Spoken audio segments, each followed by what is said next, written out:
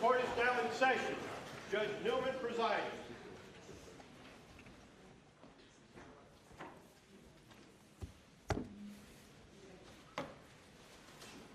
Please be seated. Good morning. Anything before the jury comes? Coach, 1 moment.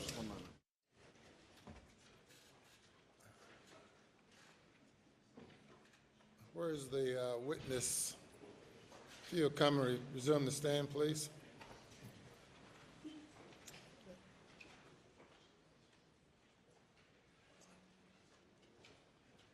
It's cross-examination. You may bring the jury.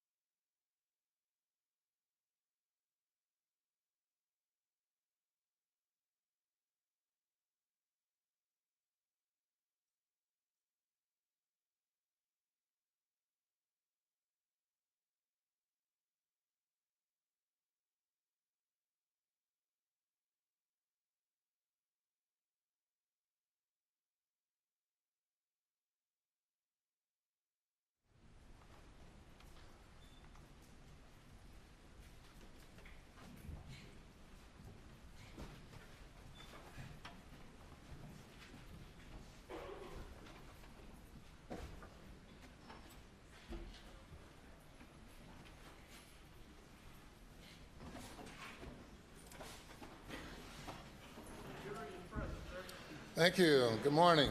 Good morning. Welcome, ladies and gentlemen. Day 14. Cross-examination continues. You may proceed.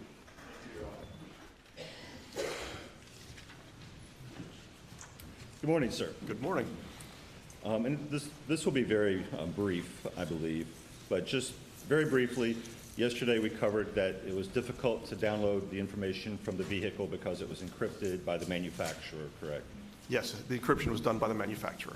And you essentially had to reverse engineer the device using a test vehicle. That's correct.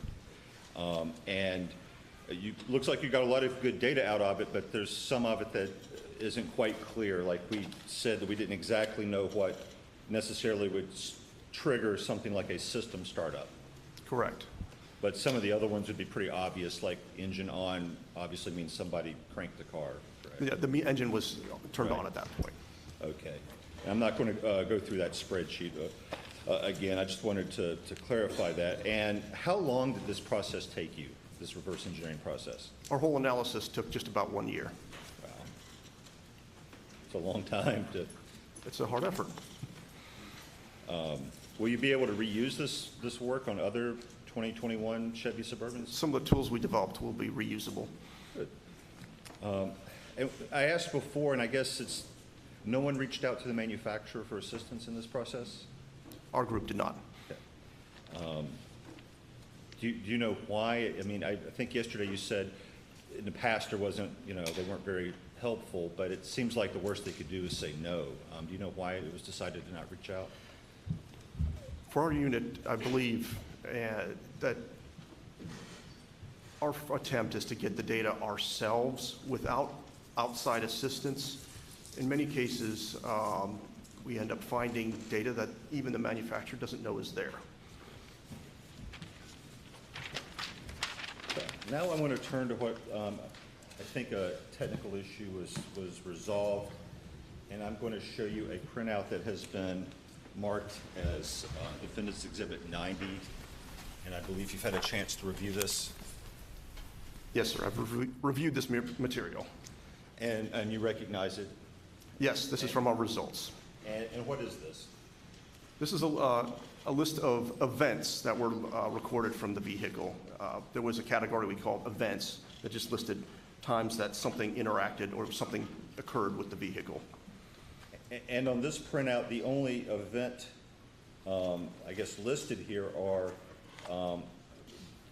iPhones or something called Richard's iPhone earlier on connecting to the vehicle. Is that correct? I see from the first page here, yeah, there's one that's labeled iPhone with a Bluetooth MAC address, and it's a device connection timestamp. If you've seen this before in your review, and you can look at it now, do you see any, is this pretty much all device connections, phones connecting to the Bluetooth in the car? Yes, I see other Bluetooth devices connecting as well. And is it, just to be clear on this, the only phone connecting in the month of June, at least, is one named iPhone that has a phone number ending in 1227, is that correct?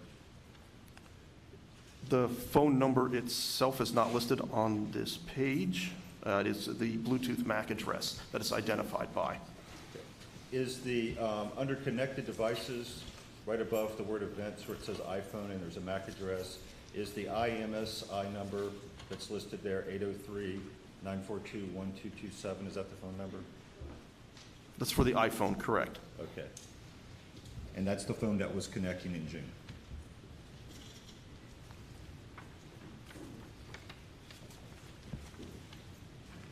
That appears to be the only one that connected in June. Yes.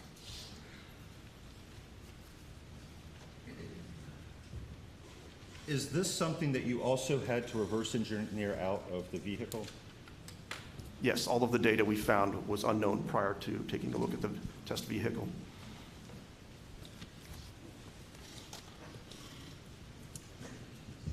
And the event that we're looking at here, device connection, that is the phone connecting to the Bluetooth in the vehicle so that, you know, you could use it for whatever goes over the Bluetooth connection, whether it's phone calls or apps or whatever, depending on. Yeah, and it indicates a connection event from the Bluetooth to the vehicle's infotainment system. And up here in connected devices, does this indicate that this iPhone was, I guess, paired to the vehicle? That's correct. Okay. And so, in your experience, if your phone is paired to your vehicle and Bluetooth is on and it connects, that typically happens automatically when you get in and turn it on if your phone is with you? Yeah, if there's a device that is registered, paired to the vehicle, it will automatically connect to that vehicle.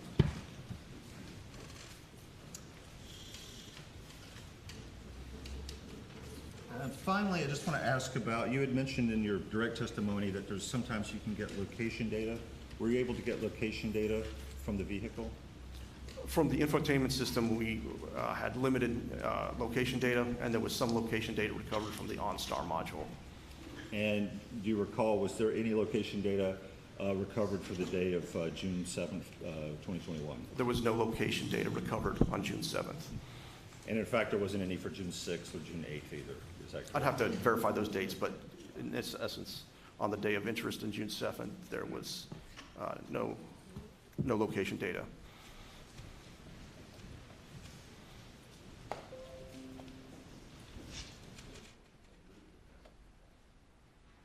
Your Honor, apologize, I forgot to please move Defendant's Exhibit 90 into evidence, I believe, without objection. No objection. No further questions, Your Honor. Not from the stage, Your Honor. Thank you. You may step down. Thank you, sir.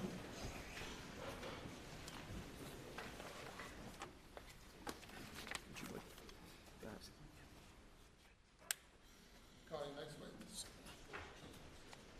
The state calls Chris Wilson.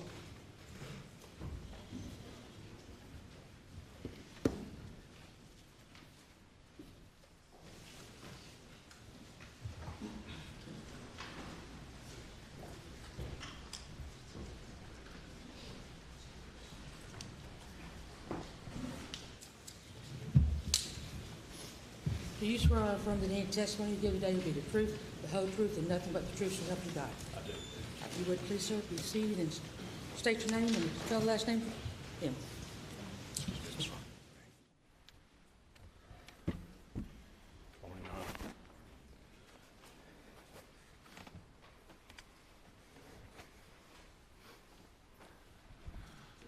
My name is James Christopher Wilson, Wilson. I go by Chris. Good morning, Mr. Wilson. Good morning. If you would, tell the jury just a little bit about yourself, where you grew up, where you went to school, and what you do for a living, please. Well, as I said a moment ago, my name is Chris Wilson. I grew up in Bamberg, about 35, 40 minutes west of here. Graduated school there, went to school up in Spartanburg for college. Came back to Columbia to go to law school at USC. Finished law school in 1994, worked for a judge in Greenville for 1 year, and then moved back to Bamberg where I grew up to practice law, and I've been practicing law there since 1995. Are you going to have a solo practice in a firm?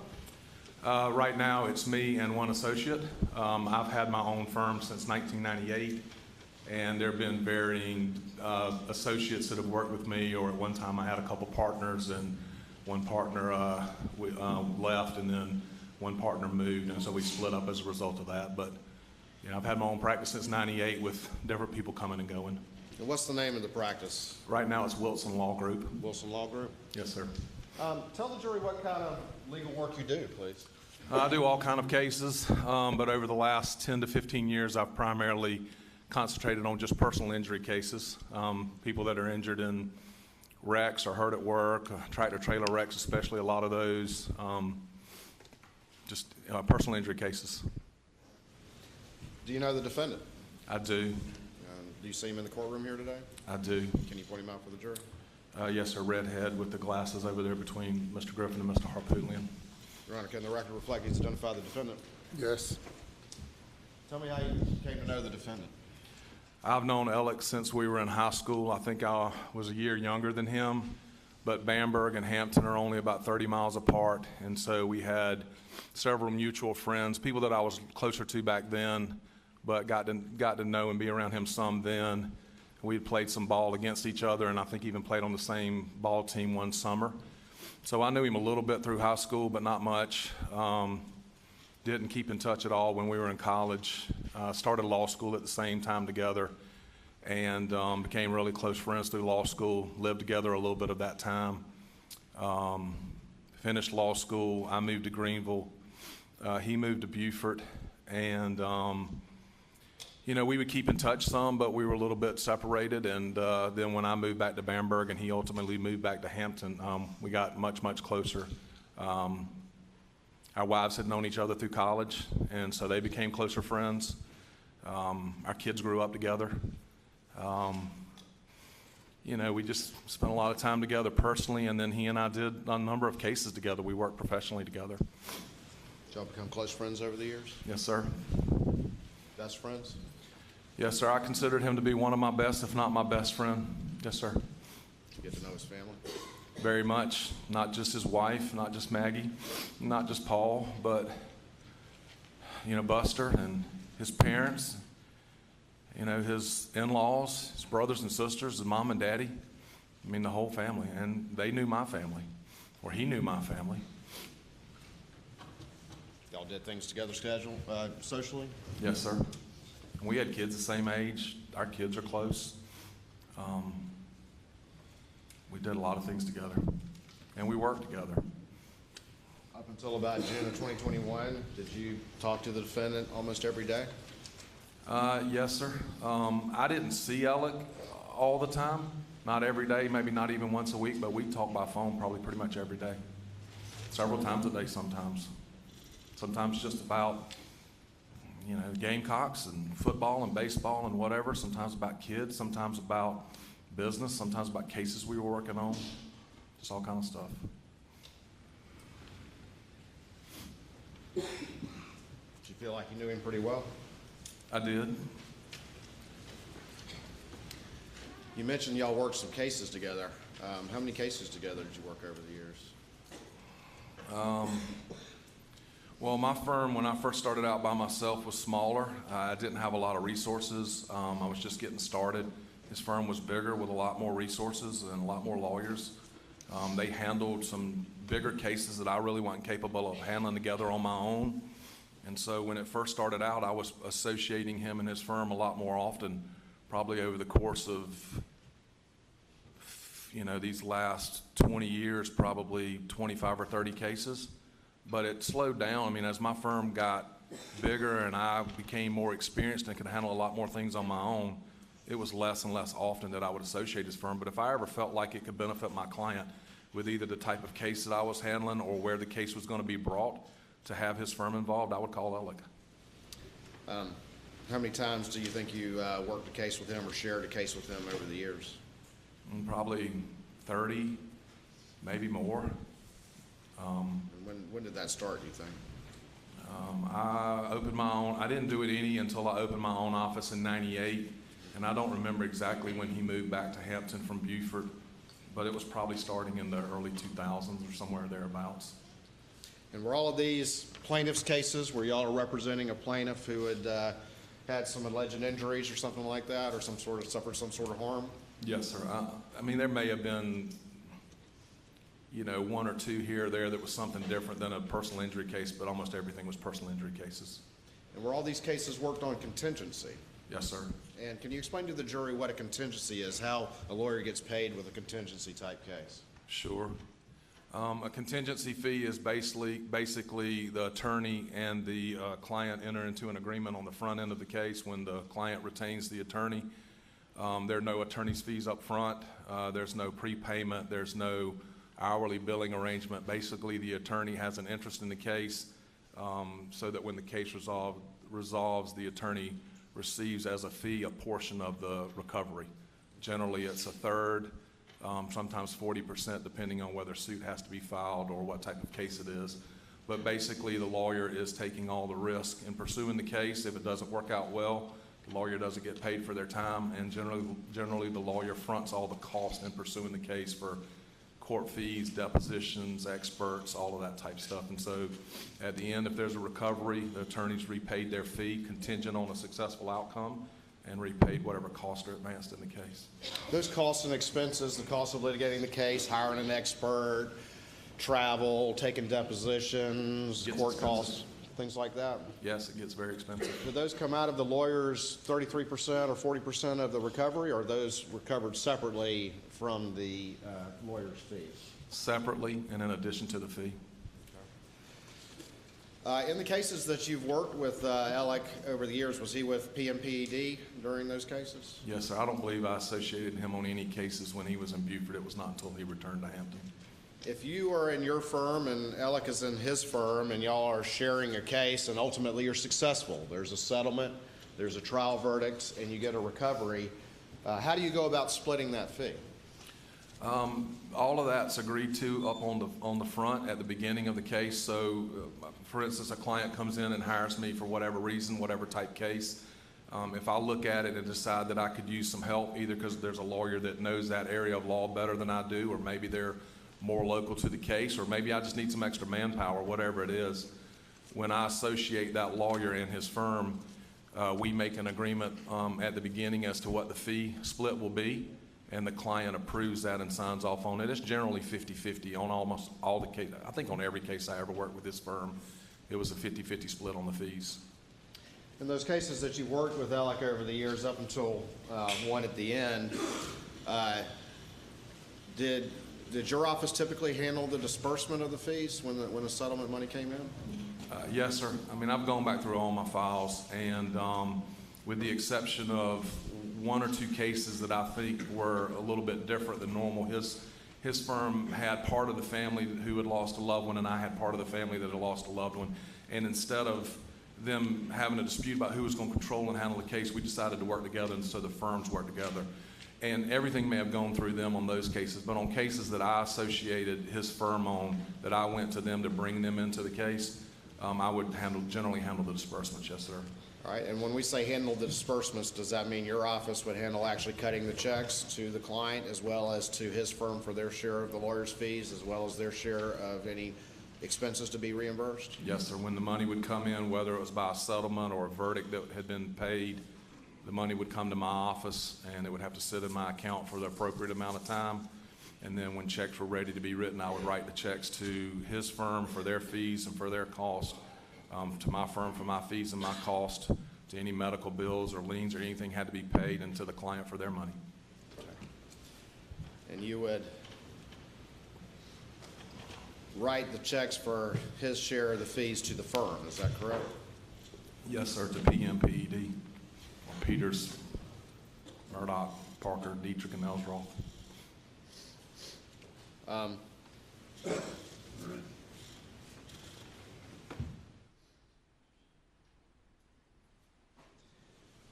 When you would write those checks to his firm, would there be one check or two? Would you put the fees and his share of reimbursed costs in one check together, or would you write two separate checks? Starting out, I think we would include, not just for his firm, but for my firm, fees and costs would be in the same check. And then, more than 10 years ago or so, and maybe even longer than that, we started doing it in two separate checks just to keep the accounting of it easier, to keep up with what part of a payment was fees and what part of a payment was cost. So, over the last 15 years, it's been two checks. Do you have a staff member who helps you? Who's kind of your main staff member that might handle some of these disbursements? I have several different staff people that help me handle cases and disbursements. I have a bookkeeper that keeps up with the checking accounts and writes all the checks that I instruct her to write, and then I'm the only person with signatory authority. And I have a staff member that helps me work cases and actually helps me put together disbursement sheets and check medical lien balances and who's owed what money and those type things. And who is that person you're referring to? Vicky is the person that helps me do all of that. Do you ever have called to work a case with the defendant involving Mack Trucks? Yes, sir. I contacted Ellick and his firm to get involved and work with me and another lawyer on a case involving Mack Trucks. All right, and tell the jury just a little bit about the case without getting into too much detail. What kind of case was it? Sure. So lawyer contacted me about a wreck that a client of his had been involved in. A drive shaft out of a Mack truck had fallen into the interstate as the vehicles were traveling down the road. This gentleman's vehicle, along with a bunch of other vehicles, hit this drive shaft, and he was injured.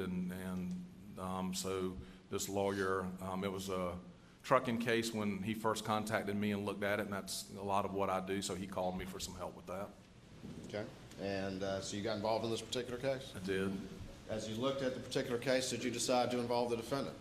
I did. Very quickly after looking at it, this other lawyer and I both realized that this case was probably a products liability case, that the drive shaft shouldn't have just fallen out of the truck for no reason like that, and that there might be something to do with a defect in the truck. And we found some information about a recall or a potential recall, and I knew that's what Ellick and his firm specialized in, those type cases, so I called him and asked him to get involved. We were pushing some deadlines to bring in all the parties that we needed to, so it was important to get somebody involved in it fast that knew what they were doing. And did he agree to get in on this particular case? Yes, sir. So you got 3 attorneys in there who are going to split the fee, is that correct? Yes, sir. Tell the jury, again, without getting too much into the weeds, tell the jury a little bit about how the litigation went. Did y'all ultimately try the case and kind of set up how y'all ultimately got to that point? Sure. So we actually brought 2 cases. We brought one case for the wife of the gentleman that was injured in the wreck for what are called loss of consortium claims. That generally is just the loss of a spouse, their loss of the services of their other spouse. Maybe that spouse can't do all the things around the home they used to do, or they can't be quite the husband or the wife that they were before. So we brought a claim for the wife for loss of consortium, and we brought a separate case for the husband for his personal injuries. Not to get too technical, but the wife's case, Mack Trucks didn't answer the papers like they were supposed to, and so they went into default on that case, and that put them in a really bad spot. On the husband's case, they answered the papers and initially contested the case, but after getting Ellick and his firm involved in the case, we started doing discovery, which means we were asking for a bunch of documentation and things, and I'm not sure that they just didn't want us looking any further. And so they reached out to us, and we had communications with them about ways to try to pursue the case outside of the traditional going through all of that and going to a jury trial. COVID had hit, and so things were slowed up in the court, and ultimately we reached an agreement to try both of those cases together in front of a judge without a jury. Both parties waived any rights to appeal. Mack Trucks admitted liability, and we agreed to waive punitive damages. I think that's the structure we tried it under. Let me ask you two quick questions about that. You said that COVID had hit, and like the rest of the world, that had slowed up everything in court, correct? Very much. And, you know, some things were moving, but because things were slowed up in court, that might slow up the ability to get verdicts and settlements and that sort of thing. To some extent, COVID had an effect on everybody, is that correct? Yes, sir. All right. And then you mentioned in this particular case, you ultimately agreed for both parties to waive the right to appeal, is that correct? Yes, sir. And did that have the effect of meaning that whatever verdict was issued, it wouldn't be tied up in the courts for a long time, the money would go ahead and be paid? Yes, sir. Did y'all eventually try that case in front of a judge instead of a jury? We did in January of 2021, first January? couple weeks. Okay. And did the defendant try that case with you? He did. And did y'all ultimately get a verdict? We did. We got verdicts in both cases. Okay. And do you remember how much those verdicts were? Combined, they were $5.5 million. I believe it was $4 million on the husband's case. He had passed away, I believe, within about 4, 5, or 6 months of us going to trial. So I think it was $4 million on behalf of his estate for his injuries and what that had cost for him. And then I believe it was $1.5 million on the wife's loss of consortium. Who did the closing argument in that case? Alec did. For y'all's side? Alec did. The defendant did? Yes, sir. Did he get emotional in closing? He did. Did he spend much time with the husband in that case? I don't think Alec had spent a lot of time with the gentleman. He had been kind of sick towards the end, and I don't know that Alec had spent a lot of time with him. He had spent a lot of time with the wife, and especially throughout that week in trial. I mean, it was an emotional case. They had serious loss.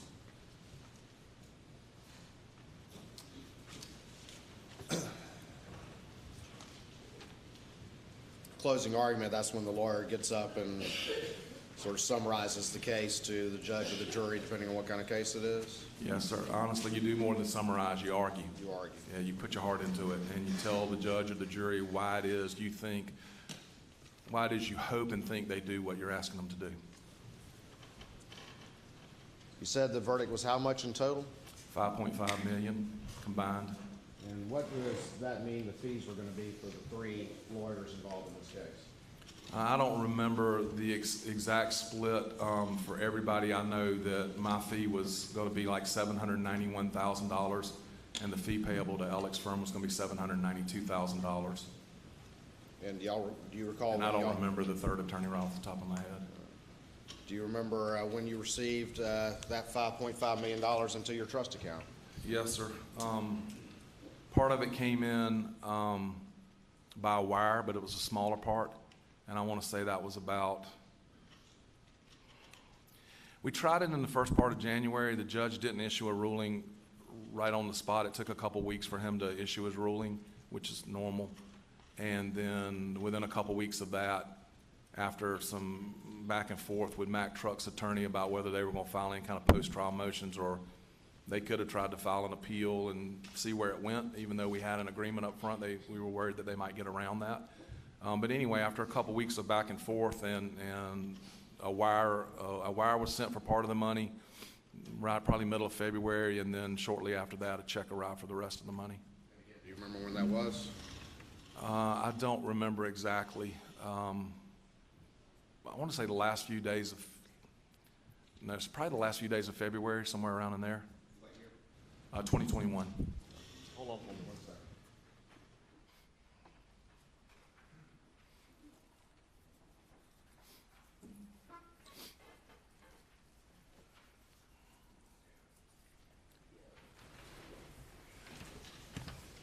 Your Honor, for the record, I just want to object to this line of questioning under 404, 403, and to this exhibit. I do not have any additional objections other than those that were previously made.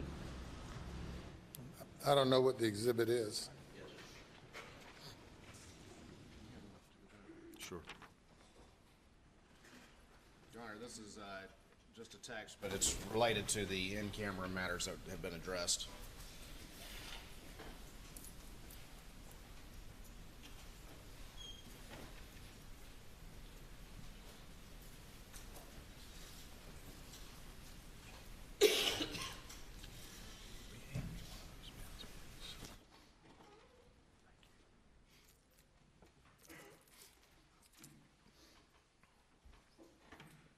Committed over objection.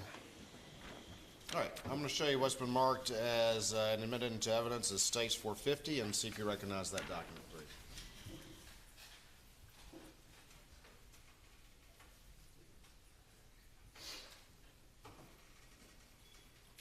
Yes, sir. This looks like a snapshot of a text string that I would have provided that is just communication between me and Alec.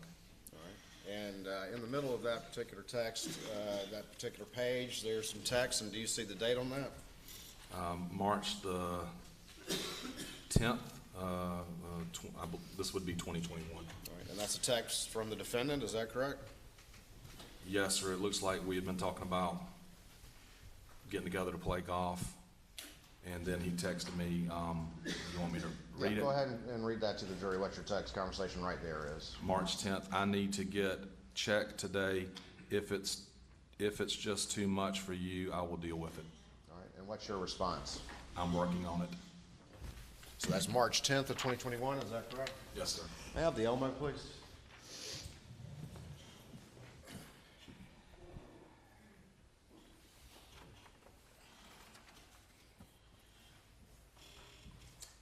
All right, well, let's talk about that text a little bit. So does that text help you kind of get an idea of roughly when the disbursement check came in on the Mack truck case? Yes, sir. So by our rules, the Supreme Court, any check that's of a certain size has to be in your trust account for at least 10 days before you can disperse. And this was a sizable check, so I was going to wait more than 10 days just to make sure there weren't any problems. So if that's March the 10th, you know, like I said, those checks, the final amount of that money would have come in sometime, you know, towards the end of February. Because I think I waited 12 to 15 days, as I recall. You said it's a sizable amount of money. This was a pretty big recovery, correct? Yes, sir. I imagine you contacted the other attorney and you contacted the defendant to say, hey, got the money in. I did.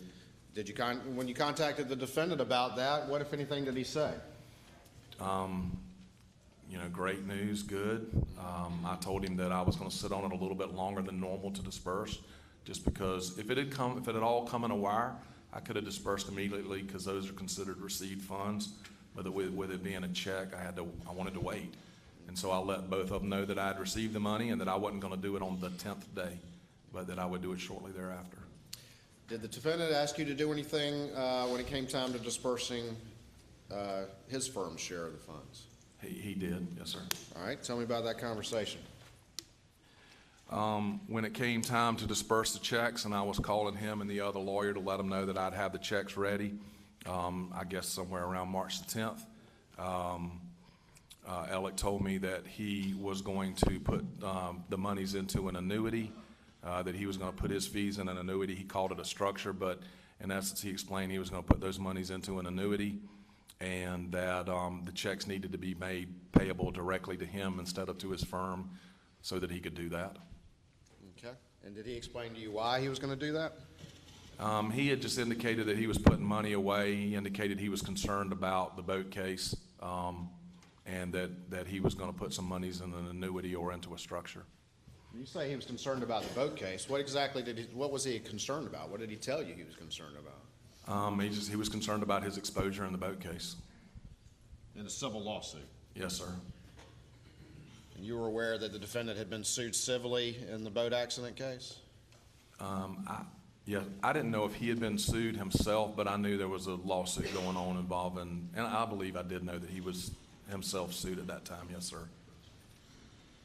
So this was different than how you normally did things, correct? Very much. Did he have any further explanation to you as to why this would be okay? Why this was all right to do? He told me that he had already cleared it with the partners in his firm. I mean, he was a partner himself with the authority to do things for the firm, but he told me he had already cleared it with his partners in the firm, and that they were going to put the monies on the books, and that they would be accounted for at the end of the year whenever they did their year-end settle up, that he would already be accounted for as having been paid these monies already. Looking back at this exhibit that's now up on the screen,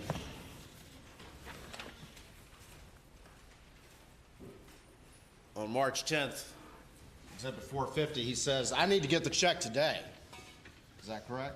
Yes, sir. And did he tell you any more about why he needed to get the check today? I spoke to him on the phone that day, and he just asked me if the checks were gonna be ready that day. As I recall, I was on the road. I wasn't sure I was gonna make it back to the office or not. My bookkeeper, was getting the checks ready, and I spoke to him on the phone and told him that if I got back in time to sign the checks, I'd have them ready that day. He told me he'd like to get them that day. Yes, sir. He told you that he had already cleared this with the partners. They were okay with him getting this money right now instead of having to wait till the end of the year. He told me that the partners were aware that the monies were being paid to him, that he was gonna put them into annuities, and that they would be accounted for, on the books of the firm as already having been credited as paid towards him.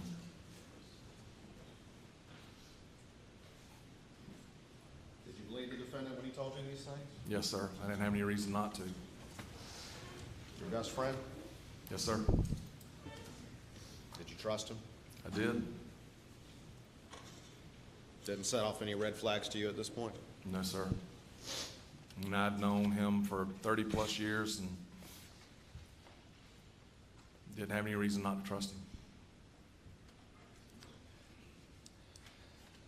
Did you ultimately initially write a couple of fee checks?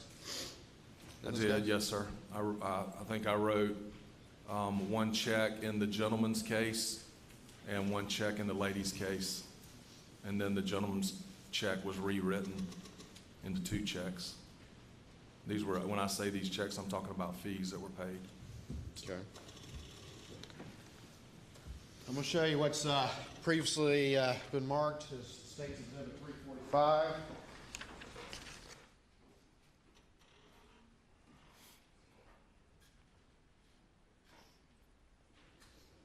You said the total fees that were going to go to Alec in this case were how much? $792,000 And he asked you to write the checks out to who? to him, Him directly, Richard Alexander Murdaugh, instead of what? instead of PMPED or the law firm. Which would be the normal practice. Yes, sir. All right, I'm going to show you what's been marked as 345 and see if you recognize this document. State's 345. I do. All right, what is that? So this is a check that was initially written to Richard Alexander Murdaugh Esquire for $600,000 on March 10th, 2021. This says fees on the bottom. This would be the fees on the gentleman's case for payable to his firm, which Alec told me to write to him. This check was voided and rewritten into 2 separate checks. All right. And it's marked void. All right, Your Honor, this time I would move to admit State's 345 into evidence. Your Honor, we do not have any additional objections to that document. It's admitted. All right.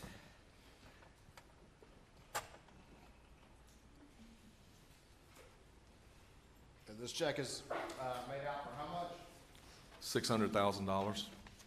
All right, and again, there were 2 cases, so there were going to be 2 separate checks, is that correct? Yes, sir. This was just the fees on the gentleman's case. And that was going to be how much total? The total was $792, But this one is? $600, And then the one for the other one? $192. 192, okay. All right, and so you initially write this check. Did you deliver this to the defendant, or what happened? I didn't deliver any of the checks. I believe he had somebody pick them up that day from his office, a runner or something like that. But no, so this check was voided out, and we rewrote 2 separate checks made payable to Richard Alexander Murdaugh. Why did you do that? Why did you void this one for 600 and then write 2 separate checks? When I called Alec and told him, or when we were talking and I told him I thought the checks would be ready, he instructed me that he was doing 3 separate annuities, and so it would need to be in 3 checks, and that this check would need to be made out into 2 different checks that totaled $600,000. A bunch of different annuities, huh? Yes, sir. It wasn't all going into the same annuity or the same place.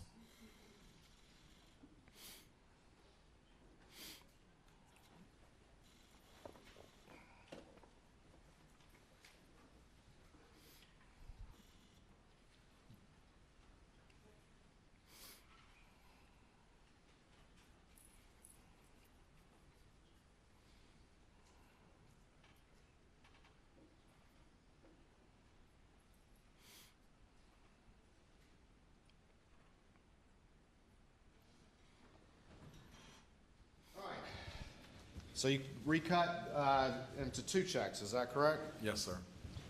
All right, I'm going to show you what's been marked as States 346 and see if you recognize that set of documents, please. Yes, sir, I do. All right, just flip through it real quick. Yeah, you me tell you what they are. Well, just flip through it first, if you would, please. Yes, sir, I recognize all of this. All right, and tell the jury what those are, please. So the top document is the $192,000 check dated March the 10th, 2021, made payable to Richard Alexander Murdaugh Esquire. And on the bottom it says fees. That would have been the fees on the ladies' loss of consortium case. Okay. The back of it, the rest of it's just the back of the check. Looks like it's endorsed Bank of America deposit only. A signature that looks like Alec, but it's kind of scribbled and says Bank of America. Okay. The next page is a check for $225,000 dated March 10th, 2021, payable to Richard Alexander Murdaugh Esquire. And on the bottom it says fees. This would be part of the rewrite of that $600,000 check. All right. Same type of endorsement paperwork on the back. And then the third check is a check dated March 10th, 2021 for $375,000 made payable to Richard Alexander Murdaugh Esquire, and on the bottom it says fees. And that would be the second part of the rewrite of that $600,000 check for the fees in the gentleman's case. Your Honor, at this time, I would move to admit States 346 into evidence. We don't have any additional objections, Your Honor. They're admitted. All right, I'm going to show you what's been marked as States 347, see if you recognize those 2 documents, please.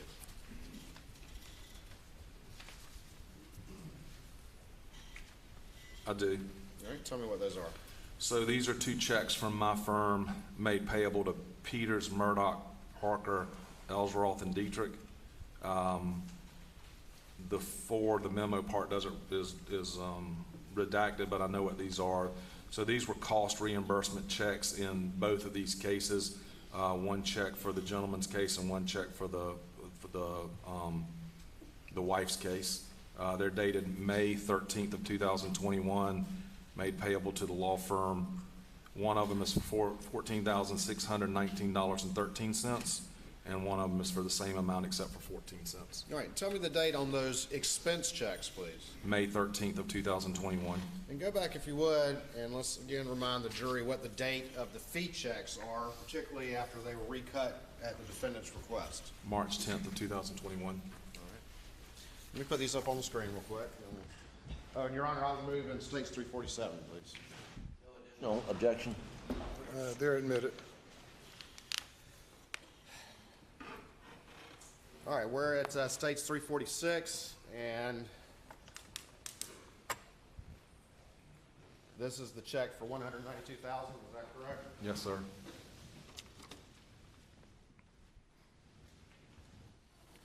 And the date is March 10th, is that right? Yes, sir. That's the day that all 3 lawyers' checks were cut to be paid. Same date of that text the jury's seen, correct? Yes, sir. Next page, this is the check for how much? $225,000. And that's part of the 600K? Yes, sir. Same date? Yes, sir, March the 10th. And that's your signature on there? It is. Going back to the first one, you said that looks like whose handwriting? Yes, sir. Whose? Alex. Right there on the second check on the back, that looks like whose handwriting to you? I mean, the top left of it looks like Alex's signature. Okay. And then finally, this last check, that's the 375, that's part of the 600,000? Yes, sir. Is that your signature right there on the check? It is. And the same date? Yes, sir, March 10th. And do you recognize that signature at all? I mean, it looks like Alex, but I mean, Best as you can see on this best I document. can tell, yes, sir. Okay. All right, what, those particular checks, what did you, once those were cut, the defendant's been texting you about it, what did you do? Once you recut them? I think, as I said a little earlier, at some point in time, we were having a phone conversation, and I told him that I was on the road, that if I got back and was able to sign them, I'd let him know. And I ultimately did make it back to the office, I believe, that day, was able to get the check signed, and either called him and said they're ready, and he said, I'll send somebody up to get them, or maybe I called him as I was going back to the office, but before I actually signed them and said, hey, I will be back to sign them, and they'll be ready. And he said, well, I'm gonna send somebody up to get them. And so they would have come up. I think he had a runner come up that day that would have picked up a package that had those checks. I don't remember exactly for sure, but generally it's gonna be those checks, a cover letter, and a package that has a partial disbursement sheet. Our client had signed off on allowing the fees to go ahead and be paid. Then, while we were waiting on some liens to resolve themselves, some costs to come in, and some things like that. So our client had signed off on a partial settlement statement, and I would have provided that. The voided check we saw before, and these checks all have the same date, is that correct? Yes, sir, they do. All right, and do you recall anything about that? Did you call him up and say, hey, great news, I got it taken care of? He said, wait. How did that go down? I don't remember, I don't remember how many different conversations we had that day, whether it was over, one conversation, or two conversations, I don't remember, but at some point he instructed me that the $600,000 check needed to be made into separate checks. And he sent somebody to pick I them up? didn't mean to cut you off. We talk a lot every day, and so we probably had multiple conversations that day, but at some point he instructed me to do that. He's one of your best friends. Yes, sir, very much.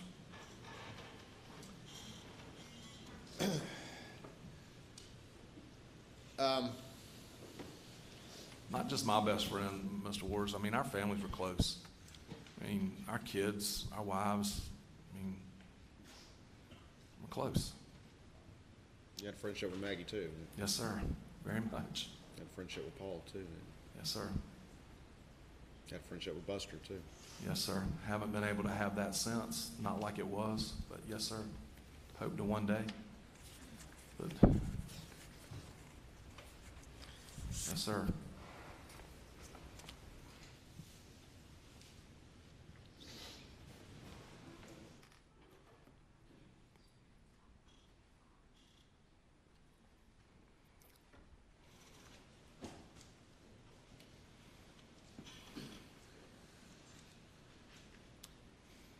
Why didn't you disperse the fee checks the same day?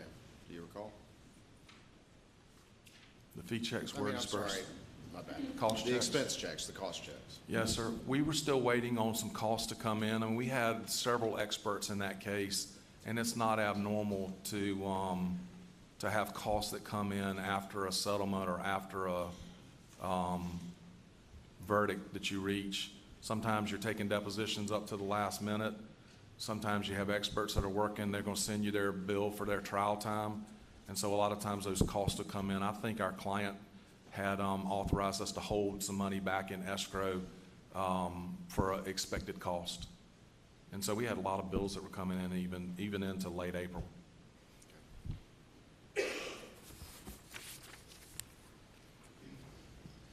You mentioned that the defendant had said something about his exposure in the boat accident lawsuit as a reason for structuring these fees. Yes, sir. Did he say any more about that? Not in that conversation, when he asked me to write the checks directly to him.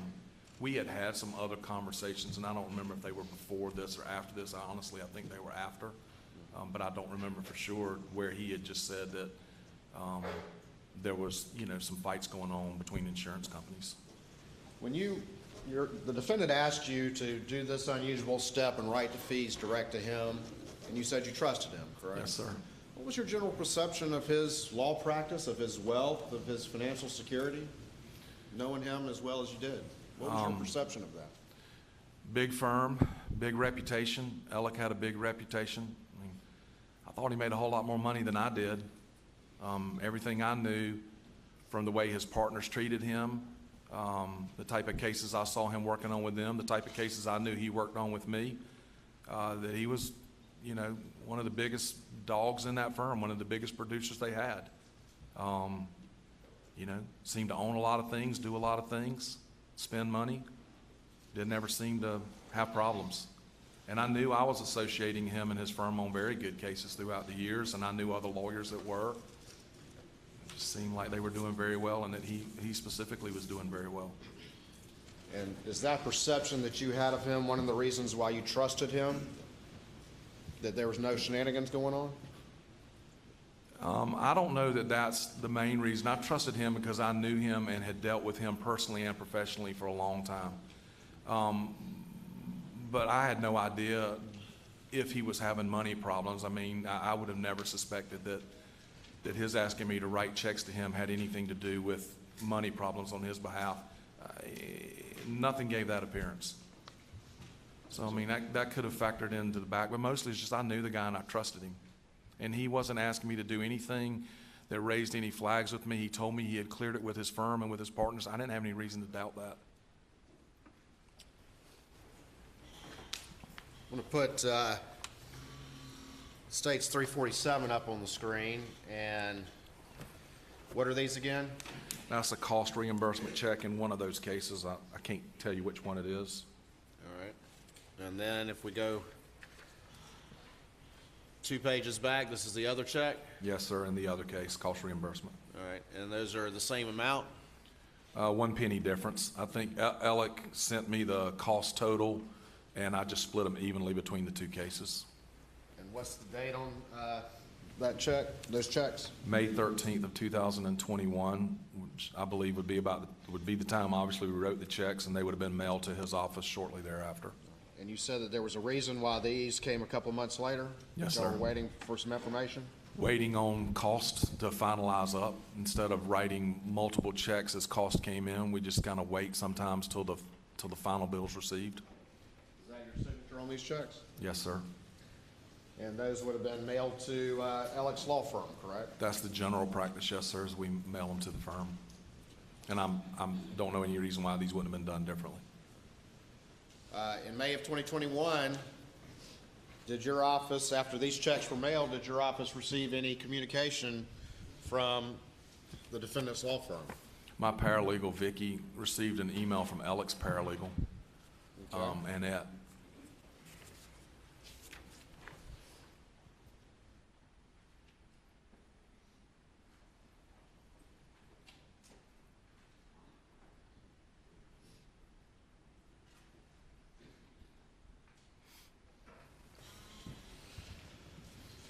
And tell me about that. What was the communication? It was received from Annette? Yes, sir, from Annette Griswold, Alec's paralegal. All right, your paralegal, Vicky, received a communication from Annette Griswold, the defendant's paralegal. Yes, sir. Vicky got an email from Annette that said, hey, we got the, something to the effect of, hey, we received the cost checks, either why no fee checks or where are the fee checks. Okay. And did Vicky respond to that? She did.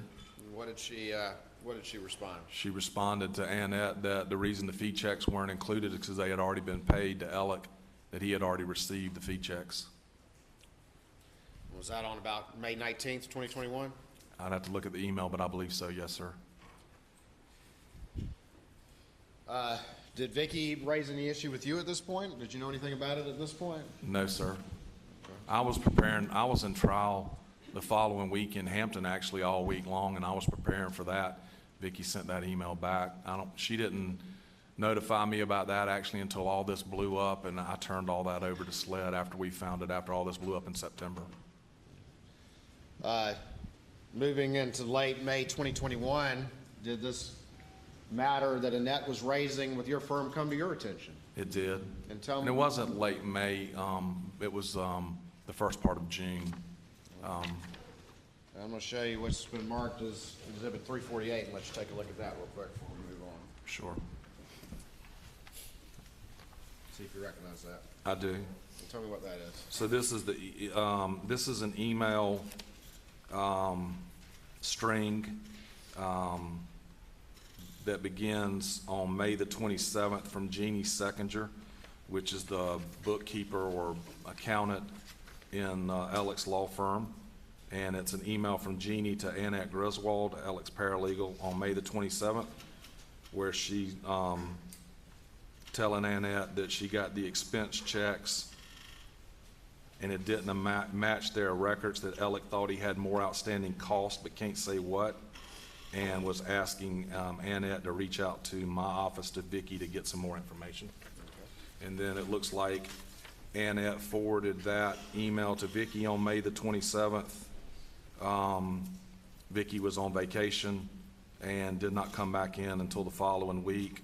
It looks like she emailed her again on June 2nd. Vicky might have come back in on like June the 1st, or I think May the 31st was Memorial Day, a Monday, and so June the 1st would have been when Vicky came back in. So Annette emailed her again on June the 2nd and asked for some information, and then Vicky emailed her back and said, since this involves documents she didn't deal with, which was bookkeeping stuff that she didn't deal with, she would forward it to me. And so that happened on what day? June the 2nd, Of what year? 2021. Your Honor, this time I'd offer States 348 into evidence. No additional objections, Your Honor. Admit it. All right, and so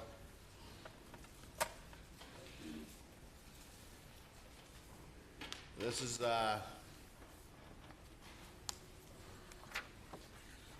going to the bottom. This is the email from Jeannie to Annette. Is that right? Yes, sir.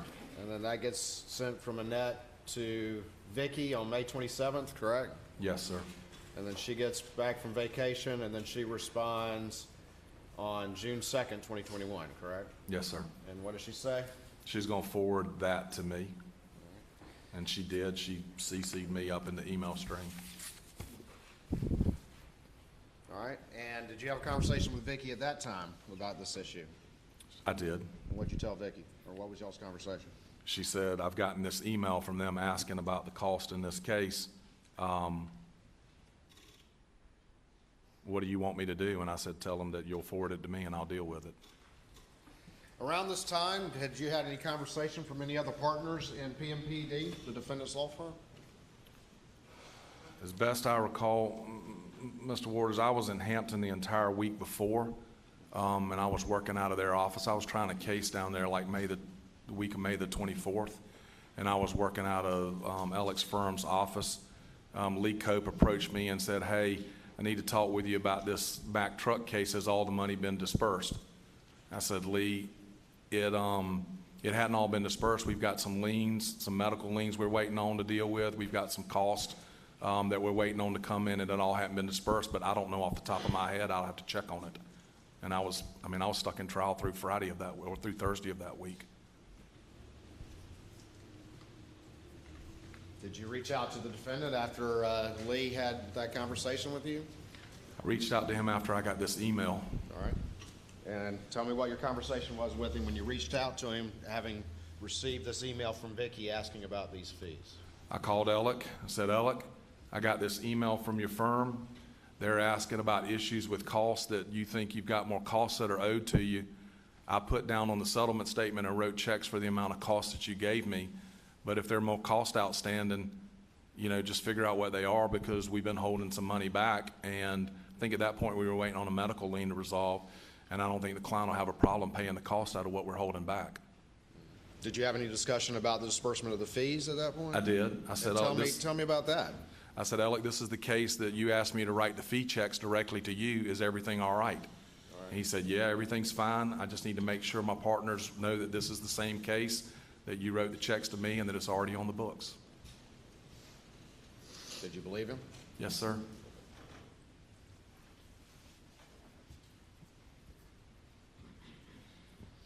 After you had that conversation with the defendant, did you do anything else, or did you think it was handled? Because you had spoken to your best friend, Alec Murdaugh.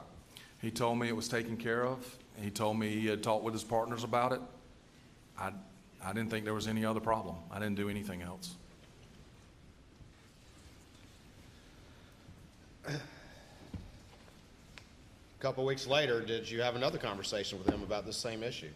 Yes, sir. This would have been after June the 7th, yes, sir.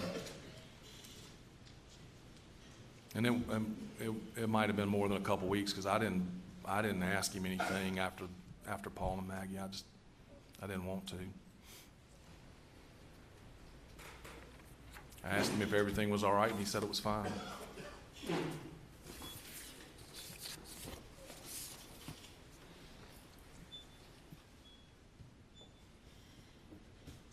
had that email forwarded to you from Vicky on June the 2nd. Did you call Alec that day, I think it was, I didn't mean to cut you off, but I think it was that day. thereabouts? something Yes, like sir.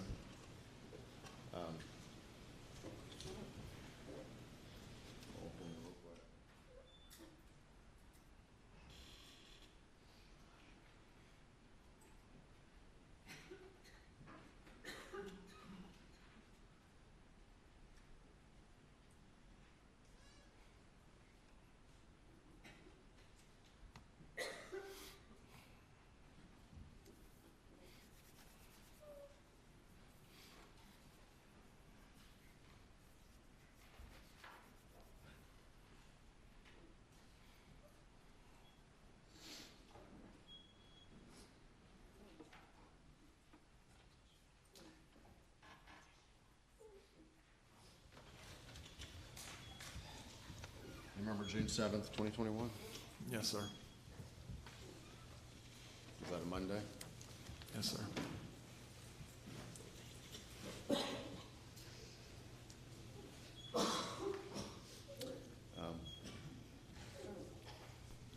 Gamecocks had played some baseball that weekend. Yes, You'd sir. seen the defendant? I'd seen him and Maggie and Buster, my wife and I, and our children. Had been with him and Maggie and Buster the weekend before, Saturday, yes, sir. On Monday, June 7th, 2021, what was your day like just during the day? Went to work. I was in the office most of the day. I think I had something scheduled that had canceled out. And ate lunch with a friend, and I live in Columbia, even though I practice in Bamberg. Kind of later in the day, I ran by the pharmacy, picked something up, and then headed to Columbia and stopped to pick something up at the store on the way home. Went home, Yes, sir. normal evening? Yes, sir. Remember what you were doing that evening? Just hanging out with my wife, and I don't remember how many of our kids were home, but I think just our youngest, just watching TV. Watching TV? Yes, sir. I was kind of late getting home, so there wasn't a whole lot of the evening left.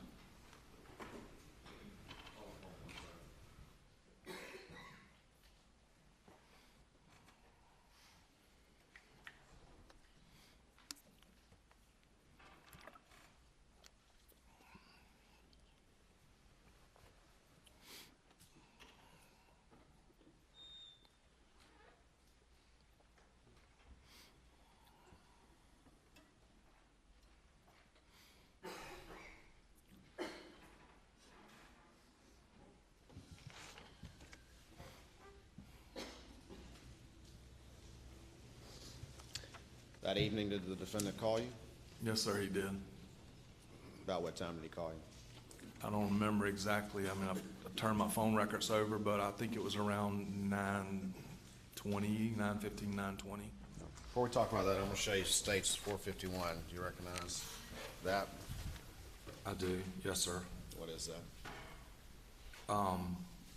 This is my phone log that I turned over to SLED. Does that reflect calls from Alec Murdaugh on the night of June 7th, 2021? Yes, sir. Well, tell me. To and from, yes, sir. Well, tell me what you were doing when you first received a call from Alec Murdaugh that night. I remember my wife and I were sitting on the back porch. We have a TV on the back porch. We were sitting back there on the couch talking, watching The Bachelor. Can't believe I was watching that. The phone rang. It was Alec. I had actually stepped off the porch, and the pool pump is on the side of the porch, and I was trying to mess with something with the pool pump. Sounded like it was running funky, and so the phone rang, and it was Alec, and I answered the phone. What did he say? He said, hey, hey, Bo is normally how he would greet you, hey, Bo. And I don't remember if he said, what are you doing or what. I pretty quickly told him, hey, I've got my hands in the middle of this pool pump messing up. Can I call you right back? Did he sound normal to you? Sounded normal, yes, sir. So you said, hey, I'm busy right now. Let me call you back. I did, yes, sir. And what did he say? He said, that's fine, no problem. And having that exhibit in your honor, I apologize, I'd move. States 451 into evidence at this time. Submitted. And having a chance to look at your phone records there, what time was that first call? Looks like it was at 9:11 p.m. incoming from his cell phone. All right, so you got off, 2-minute phone call. 2-minute phone call. Yes, sir. So you got off the phone, what happened next? I finished trying to fix the pool pump, called Alec back, All right, and what time was that? 9:20 p.m. And tell me about that conversation. Tell the jury about that conversation. Called Alec back. I generally say, "Hey, Bo," too. And, "Hey, Bo, calling you back." He said, "Hey, I'm about to get to my mom's house. Can we talk a little bit later?" I told him, "Sure." There were a couple of things I needed to talk with him about, cases that one case that we were working on and one case that I had going on. I wanted a little advice. Ask him how his mama was doing, and I asked him how his daddy was doing because I knew his dad was getting a lot worse. We had talked about that over the weekend at the baseball game in Columbia, and I think we had talked on the phone on Sunday also. So he said, "Can I call you back or can we talk later?" And I said, "Sure." You said his daddy was getting worse. Had he called you that day, Monday at all, to give you any updates to your recollection? I don't think we talked. I don't think we talked earlier in the day on that Monday, but we had talked on that Saturday before and on that Sunday before, and so I knew his father was getting worse, and I think I knew that he was either going to or had already gone to the hospital.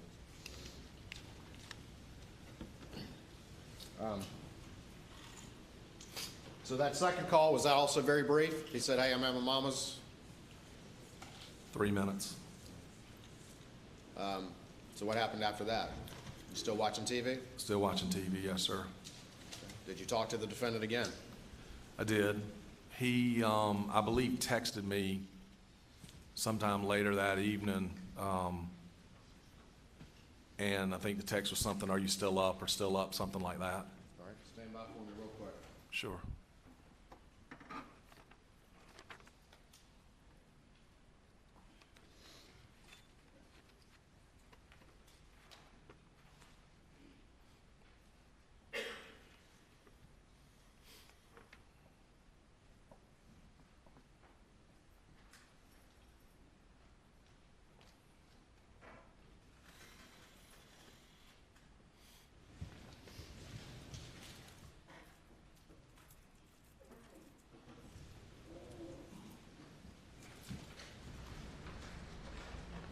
I'm going to show you what's been marked as States 452 and see if you recognize that document. Yes, sir. This is a snapshot of text communications between me and Alec that I snapshot and provided. All right. Your Honor, this time I'd move States 452 into evidence. No objection. Submitted. 452. This is a screenshot of the text that of your text that you provided. Is that correct? Yes, sir. All right. And we see down at the bottom, is that a text? Who is that text from? That's from Alec to me at 9:52 on June the 7th. It says, "Call me if you up." Okay. Did you receive that text? Were you still awake at that point? Yes, sir, I was. All right. And what did you do? Picked up the phone and gave him a call. Okay. And tell me about that conversation. Called him one time or two times? No, I called, the first time I called, he didn't answer, which is kind of normal with Alec sometimes. Sometimes he wouldn't answer because he was either on the phone or sometimes he was just in bad service, I think, and couldn't get a call to go through, so I'm pretty persistent. I call right back. So I called him, I didn't get an answer, and then I called him back, and that was at 9:50, according to these records, 9:52 is when I tried to call and didn't get an answer, and I called back at 9:53 and said, "Hey, Alec, I got your text calling you back. How's your mama?" And he said, she's, doing about like normal, I think. I mean, she'd been doing poorly for years. And I told him I needed to talk to him. We had a case we were working on that involved a piece of equipment that had malfunctioned, and the company had preserved the equipment, but they weren't gonna preserve it too much longer. We needed to get it inspected. And they were kind of pushing on us about when the inspection was gonna occur. And I said, hey, we need to talk about this and get this squared away so we don't miss the chance to inspect this equipment. And I need to talk to you about some motions or something I've got upcoming that I need a little help on. And he said, hey, that's cool, but I'm about to get back home. Can we talk tomorrow? And I said, sure, fine. That was some total of what he had to say was he's about to get home to Moselle, and can we talk tomorrow, correct? Yes, sir. We put States 451 up on the screen.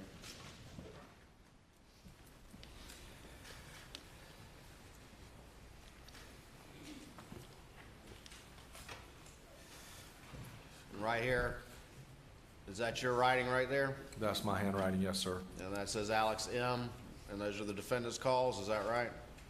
The bottom one is him calling me and me telling him I'm on the pool pump. The next one is me calling him back and telling me he's about to get to his mama's. And then the next one up here is me trying to call him after that text that he didn't answer. And then the top one is me calling him back after he didn't answer and talking to him for those couple minutes. All right, and then that one in the middle, that's just a irrelevant conversation with some other person? Just a friend of mine who I told his name was probably coming out today, so I told him that he was on my phone. We did scratch out his number. That's right, yes, sir.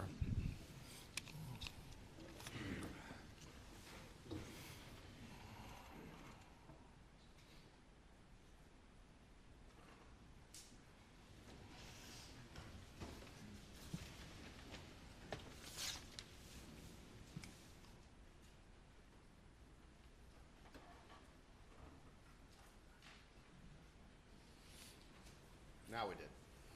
Yes, sir. I felt like his name would probably come up today, and he should know that.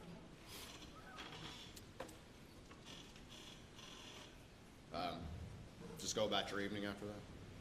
Did you just go about your evening after that? Pretty shortly after that, I went on to bed. My wife stayed up, but I went on to bed shortly after that.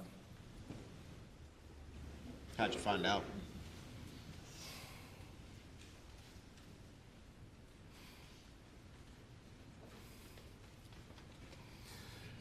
I was asleep. My phone's always kind of sit beside the bed. I could hear it buzzing, but I really wasn't paying it any attention. My wife comes in kind of, just hysterical. She says, you gotta wake up, you gotta wake up.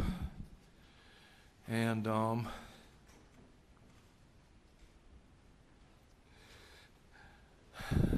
I don't remember if she was on the phone with Randy's wife or Randy himself. She's trying to tell me what's going on, and I'm looking at my phone, and I've got a text from a person I knew in Hampton that's texting me saying, hey, give me a call. I got to tell you something before you hear it somewhere else. It was a person that was in the county government down there that I knew that was just trying to get word to me before I heard it somewhere else.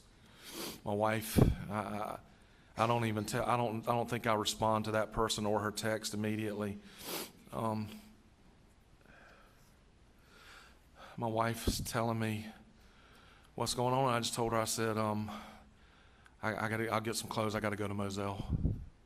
We started trying to call our daughter right at about 11 o'clock. Started trying to call our children, tell them what was going on. I don't even know how much my wife and I spoke about it. I mean, she knew I was leaving. I got in the car. I went straight to Moselle, grabbed some clothes and went straight to Moselle. How long does that take? From Columbia, about an hour and 40 minutes or so. I mean, I called some different people on the way that I thought needed to know. I mean, repeatedly tried to call my daughter. She was extremely close. She is and was extremely close to Buster and Paul. And, we couldn't get her to answer, called her boyfriend, just repeatedly calling her. I think I talked to Randy on the way down, but I can't say for sure I did, but I know I talked to somebody in their family on the way down, just to tell them I was on the way. About what time did you get to Moselle? About 1 o'clock in the morning. Other family and friends were arriving then too? Already had arrived, I believe, yes, sir. I mean, when I got there, I went through the main gates. I could see, I don't know that I knew at that point that this had occurred at the kennels, but I could see that there was tons of activity there as I passed by to go to the main gate, and when I turned in the main gate, I was on the road headed up to the house. You don't go very far and you can turn right to go to the kennels. I almost was gonna turn and go down to the kennels, and I think John, Marvin, and Randy were walking out, and kind of waved off and said, go to the house. Is that where you went? Yes, sir. Was the defendant there? He was, yes, sir. Yeah, You talked to him? I did. I walked in, hugged his Hug him? neck and cried. Didn't know what to say. Hugged his neck and cried. Yes, sir. A lot of people there coming out to support him as you would expect, correct? Yes, sir. There were a lot of the lawyers that he practices law with, several family members, you know, some friends of his that I knew. There were a lot of people already in the house, yes, sir. Did you stay there during the early morning hours as a friend, I did. supporting your friend? Yes, sir, till 5:30 or so in the morning. 4:35, I don't know. I mean, it's all, I mean, everybody was shocked and destroyed, and I mean, times I felt like it stood still. So I don't know exactly what time it was, but sometime 4 or 5 o'clock that morning, everybody decided it would be best for Alec and Buster to go get some sleep, or at least try to, and not stay there that night. And so I went back to Bamberg and slept in my office. Did you return to Moselle the next day after getting some sleep? I did about 9 o'clock that next morning. Were you there as much as you could be at Moselle or wherever you were needed over the next few days in the aftermath of all of this? Yes, sir. I was there almost entirely the next 2 days.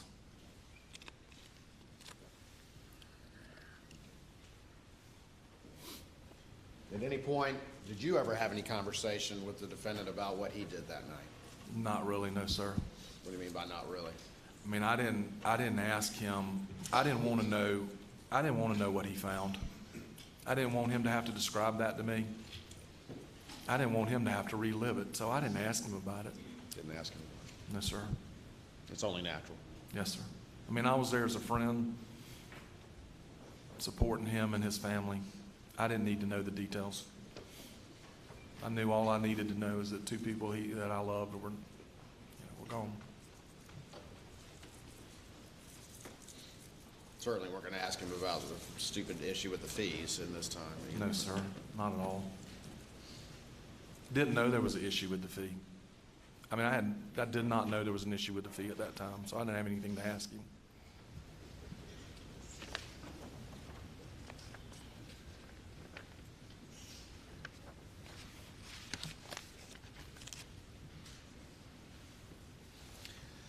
Over the next few weeks, did you do what you could do to be a supportive friend?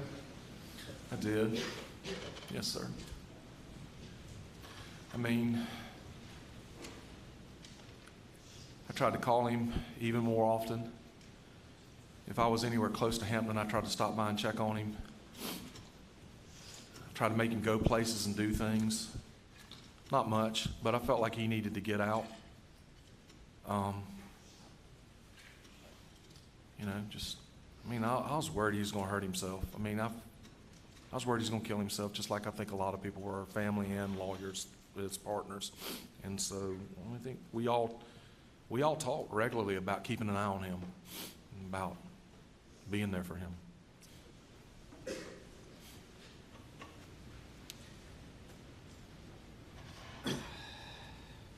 After a few weeks go by, the shock starts to abate just a little bit. It still hadn't abated. That's Still the hasn't orders, but- abated, just a little bit. Yes, sir. At some point, does the defendant call you about those fees? He does. Yes, sir. You remember roughly when that was? Sometime around the middle of July. What does the defendant say to you? He tells me that he has not been able to put the monies into the annuities like he thought he could, that he's messed it up, and that the monies needed to be paid to his firm, and that that he needs to send the money back to me to run it through my trust account to write the checks to his firm directly. Do you remember how that conversation came up? I don't remember exactly how it came up, no, sir. But he contacted you to say, hey, I messed up those annuities, I need to send the money back to you, correct? Yes, sir. Did he send the money back to you? Not all of it, no, sir. What did he send back to you? 600,000 of the 792. And in what form did he send that money back to you? It came in the 600,000 came in two separate wire transfers. Tell me about those. I don't remember the dates, but I think it was July 15, July 16, somewhere around in there. One came from Palmetto State Bank, and I think one came from Bank of America. One for $350 and one for $250, correct? Yes, sir, I believe that's right. That was only $600,000, correct? Yes, sir. And you had dispersed to him directly how much? 792,000. Did you have a conversation with him about the fact that it was $192,000 short? Yes, sir. And what was that conversation? Told me that he had already put the 192,000 away to where he wasn't going to be able to access it. I took it that he had already put it into the annuity and that it wasn't going to be available without some type of penalties or cost. And he said, I don't have the 192, but I'll be able to get it to you very shortly or soon. I don't remember if he said within a couple days or a couple weeks or what he said, but it was soon. What did he want you to do, though, once this money came back in? Did he ask you to do anything? To rewrite the checks payable for the fees to his firm. Did he ask you to communicate with the firm at all? He asked me when the money was back into the account if I could send an email that I was holding those monies so that they would know those monies were in the trust account. All right. But you're $192,000 short, so what was his discussion then? He told me he didn't have the $192,000. And I mean, at that point, I know that I've got a trust account for which I'm responsible for. I've got money that's supposed to have been in my trust account payable to his firm for fees. That's my responsibility. And so I had to put $192,000 of my own money into my trust account to hold for the fees for his firm. And how did you do that? How did you put $192,000 of your own money into your trust account to cover the defendant? I wrote a check for myself and put it into my trust account. And just quickly, explain to the jury why you have to do that. What is it about a trust account that you have to do that if you're going to send that email to the firm? Because I can't tell somebody I'm holding money in my trust account that I'm not holding in my trust account. I'm responsible for that trust account. Trust accounts are money that belong to someone else that you're holding in a fiduciary relationship, and you're responsible to make sure that those monies are held and dispersed appropriately. And at this point, I'm hearing that I haven't dispersed or paid those monies the way they're supposed to be paid. At that one time, did he ask you to cover that money, or was that just kind of a given that he was short? I knew I had to, and I think he asked me to, but I knew that I had to.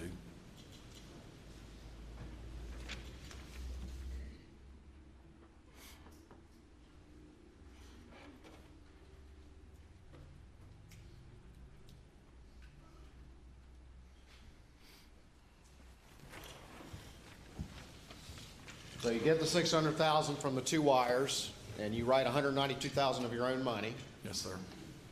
and then you send an email to the law firm, is that right? I sent an email to Alec, To Alec? yes, sir, that he tells me he's gonna forward to his firm, which I, ultimately found out that he did forward to the bookkeeper and one of his partners. I'm going to show you States 349, see if you recognize that. Yes, sir, this is an email I sent on Monday, July the 19th, 2021 to Alec. All right. Is that the email you're talking about? Yes, sir. All right, this time I'd move States 349 into evidence. No additional objection, Your Honor. Admit it.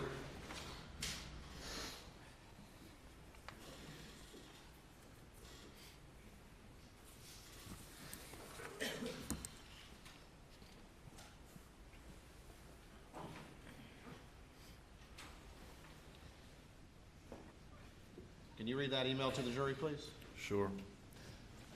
Alec, as discussed, I'm confirming that I am holding in trust $600,000 in the, and that's just redacted to take the gentleman's name out, the gentleman's case, and $192,000 in the, and that's redacted out to take out the wife's name, in the wife's case, which represent attorney's fees. I will continue to hold these monies in trust until I am instructed by you or your firm regarding payment.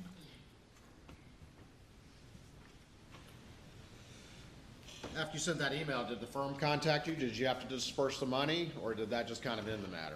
Not until September the 3rd, when Lee Cope called me after they claimed that, after they say that they had discovered that Alec was stealing money. Well, let's talk about the interim. But at that point in time, you sent that email, and nobody's making any further inquiry at that point in time. Is that correct? No, sir. All right, and that money's just sitting there, Sitting in my trust account. including your personal 192 that you wrote to cover Alec, correct? Yes, sir. Did you ever have a conversation with Alec about when he was supposedly going to get you that money? Yes, sir. Tell me about that.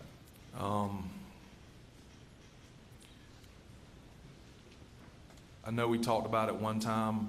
I think it was at the August convention down in Hilton Head that most of the lawyers that do what we do attend.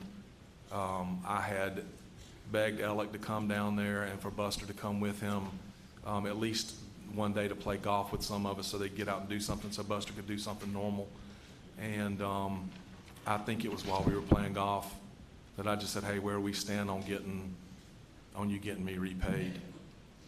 He told me that, you know, I knew that Maggie's estate would be tied up, and I figured that that was a delay. He told me that he was, you know, moving towards selling some property and that his father had, you know, had obviously just passed, and that there would be some money coming to him from his father's estate, and that he was working on it, and he was trying to do it as quickly as he could. He apologized for it taking longer than he said it would. Had he told you that he had tied up some money in structures or something like that, and that's why he couldn't get to it right then? That's what he told me, why he couldn't get the $192,000, because that he had already put it into, the way I understood it, he had already put it into the annuity and couldn't get it back out. I think once you put those monies away, is my understanding, is you can't just pull them right back out. It's not like a checking account or a savings account where you can deposit and withdraw immediately. But that's what he's explaining to you, correct? Yes, sir. So that conversation you had with him at the trial lawyers conference playing golf, that was when, roughly? First weekend in August. Actually, it'd probably be that, we normally try to play golf on that Thursday, so whatever the first Thursday in August is. Not long after that, did you have another conversation with him about the money that you had covered for him? I did. And roughly when was that? Sometime shortly after that, middle of August maybe, I called him up and said, I need to come see you and talk to you about something, and I went down and talked to him about this money.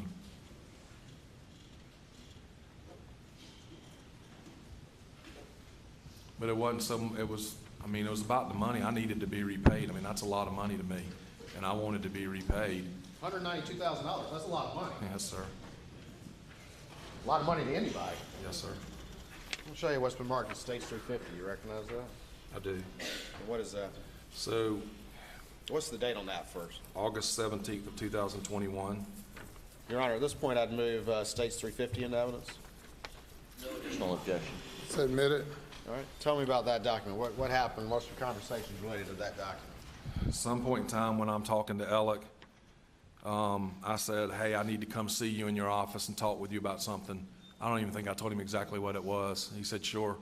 So I went down and went in his office. I said, look, I hate to even talk to you about this and I hate to ask you this, but if something happens to you, you know, and I think I phrased it like if you get hit by a car or something happens and you die, I can't get repaid that money against your estate unless there's something in writing between us. I knew enough to know, enough of the law to know that you can't enforce an agreement with a person that's deceased against their estate unless you got some documentation of it. And I said, boy, I hate to even ask you to do this. And I was worried that he was going to kill himself, you know, still at that point. And I was worried about what that would, mean,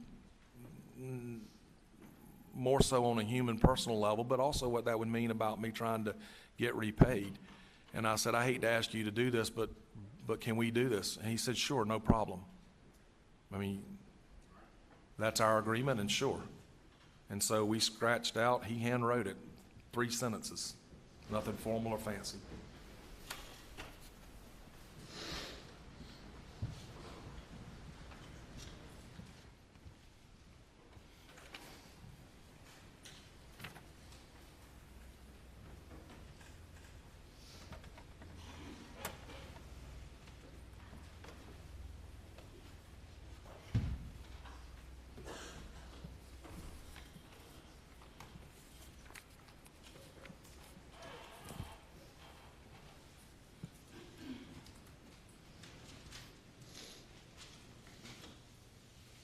This is on what day?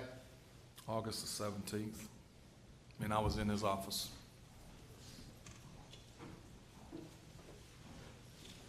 Hold on for me 1 second.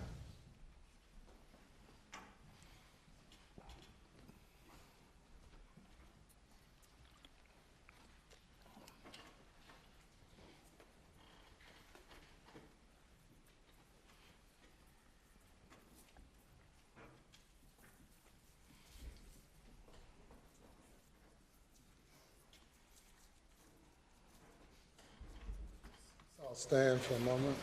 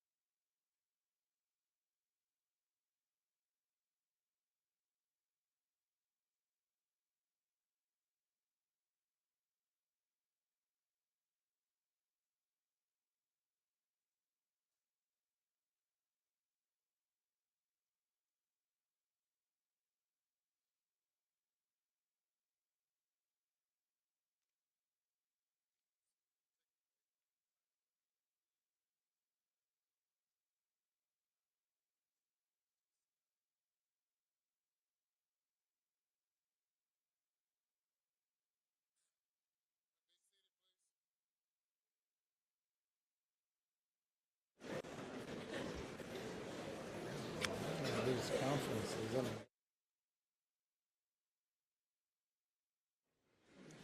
Ladies and gentlemen, we have you go to the jury room for recess. Please do not discuss the case.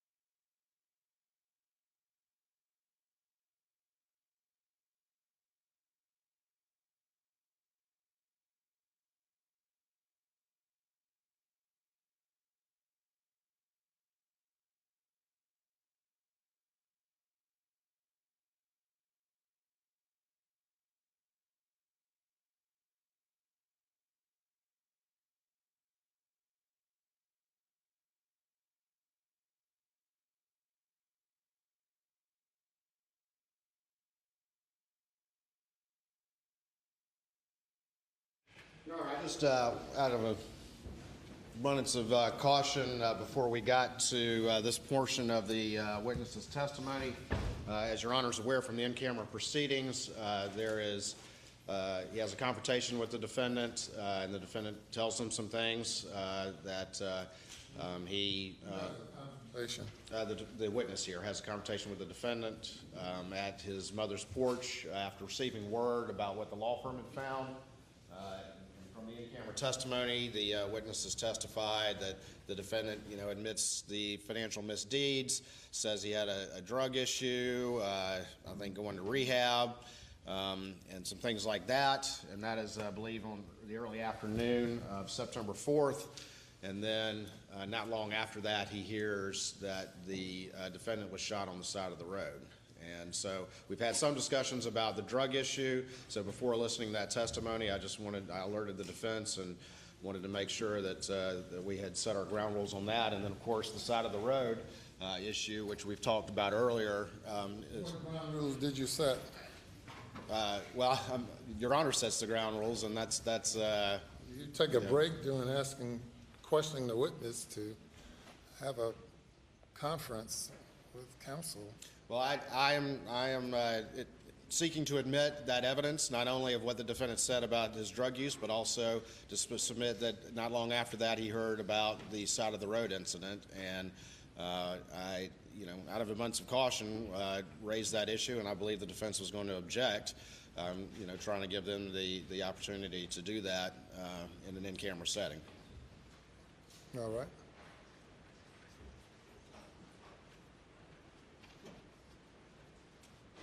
Which, Your Honor, for both of those, I think they are admissible. As first of all, again, we're not offering any drug use, and we've had some discussion about that yesterday. We're not offering any drug use for the purposes of what's improper under 404. In this particular instance, the defendant himself identifies that as a reason for these alleged misdeeds. So not only is it not 404, it's just part of the res geste of his statement, which is part of what's been admitted. It was admitted yesterday, so we're beyond that issue as far as the court is concerned. All right. And then as far as the side of the road, Particulars of which have not been disclosed, but the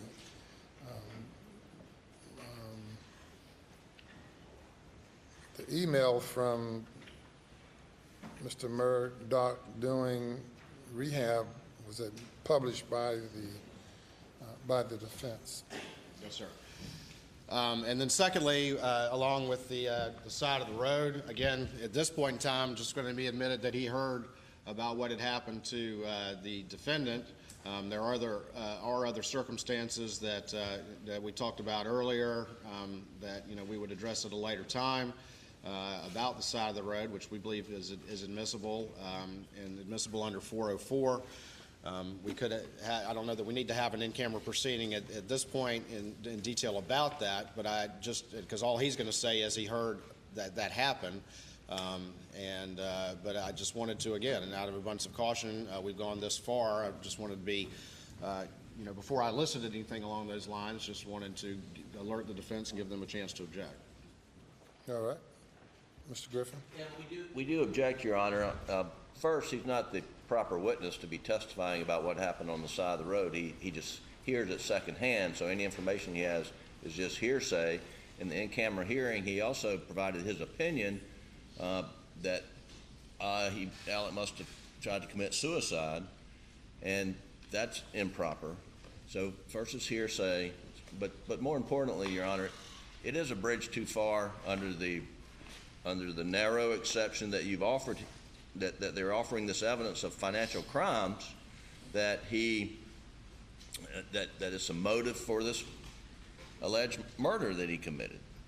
And so the fact that whether it was an assisted suicide or they want to go further and say it's part of the same scheme and that it's a sympathy ploy, which the court hasn't ruled upon, and we don't think it meets the standard there, and it violates Rule 403. So for all those reasons, we object to it coming into evidence.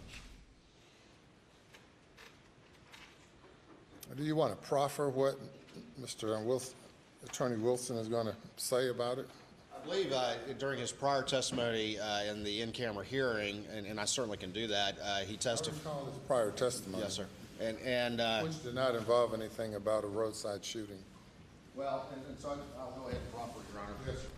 All right. So, Mr. Wilson, kind of jumping ahead, you had a confrontation with the defendant on September 4th when you drove to Hampton County to have a meeting with him on the porch of Alameda. Is that correct? Yes. All right. And pull the mic forward to you a Yes. little bit. And without getting into all that detail, after that conversation, he made some admissions to you at that time. Is that correct? Yes, sir. And just very quickly tell the court what he said.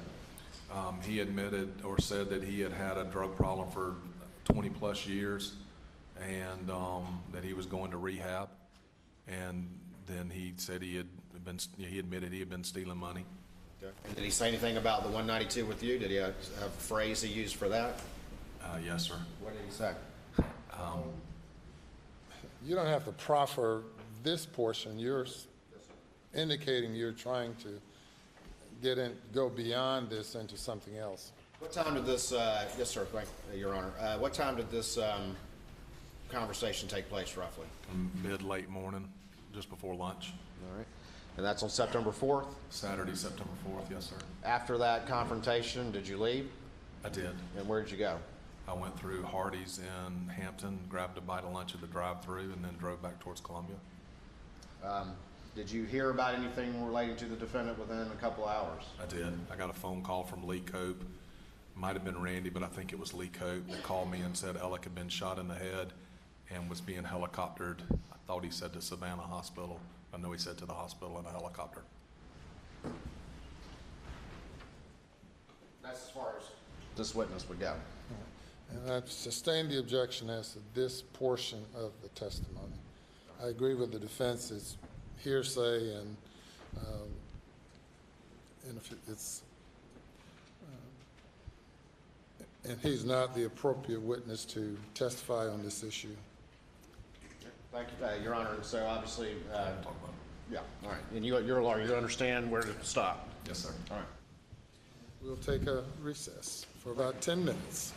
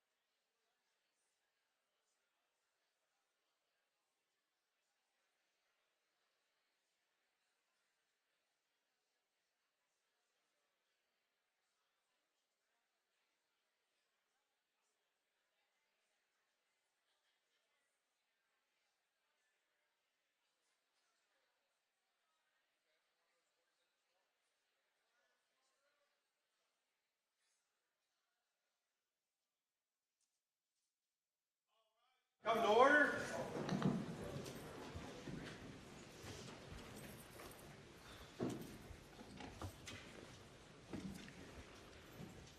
Please be seated.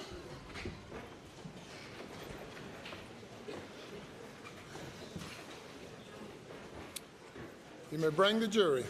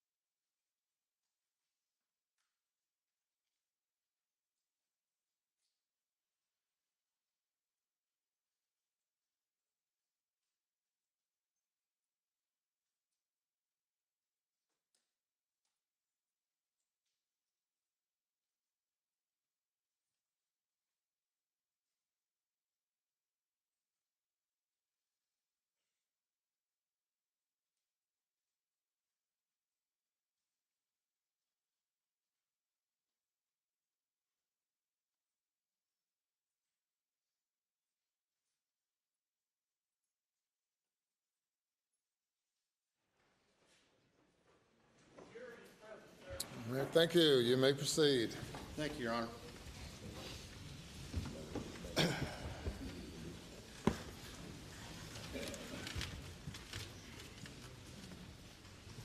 When we left off, we were talking about the $192,000 that you had put in your trust account to cover the defendant, correct? Yes, sir. And he had signed his promissory note up on the screen, is that right? Yes, sir. Before I move on real quick, I want to show you what's been previously admitted into evidence of States 313 and see if you recognize that. I do, yes, sir. And what is that? Looks like the original of the $225,000 check payable to Richard Alexander Murdaugh Esquire from my trust account dated March 10th, 2021 on this case. All right, and that's your signature on there, is that right? Yes, sir.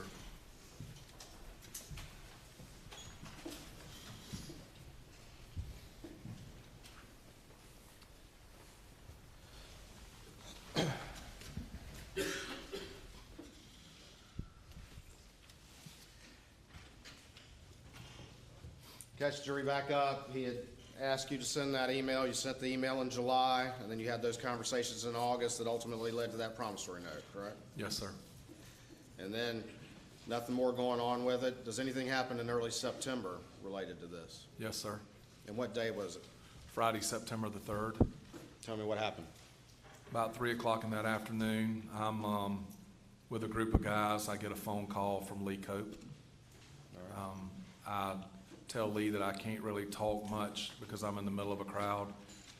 He says Alex stealing money, that we found out Alex stealing money from the firm and from clients, and he's going to resign from the firm. And he wanted to know if I had the $792,000 in my trust account. I told him I did. He said, well, we're going to need to get that paid to us, and asked me not to say anything to anybody about any of it until the following Tuesday when they could issue a press release. When you told him you had that $792,000 in your trust account, did that still include $192,000 that you had covered? It did. Okay. What happened next? I talked to Lee very briefly again. He told me he was in the middle of trying to deal with all that they were dealing with, and he couldn't talk. That first phone call from him was like very brief, and then I think we talked again after I got away from the crowd. But he told me that he couldn't talk long, that they were in the middle of trying to deal with all that they were dealing with,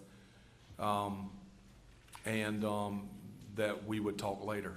And I mean, I had to kind of go back to the crowd that I was with and try to act as much as I could like normal, so that, you know, I mean, I think they realized that I'd stepped away and take a phone call that had bothered me, and I tried to pretend like things were as normal as they could be until I could get away from that crowd. Did this shock you to hear this? Yes, sir. Is that something you expected to hear about your friend, the defendant? Not at all. I mean, I didn't expect that to be the purpose of Lee's phone call to me when I took it. What happened next? Did you attempt to call the defendant? I think I texted him. I may have tried to call him after I got where I wasn't in the middle of a crowd of people. I think I may have called or texted him or both. And he texted me back something to the effect of that he couldn't talk right then, that I think he said he was meeting with probate attorneys or something to that effect, and that he couldn't talk right then and he would call later or we could talk later. When Lee Cope called you, did he say anything about this check that's up on the screen? He did. What did he say? He said that they had found a check in Alec's office from my firm that was made payable directly to him. I don't remember exactly how he described it, but he said, we found a check. We found out that Alec's stealing money from the clients and the firm, and we found a check from your office. And I need to know if you've got that $792,000 in your account. We're going to need to get that paid to us, and I need you not to say anything until Tuesday when we can issue a press release. How long do you think after you got that call or those calls from Lee that you tried to reach out to your friend, the defendant? It probably took me an hour, maybe two, to finish what we were doing and get to where I could, where I felt like I could reach out to him without being in the middle of other people. And what was his response again? Something to the effect of he couldn't talk right then, that he was, I think it was something to do with the fact of meeting with probate attorneys or something like that, and that he would talk to me later. This is on September 3rd? Friday, September the 3rd, the phone call from Lee was about 3 o'clock in the afternoon or so. Did you talk to Alec later on that day? That night, yes, sir. And what was your conversation then? I don't remember if he called me or I called him and was able to get him.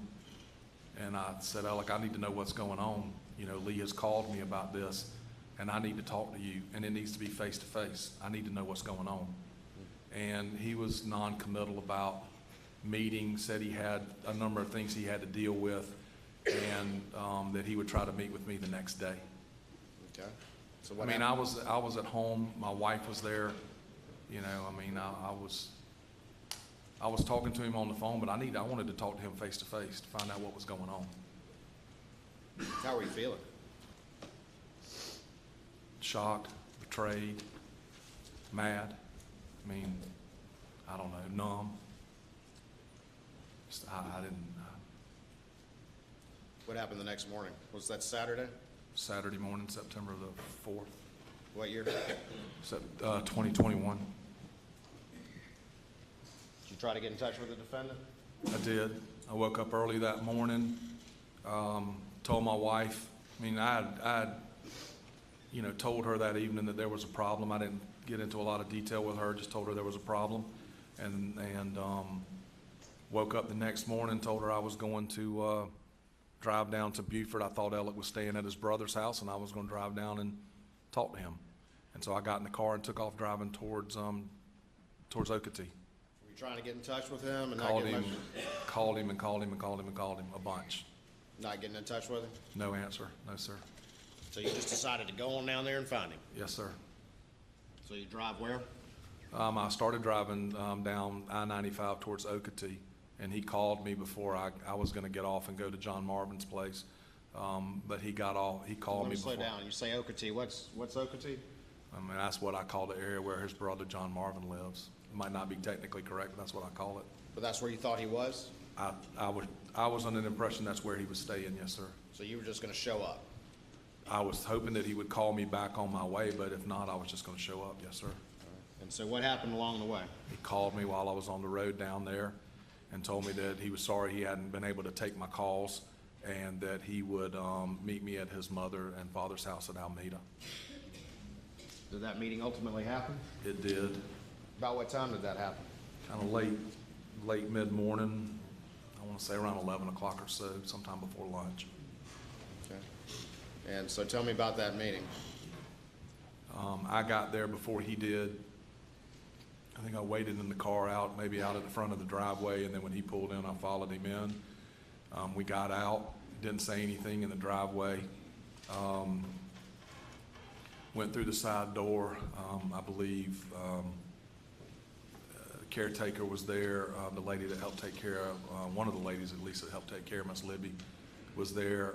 She went kind of towards the back, and he and I went out on the front porch. Okay. What was your conversation with him on the front porch? About what time was this again? I don't know the exact time, sometime between 10:30 and noon, but I want to say it was around 11 o'clock or so. It was about, I was there for about 20 minutes. All right. Tell me about the conversation that you had. We went out on the front porch. We still hadn't said anything to each other than he said, let's go out on the front porch and talk. We went out on the front porch, and I looked at him, and I said, Alec, and I'm sure I said F or H or something. I said, what the is going on? I need to know what's going on.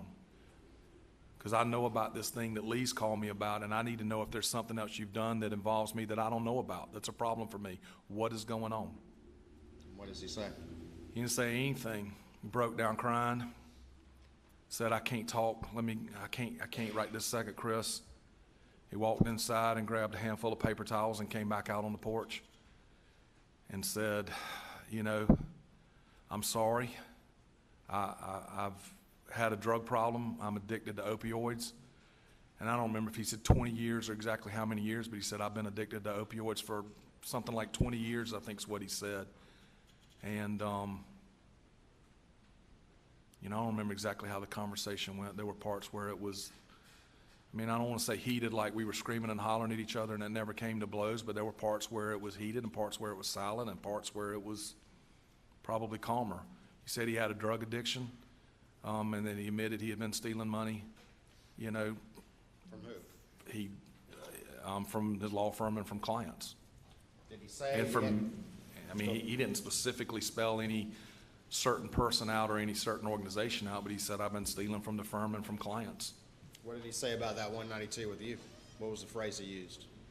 I have to cuss to say it. He said, Go ahead and say it. He said, I shit you up. I'm sorry, I've shit you up. I've shit a lot of people up.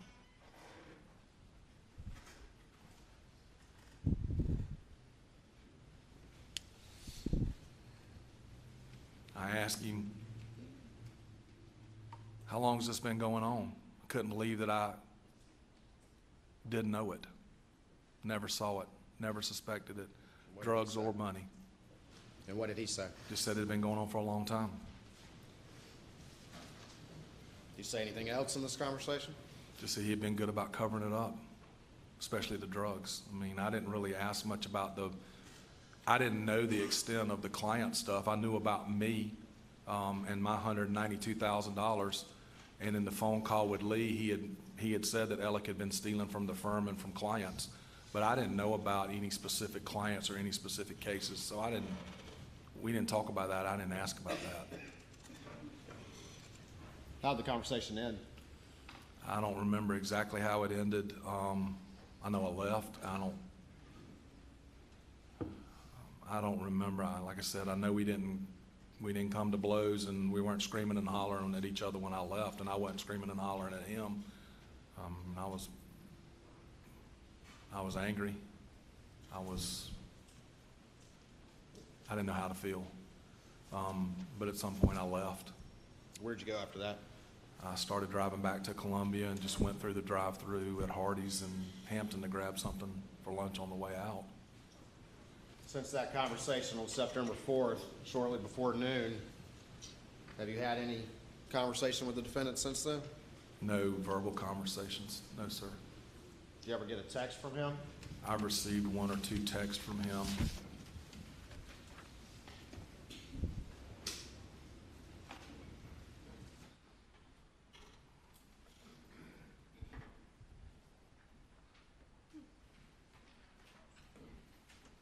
I'm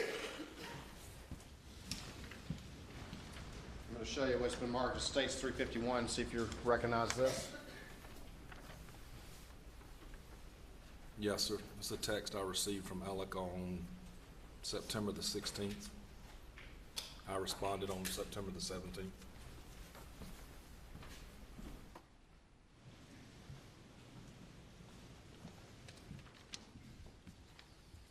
Put States 351 up on the screen. That's the text you received from Alec. Offer that in evidence. My apologies, Your Honor. At this time, I offer States 351 in evidence. Yes, sir. No additional objections, Your Honor. Submit it. All right, now I'm going to put it up on the screen. Is that the text you received from the defendant?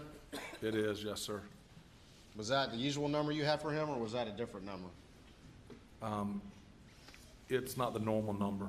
I don't know that I'd ever seen that number before. Since that time, you haven't had any conversation with him? I think he texted me maybe one other time, and I tried to respond with something as basic as what I said there, just trying to respond, but not really communicate. I think there may have been one other text very similar to that. You ever get that $192,000 back? No, sir. And when you covered your friend and put that in your trust account, is it because you trusted him? Yes, sir.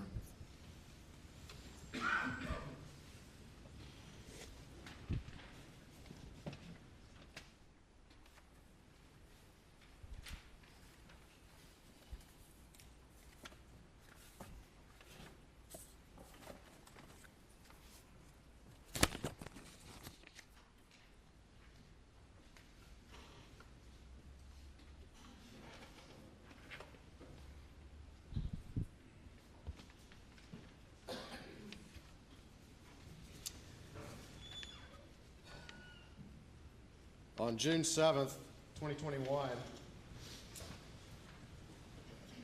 you're looking again at States 452. The defendant had texted you, call me if you up, correct? Yes, sir.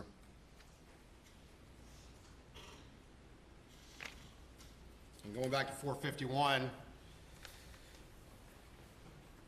you called him once and he didn't answer, and then got that second call, is that correct? Yes, sir. He texted me at 9:52. I called him at 9:52. 1 minute, there was no answer, and then I called back at 9:53. And that was a 3-minute call, that second call? I can't read on the sheet, but it was very short. I think it was 3 or 4 minutes, 2 or 3 minutes. 2 or 3 minutes, 3 or 4 minutes? Yes, sir. Very short. And you talked to him, I think you've testified, mentioned a couple things, and he said that he was where and he needed to go?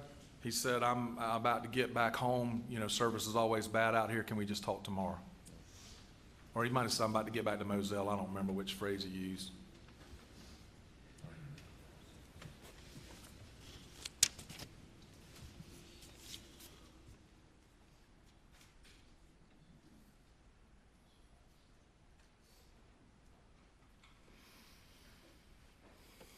Thank you, Mr. Wilson. Please answer any questions the defense has. Mr. Griffin?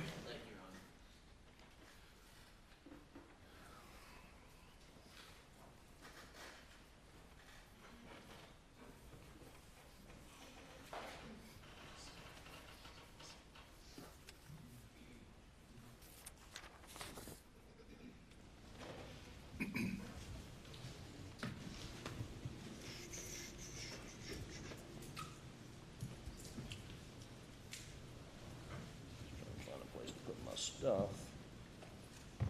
There you go. Good morning, Mr. Wilson. Good morning, Mr. Griffin. One thing you said in answering Mr. Waters' questions on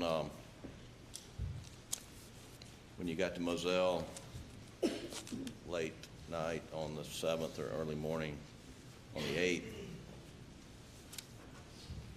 8th, he asked you something about, did you talk to Alec about the fee issue?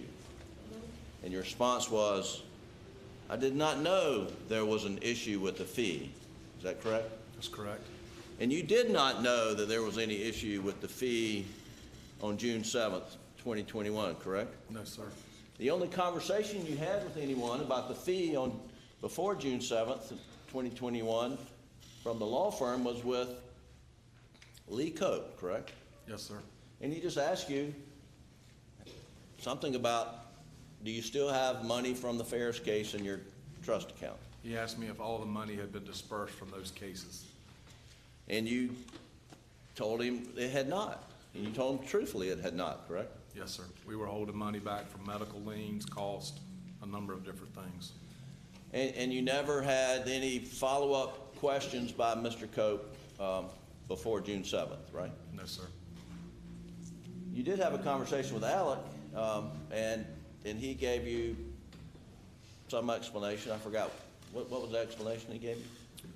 After my paralegal, Vicky, forwarded me that email that she had received from their firm saying that there was an issue with the cost, I called Alec and said, hey, look, got this email that says there's a problem with cost, that you think you're owed more cost, no mention of fees.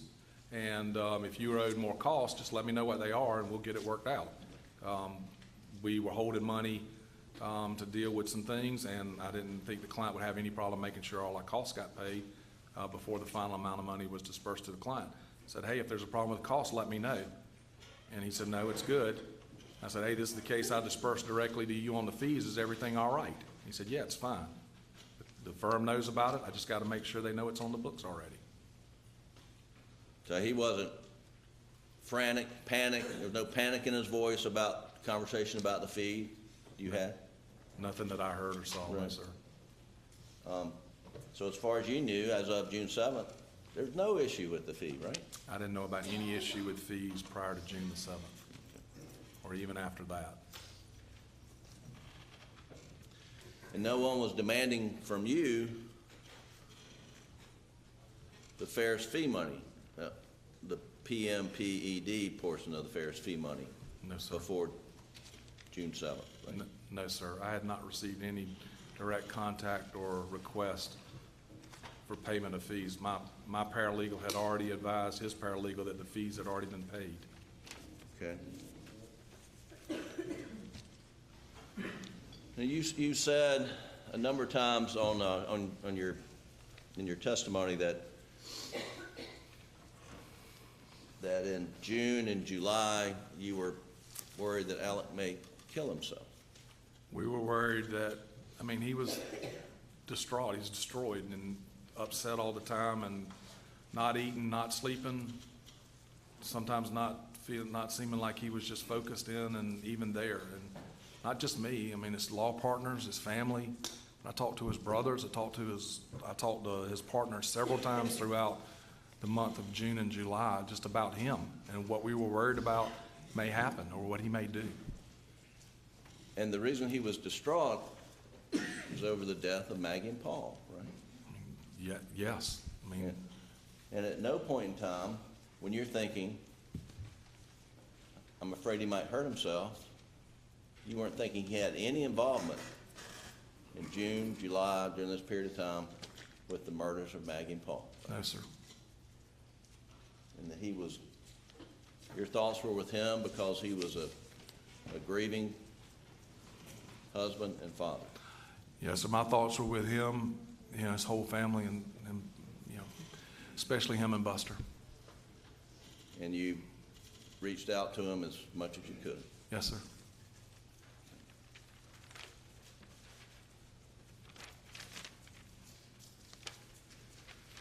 Now, there did come a time when you were a little worried about your $192,000 and you asked him to sign this handwritten promissory note. Yes, sir. You testified about that.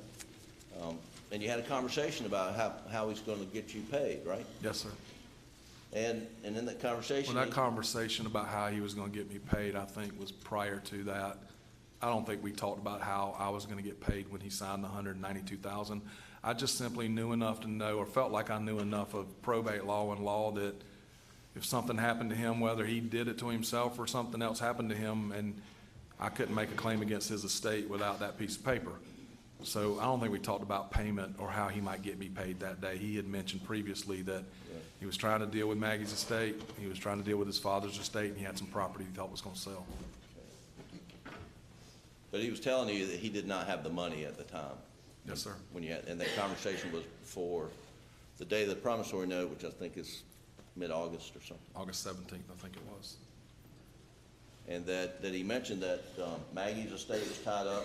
His dad had died. You remember when his dad died? Very vividly, yes, sir, very much. I mean, it was Thursday, June the 10th. June the 10th. It's like 3 days after Maggie and Paul were murdered, right? Yes, sir. And that wasn't unexpected, was it? His dad had been seriously ill. No, sir. I went by to see Mr. Randolph one of those days after June the 7th, but before June the 10th, my wife and I had gone down to see Buster and Alec, or she had come down while I was already there, and we rode over to Alameda to see, mostly to see Randolph, but to see Libby too. And I guess he died within a day or so of you visiting with him. So I think it was the next day. But Alec thought he was going to get some money from his dad's estate that maybe didn't go through probate that would enable him to quickly pay you back. That's what he said. Yes, sir. I don't think he said anything about it going directly through. He just said, you know, I've got some money that'll be coming to me from my father's estate also. And, you know, the difference between life insurance, beneficiaries of life insurance policies, the benefits do not go through the estate, do not get tied up in the estate. Just enough to be dangerous probably, but yes, sir. Well, the point is, he never said to you, oh, I have this $1 million policy on Maggie's life, I have a $5 million policy on Maggie's life, or any life insurance that he was expecting to come into as a result of Maggie's death, right? No, sir, not at all. And after Maggie died and Paul died, he wasn't out spending lavishly with newfound money, was he? No, sir, not that I saw. In fact, you know, he didn't even go to Moselle to stay a single night after Maggie and Paul were murdered. You know that? I don't know that myself directly, but every time I spoke to him, he was either staying with his brothers or staying with his in-laws. I don't think he ever went back to Moselle. Now, you've known Alec for 1985, 86, however long that is. that's 37 years, I guess, if my math's right. your math's better than mine. 38, something like Right. that. And he said to you that he had had an opioid addiction for over 20 years? I don't remember exactly the number of years, but I mean, I believe it was, he said, I've been addicted to opioids for about 20 years or more than 20 years. Well, let's just say the last 5 years. Yes, sir. Over the last 5 years, you've known him. If he was addicted to opioids, did you notice any change in his behavior? Not a thing, not at all. And you were around him and in a business capacity, Yes, sir. professional? You were sending him cases? Yes, sir. He was acting like the normal Alec that you've known since college, Since law school. since law school? Yes, sir. And nothing about his demeanor set red flags off to you as to, man, he must be on something today. No, sir. I mean, I didn't see pill bottles when we would travel together for depositions or things like that. He didn't seem to be out of it. He seemed to be capable of handling the work that we were doing. You know, when we would socialize together, didn't see anything that indicated that he was addicted or had a drug problem or was using drugs. And if he was addicted to drugs for the last 5 or 10 years, and he was, from your observation, was a loving husband and father, Yes, sir. and you didn't observe him engaging any erratic behavior around his wife and kids? No, sir.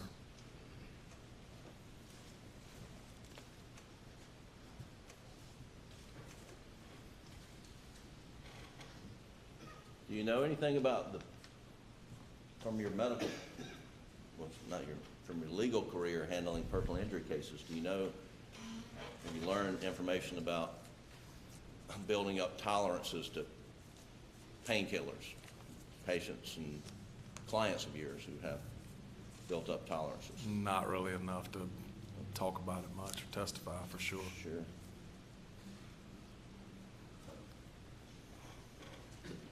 So I'm gonna go back, cover some ground you've already talked about. But Sure. Law school, you and Alec were roommates at one point in time, We correct? were, yes, sir. And then he actually married Maggie while he was in law school, right? He did. And you married Dana after you graduated or while you were in law school as well? Shortly after graduation. And Maggie and Dana were sorority sisters at University of South Carolina? They were.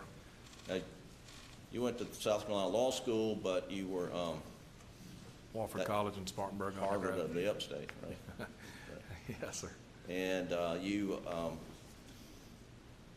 you became really good friends with Alec during law school. Alec and I we were friends and hung out a lot, studied together, did some things like that first year, but we got to be much closer friends throughout that end of the first year of law school. We lived together second year, and he married Maggie into our third year of law school. And then you married Dana, and y'all would do a lot of things together as couples, wouldn't you not? Yes, sir. And one of the things y'all like to do is go to South Carolina football games, right? Yes, sir. And, you know, Alec played for the University of South Carolina, you knew that, Yes, sir. and had a knee injury when he was playing. I did know that, yes, sir. And then as you grow as married couples, you had children, he has children. Your oldest daughter was 1 year younger than Buster. Yes, sir. And then you have a son who's 2 years a younger few than years Paul. younger than Paul, right? Yes, sir. And your daughter and Paul were really good friends, Yes, sir. and friends with Buster as well. Yes, sir. And Our kids grew up together. exactly. Even our youngest, who's younger than their two, they all grew up together. And you and Dana and your kids and Maggie and Alec and Paul and Buster would vacation together when they were younger before the kids started wanting to do things on Yes. their own, right?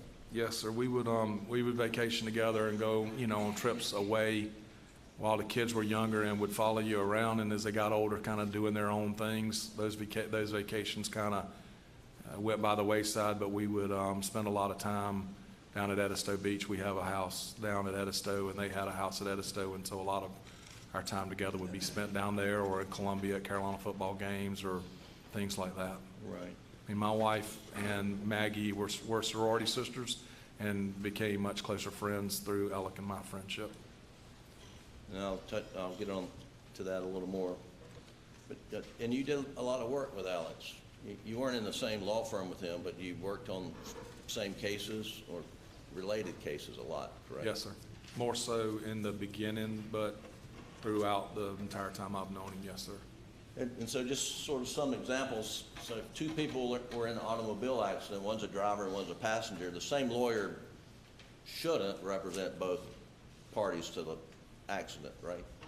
In most cases, yes, sir. And so frequently you would send him the passenger or the driver or vice versa. Sometimes it would be that, and sometimes it would just be straight, I represent somebody who's been injured in some way, and I need you to help me with that one person. But sometimes what you're talking about there about referring one of the two people out is called conflict of interest, or conflicting them out. Right. And Alec would conflict me cases sometimes, and I would conflict him cases sometimes. And you had a lot of respect for his ability as a lawyer, right? I wouldn't have associated him or sent people to him if I didn't. And you wouldn't associate him on the Ferris case if you didn't think he could do a good job, right? Not at all. And he did a really good job in the Ferris case, right? Yes, sir. I mean, our result was our client was very satisfied with the result. And Alec, participated fully in the entire case, and I think Mr. Waters asked, he even gave the closing argument to the judge, right? He did. I mean, we had to spend a lot of time getting ready for trial, even though it wasn't in front of a jury, which sometimes doesn't come with quite as many things to have to do. Even in front of a judge, it takes a lot of work to put a case together. And so we spent a lot of time getting ready for that trial, and even working the weekend before it started in Columbia out of a central location there. And had you tried cases with Alec in the past? I have. Tried cases with Alec in front of the juries like this right here? Yes, sir. And I don't have to tell you, but, doing what we're doing here, it can be very stressful, can it not? It's very stressful, yes, sir. Long nights, and get up early in the morning. A lot of hours juggling a lot of things. And did you ever, were around him during the stress of trial or cases where he just totally lost his faculties, just went off on the handle because He was on opioids. Did you ever see anything like that? No, sir. He was able to function in high-stress situations, correct? Yes, sir. I mean, sometimes getting Alec to focus on the case and on what you were trying to get accomplished was difficult, but that was from all the way back in law school. That was from day one. But when he focused, he was extremely able to get it done. I think one witness described Alex normal as being fidgety. Just sometimes not as focused as you'd like for him to be. Was he I mean, he was taking phone calls and talking to this and looking at that and taking another phone call, and you know, sometimes you have to say, look, man, we got to sit down and focus on this and get this taken care of. Now, that brings me to another point. Would he always take a phone call if Maggie called him? Always, Would he always take a phone call if Paul called him? always, Would he always take a phone call if Buster called him? always. No matter what was going on?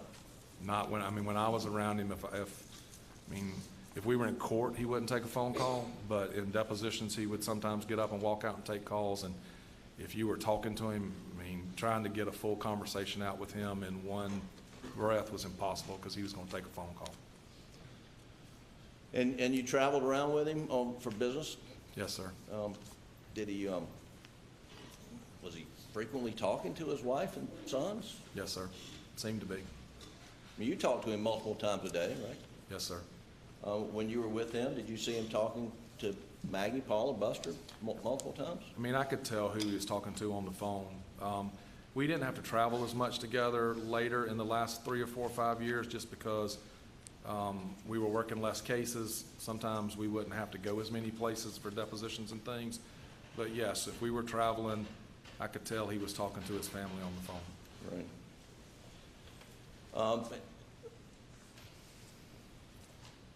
Was it hard to get Alec to go on guy trips? Did he prefer to spend time with his family over guy trips? He seemed to, yes, sir. I mean, most any trip that I think I've ever been on with Alec generally was family. Right. He's not the kind of guy that would take off and go spend a golfing weekend with us, or I think they like to spend their time hunting and fishing and doing things as a family. And you, going back to this Ferris case that was tried in Columbia, do you remember Maggie coming up and staying with him during the trial? I don't. I mean, I think she may have come up like that Sunday before we started the trial. I was staying at home in Columbia, and he was staying in a hotel. So I think that's why I stayed in the hotel, because Maggie was coming. And we were in that point, I think we were just renting a house because we were between places and didn't have a lot of space. But I wouldn't want to testify to that under oath, but I think so. Sure.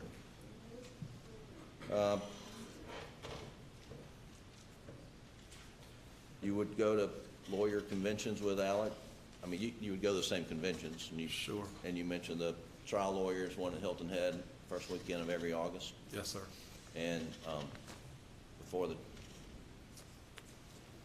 tragedy events of June 7th, 2021, would he always go with Maggie and Paul and Buster? Most all the lawyers that go to that convention bring their families along. It's a big time that everybody gets to know each other, know each other's family, and Maggie and Paul and Buster would always be there. And during football season, South Carolina, did he and Maggie have season tickets? Yes, sir. He'd go to the games with his family, Yes, sir. and you would tailgate with them? Yes, sir. They would generally have a family tailgate that Miss Libby would put together. And then when she got sick, I don't remember who kind of took it over, but they always had a family tailgate. And if we weren't tailgating with them, we would always make it a point to stop by and at least speak.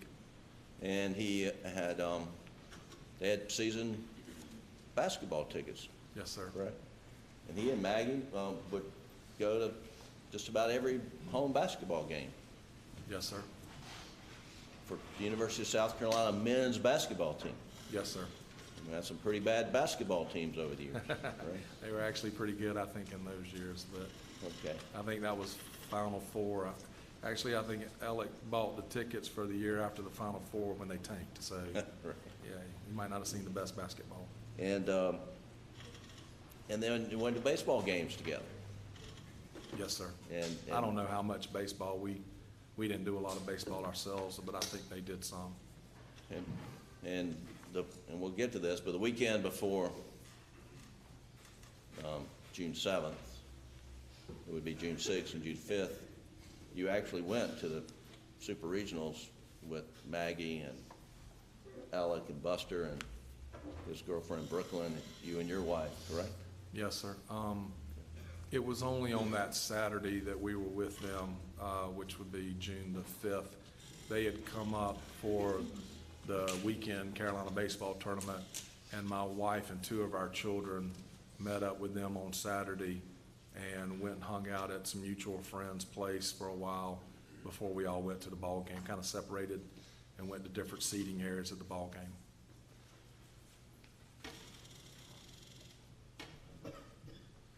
Would you agree that Alec's #1 priority was his family? Yes, sir, appeared that way to me. When I say his family, I'm talking about Maggie and Paul and Buster. His whole family, yes, sir.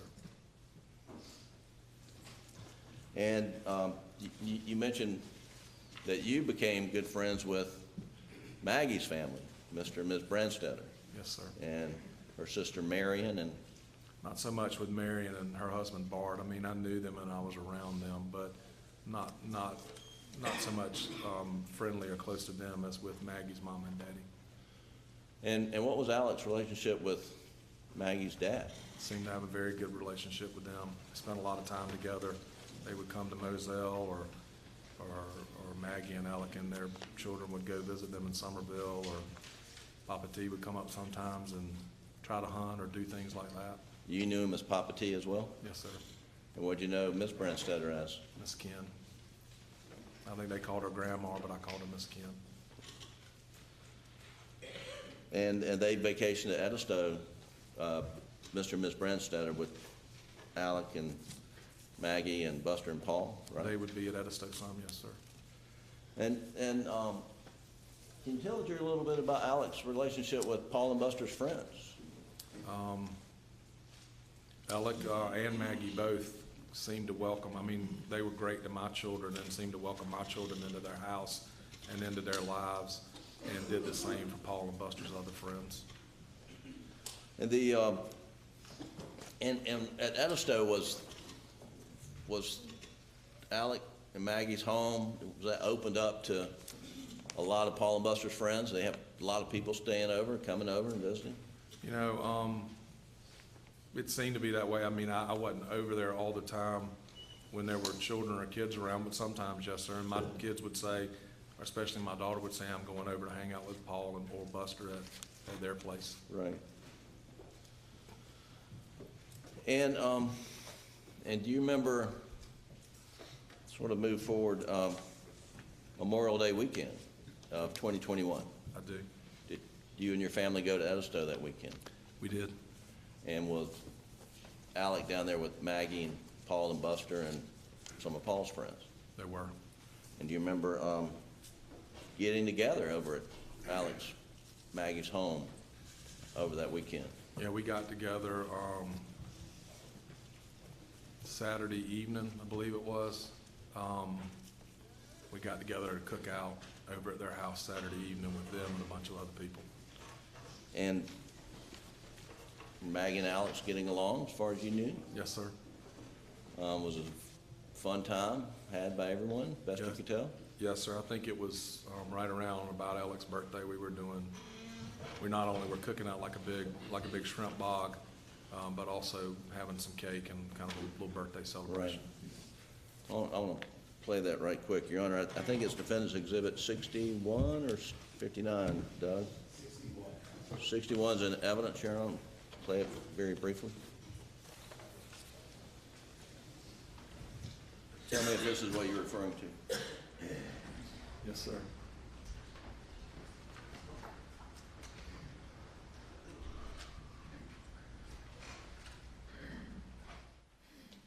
Apparently we don't have audio again. Just run it through. We don't have to have audio. Who's that? It's Paul. Alec? Yes, sir.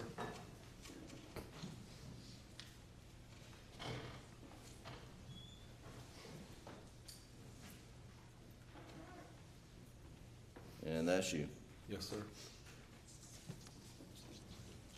And was that a typical family gathering? Was this something like, really didn't happen very often? No, that was, I mean, the times that I was around them and their family, things were much like that. So that was the weekend of Memorial Day weekend, and then the very next weekend was the Super Regional Baseball games in Columbia, right? Yes, sir. And that's when you met up with Maggie and Alec on Saturday at a tailgate with, y'all had a mutual friend, I think maybe whose son played, His or? son played for Carolina, yes, sir. Right. I think it was one of Maggie and Dana's sorority sisters, and a guy that Alec knew from college, but I don't know if they were, I don't know how they knew each other, and their son played first base for Carolina. Okay. And And it was Maggie, Alec, Buster, and his girlfriend Brooklyn. and you stayed, maybe you didn't see Alec and Maggie on Sunday, but I think y'all communicated, or, just about how poorly We South Carolina talked, did. and my wife talked to Maggie. Saturday after we tailgated before the game, we all split and went our separate ways to go sit in different areas. And I don't think we saw them after that on Saturday. We were supposed to get together on Sunday, or try to get together on Sunday, but didn't do so and ended up going to the game separately. And, But we talked or texted, and I think Dana talked or texted with Maggie. sure.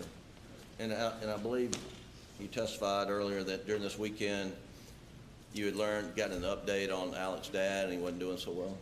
Yes, sir. I know on Sunday, I talked to Alec when they were going home, or they were headed home, and we were talking about just how the Gamecocks had, blown a chance to move forward, and we talked about his dad, and that's when he told me things were getting much worse with Mr. Randolph. Okay. But I kind of already knew that from the days and, leading up to that. I already kind of knew that. We had talked about it before, but I remember that Sunday, him telling me things were really getting much worse. And you knew that, was it common knowledge in the tight-knit legal community of Hampton and Colleton area? I mean, I can only speak for myself, but I knew that, and people seem to know that, yes, sir. And Mr. Randolph was he was beloved by a lot of people, was he not? Yes, sir. And not just his immediate family, but the broader legal community. And most people I knew that knew Randolph seemed to respect and love him. Really, everybody I knew. Right.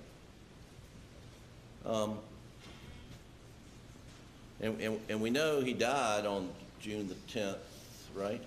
Thursday, June the 10th, yes, sir. There's been, there hasn't been. You mentioned something, I just want to go back to the Ferris case, and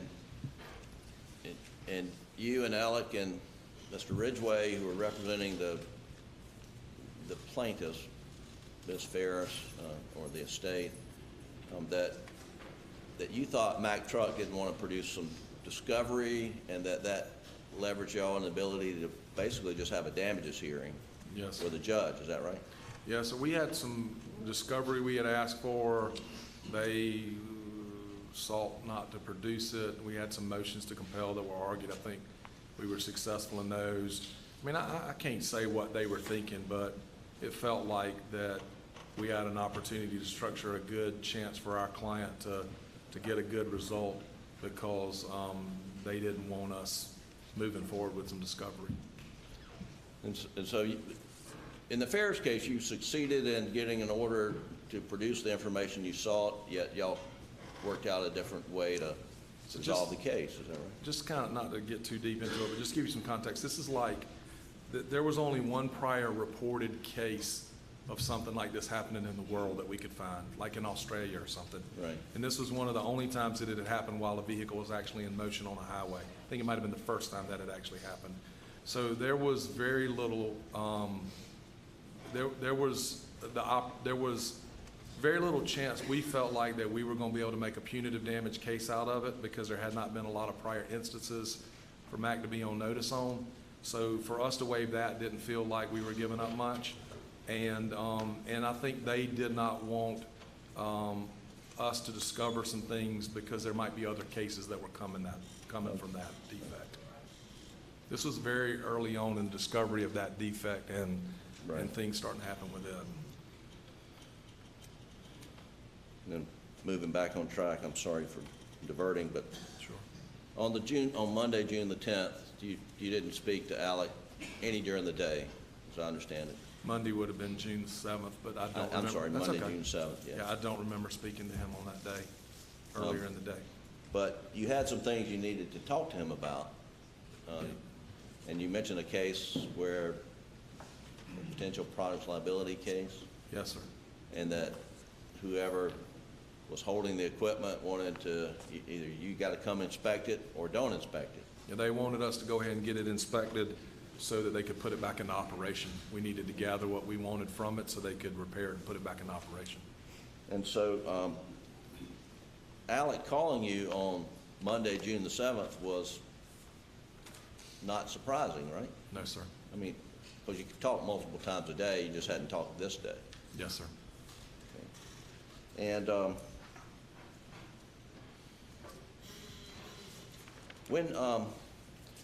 and you would talk to him when he was traveling, to the office and back to Moselle frequently. I mean, it wasn't the first time you'd ever talked to him when he left Moselle or coming back to Moselle. I mean, I don't know where somebody is when I'm talking to him on the phone, but I mean, it oftentimes he would say, I'm, headed to Moselle or I'm leaving the office. I mean, it felt like a lot of times when he do the same thing I do, you make your phone calls while you're in the car because you're busy doing other stuff if you're at the office or wherever else. But it was a little more than that. I mean, you knew that when he was coming up to Moselle, the phone would normally drop. Phone service is bad out there, yes, sir. And you'd drop a call, would you not? Yes, sir. And you've been out in Moselle a lot, haven't you? Yes, sir. And calls get dropped out there frequently, do they not?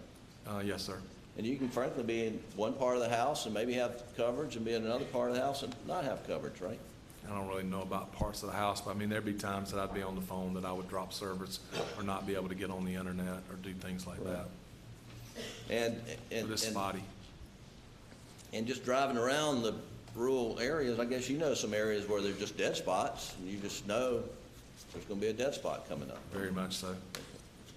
And there were such spots on Moselle Road, were they not? For me, when I was trying to use my phone, yes, sir.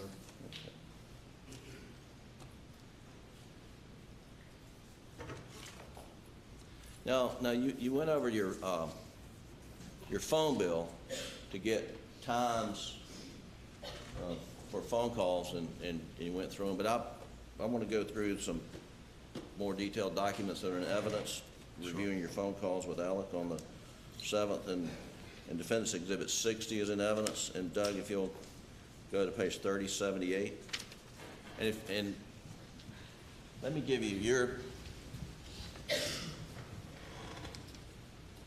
copy of your Verizon bill. I guess Verizon, was that the service provider? Yes, sir. 451, it's in evidence. I'm going to hand it to you and just compare along to some of this detailed information. And Doug, if you'll go down to the bottom entry, 91214.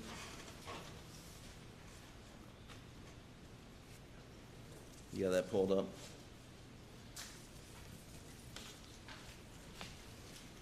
Can you see this and compare it to your phone bill? But it says Alec Murdaugh calls Chris Wilson at 9:12 and 14 seconds, and it was a 42-second call. Does that sound about right? I don't know that your Verizon bill is that accurate on the time?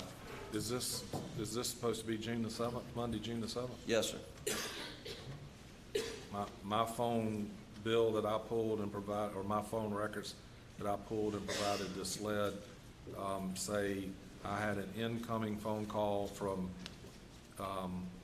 phone number ending 1227, which is Alec's cell phone number, at 9:11 p.m.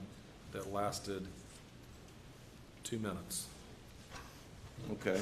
And So some of these extraction data that's in evidence says the call was 42 seconds long. Do you think you talked to him for 2 minutes, or, and you may have been billed for 2 minutes, but when you got the call, you said, I'm fixing the pump, can I call you back? Yeah. Is that a 2-minute call, or is that a 45-second call? Hey, Bo, how you doing? I'm doing all right. I got my hands in the middle of this. Can I call you back? Yeah, sure, no problem. I mean, probably shorter than 2 minutes. I don't know if that's the phone ringing and the talking. Right. I don't know how that works. Okay. And then, but that was the call, and there was nothing about Alex's demeanor that alarmed you during that conversation, right? No, sir. He wasn't breathing heavy, was he? No, sir. He didn't sound panicky in any way, did he? Not panicky, no, sir. Just a regular conversation with Alec? All conversations with Alec are a little bit scattered, but no, he didn't sound out of the ordinary. All right, and then you call him back. I did. Sometime around 9:20. What's your Verizon bill say? 9:20 p.m., a phone call from me that lasted 3 minutes. All right, and if you'll go to page 3082 of Exhibit 60, and if you'll, Doug, pull up the call at 9:20 with Mr. Wilson. You see it? Now, I mean, it really doesn't matter whether the Verizon bill says 2 to 3 minutes, this says 131 seconds, but this is you calling Alec back, correct? Yes, sir. And in that call, he is, got the same demeanor, Yes, sir. not breathing heavy, No, sir. not being frantic in any way, No, sir. just Not that I heard. normal Alec. Yes, sir. And he tells you he just gets to his mom's, and that's how you end the call, right? He says he's either getting to his mom or about to get to his mom's. I think he said, I'm about to get to my mom's. Let me Okay. call you when I'm leaving here. All right. Mr. Griffin, I thought he was leaving the office for whatever reason. I don't have any reason to know that. He didn't say that. But I just assumed he had kind of worked late at the office and was headed Sure. to check on his mom before he went home. Okay. He said, I'm about to get to my mom's. He didn't even say where he had been earlier or anything like that. Just, I'm about to get to my mom's. Well, Can I call you, can I call you later? would it strike you as odd that he'd be going to visit his mom at 9:20 in the evening? No, sir. I know he visited his mom often. I thought it was mostly during the day, like he'd swing over there for lunch, check on his mom and dad, but it didn't strike me as out of the ordinary for him to go in the evening. I knew sometimes he would go later. And were you aware that his dad had been put back in the hospital on that day? Yes, sir. Or I knew he was, I don't know that I knew for sure he was. I know on that Sunday, Alec told me he was either, his daddy was being taken to the hospital or was taken to the hospital that day. And from your knowledge, how frequently would Alec go by and visit his mom and dad? Almost every day. Almost every day, Yes, sir. when he was in town. Yes, sir. And did Alec work odd hours, late hours? He would usually be somebody that was working later in the evening than a lot of other people would be. Yes, sir. So I don't think he got started as early as everybody else does. So I guess from what you're testifying, his demeanor would have been in his communications with you on this phone call at 9:20, same as it would have been any day he leaves the office. There's nothing out of the ordinary. Nothing struck me as out of the ordinary, no, sir. And you think in this call you brought up that you needed to talk to him about the equipment? I know I did that because they were starting to get frustrated with us and said this thing needs to get inspected so we can put it back in service. So we were needing to get that scheduled. And he cut the call short before you finished your conversation about the equipment, saying he had pulled up to his mom or about to get to his mom. Is that right? Yes, sir. Yes? Yes. Okay, thank you. And then the next entry, which I'm not sure you it wouldn't show up on your Verizon bill, but if you'll go to page 3086, Doug, at the text at 95215, which I believe that's in. Mr. Griffin, I don't think we talked about the equipment deal when he told me he was pulling up to his mom's house. Okay. I mean, I asked about how his mom was doing, and I asked about how his dad was doing. And I said, hey, I need to talk to you. I might have said, hey, I need to talk to you about this equipment case, and I got something else I need to talk to you about work. We didn't get into any details about it, because he said, I'm about to pull up to mom's, or I'm pulling up to mom's, let me call you back when I finish there. Okay. Well, one thing we know you didn't talk about is the Ferris fee, right? No, sir. Because there was no issue, as far as you knew, about the Ferris fee. I knew of no issue with that, no, sir. Okay. So according to this exhibit that's in evidence, there's a text at 5:52:15 seconds. Says, call me if you're up, and I think you put that text into evidence. I may have it here. And it states exhibit 452. Yes, sir.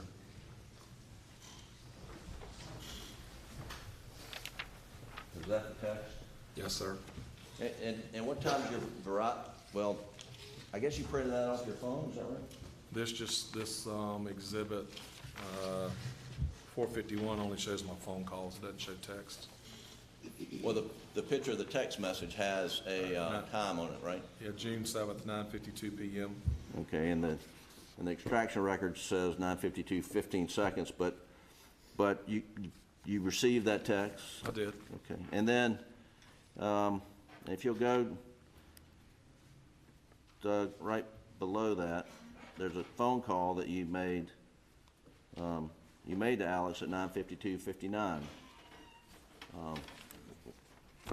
On your Verizon bill, you see 9:52 phone call to Alex? Yes, sir. Now, earlier you testified that was a missed call, and you didn't talk to him. I mean, the extraction record says it was for 42 seconds. Do you think you called him, got him, and the call dropped? Or do you think it's a missed call? I don't remember talking to him on that call. I either got his voice message or it didn't answer at all. That's why I called back 1 minute later. Okay. He may have picked up, but I didn't speak to him, and I didn't leave a message. Okay. Well, then the next call on the log, Doug, is 9:53:55, and what time's your Verizon bill say that you made that next call? 9:53 p.m. Okay. And so right after you tried, I mean, according to this exhibit, it was like 42 seconds after you tried the first call. Yes, sir. You tried him back. Yes, sir. And when you got him, is that when you talked about the equipment inspection? That's when I would have said, how's your mama doing? You know, how's your dad? We need to talk about this piece of equipment. We got to deal with this inspection that's upcoming. And I got some motions that I think it's some motions that I need some help with, something that I need a little guidance on to bounce off of you. So he was about to get back to Moselle or about to get back home and, you know, may lose service, or was about to get back home and could we talk tomorrow? I mean, did he in fact tell you, I'm about to drop service? I don't think he said I'm about to drop service. I think he said I'm about to get back to Moselle. You know, I may lose service. Can we talk tomorrow? Okay. And again, demeanor is perfectly normal, and this last conversation you had with him at 9:53, correct? Nothing stood out as different to me. And he wasn't breathing heavy, he wasn't being frantic, nothing out of the ordinary, correct? Yes, nothing that I heard was out of the ordinary, no, sir. Okay. And then you went to bed and you got notified by your wife, and the phone was blowing up, and you immediately got in the car and went to Moselle, is that right? Immediately, yes, sir. And you got there roughly about 1 in the morning, is that right? About 1 in the morning, yes, sir. And you were directed to the main house? Yes, sir. And there you think Alec was already in the main house? I know he was already there because I walked in. The first thing I did was walked over. He was crying, and I was crying, and I just walked over and hugged his neck. We didn't say a word. You remember what he was wearing? I don't. Who was in the? I mean, I think I remember a white shirt, but I don't remember for sure. Well, when you were there, did SLED agents come and take his clothes? I was not there that I remember seeing SLED agents take his clothes or anything like that. If they did, I was somewhere else in the house. Okay. I did not see any of that take place. I was told that they did, but I did not see that. Well, you were told that when you were in the house? Yes, sir. Okay. Did it appear that they had already taken his clothes when you saw Alec? I have no idea. Well, did you see him change clothes during the period of time you were with him? Not while I was there, no, sir. So while you were there, he had the same clothes on from when you got there to when you left? As far as I remember, yes, sir.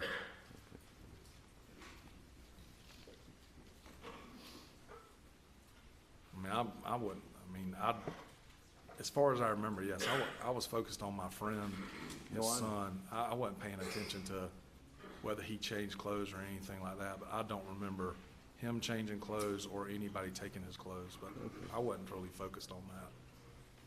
And what was Alec's demeanor that night? He was destroyed. He was destroyed. Yes, sir. He was crying, quiet, just whimpering, And he- trying to be gracious to the people that had come at times, but, I mean, none of us knew what to say, none of us knew what to do. You know, there was a lot of quiet. I want to ask you about the comment, he was trying to be gracious. Is when Alec meets people coming up, is he polite, respectful? Is that his normal habit? Yes, sir, he's good with people. I mean, he does it, he's the kind of person that I doesn't ever seem to have met a stranger, always seems to talk to people. Right. One of the things that was just, well, let's set the table. You were there, and a number of his law partners were there, is that right? As I recall, yes, sir. You remember Mark Ball being there? I don't remember Mark. I remember Mark being there at points and times, but I'm not sure about that night when I walked in. Well,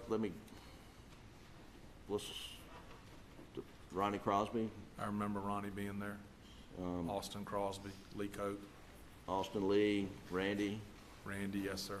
I guess his brother John Marvin. John Marvin was already there. I don't remember if Buster had already gotten there or not. I think he got there right after I got there. And then y'all were there for a number of hours, and everyone said, you know, we just need to go and try to get some rest. And actually, you went to your office and laid down on the couch and tried to sleep, right? Yes, sir. And you were back at 9 in the morning? Yeah, somewhere thereabouts 9 shortly after. And were the same lawyers there? Pretty much. I mean, there was a lot of comings and goings, and you know, at very points in times, Alec's partners would some be there and some not. But yes, sir, pretty much the same number of people and the same people the next morning. Right. And at some point in time, there was a discussion and a recommendation that you agreed with that Alec not speak to any law enforcement without somebody with him, right? Well, we were standing around in the driveway talking, and I think it was Lee Cope, Mark Ball. I don't remember if Ronnie Crosby was in that conversation, a couple other people. And there was some discussion about Alec's interaction with SLED. And the discussion that was had was, look, he probably doesn't need to interact with SLED by himself, because don't know what state of mind he's in and don't know what the circumstances are. But he also doesn't need 7 or 8 lawyers trying to advise him or deal with him.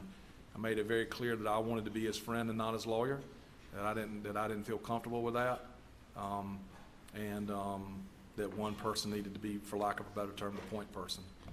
And the concern was that he wasn't in a state of mind to do so, to have conversations with law enforcement. Well, I mean, Mr. Griffin, we're all lawyers, and even if you don't practice criminal law at all, even if all you do is civil law, every lawyer knows that generally criminal lawyers advise their clients not to interact with law enforcement without their involvement or at least their approval. Go ahead. And so every one of the lawyers standing there either knew that or should have known that. And But so whether it was his state of mind or whether it's just the general, what we're all taught and trained, but yeah, we all felt like that Alec wasn't in a position where he needed to or maybe was even able to talk to SLED by himself. and that's, I felt that way, and everybody else expressed the same thing. and then that gets to my point. You didn't believe he was able to talk to SLED because he was so distraught and destroyed over the murder of his wife and son. That wasn't I mean, I'm not trying to argue with you. That wasn't a decision for me to make. That's why I did not want to be acting as his attorney. I wanted to be his friend. That's what I was there for. That would be a decision for whoever was going to be representing for him and his representation. Whoever it was going to be at that point in time, whoever was chosen as the point person, that was a decision for them to make about how he would interact with SLED. I understand, but you agreed with the recommendation that he was in the state of mind to sit down and talk to SLED by himself. I agreed that he did not need to interact with SLED by himself. Yes, sir. Based on his state of mind. I can't, he was destroyed. He was upset. What, And I don't know whether he was able to talk with SLED at that point in time by himself or not, but I knew that that's not something that somebody should do. do you remember testifying I mean, before the I've done state? criminal work in my past, way back in the past, and that's the advice that I would give every one of my clients. Do you remember testifying before the state grand jury stating he, Alec, wasn't in the state of mind to do so and that we all didn't need to be his lawyer? I don't remember specifically saying that. I'll show you page 152, lines 22 through 25. Sure. See if it refreshes your recollection. Sure. He was not in a good state of mind, I will tell you that. 152 down to the bottom.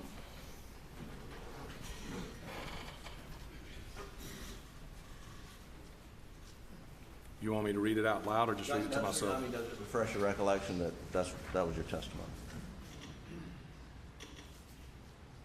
Yes, sir. I said he wasn't in the state of mind to do so and that we all didn't need to be his lawyer. I didn't want to be his lawyer. I was his friend. I didn't want to be in the lawyer scenario. Understand. He wasn't in a good state of mind, that's for sure, correct? No, sir. Nobody was. Right.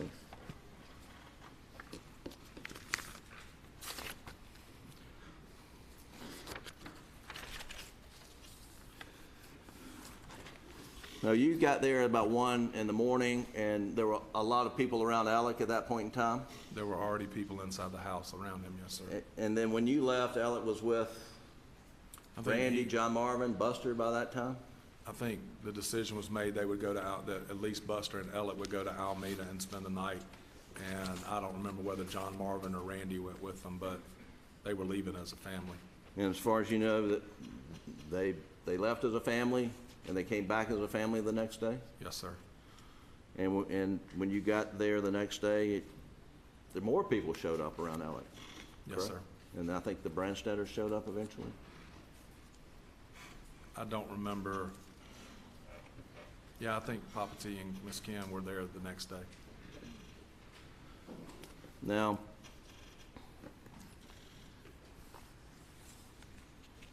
the immediate days following Maggie and Paul's murder, Alec spent a lot of time down in Somerville. Do you recall that? Yes, sir. And that's where Papa T and That's where Maggie's parents Miss lived. Kennedy, and spent a lot of time with them. Seemed to, yes, sir. And then he would stay with John Marvin down at Okatee. You mentioned that That's you where thought- I'm sorry, that's where I thought he was staying a lot, yes, sir. And he would stay with his brother Randy, Yes, sir. and then they would go to Edisto, he and Buster sometimes. There were several times that he and Buster would go to Edisto, and I'd try to go down and just see them there. I think they were just, I mean, I know Buster, and I think they were just trying to kind of go somewhere where there weren't quite as many people around. And you begged him, I think you said, or encouraged him to come to the trial lawyers convention at Hilton Head so that maybe, he and Buster could have some normal time. At least to play golf with us one day. I told him he at least should do that. And you were concerned he had lost a lot of weight, had he not, or He didn't seem to be sleeping or eating very well. And he was, and as his friend, you tried to give him a shoulder to lean on and an ear to talk to, right? Yes, sir. And he asked you rhetorically, what are we going to do without Maggie and Paul? You remember that? I don't remember those exact words, but I mean, he said he didn't know what he was gonna do without them, yes, sir. I don't know if he said, what are we gonna do? And he told you that he just couldn't go back to Moselle, that he was gonna have to sell it because he just can't go back out there. Do you remember He that? talked to me about he and Buster were gonna talk about selling Moselle. He didn't, I mean, that was Paul's thing. Paul loved that property and being on that property. And I don't know that Buster loved it as much. He did, but I don't know that he loved it as much as Paul. And I don't know that they, you know, that Ellie just talked to me about he didn't know that he was gonna want to keep it, and that he didn't go. But I don't think he ever went back out there and spent another night. Don't know that for sure, but I never talked to him when he was there. And you advised him just take it one day at a time? Yes, sir.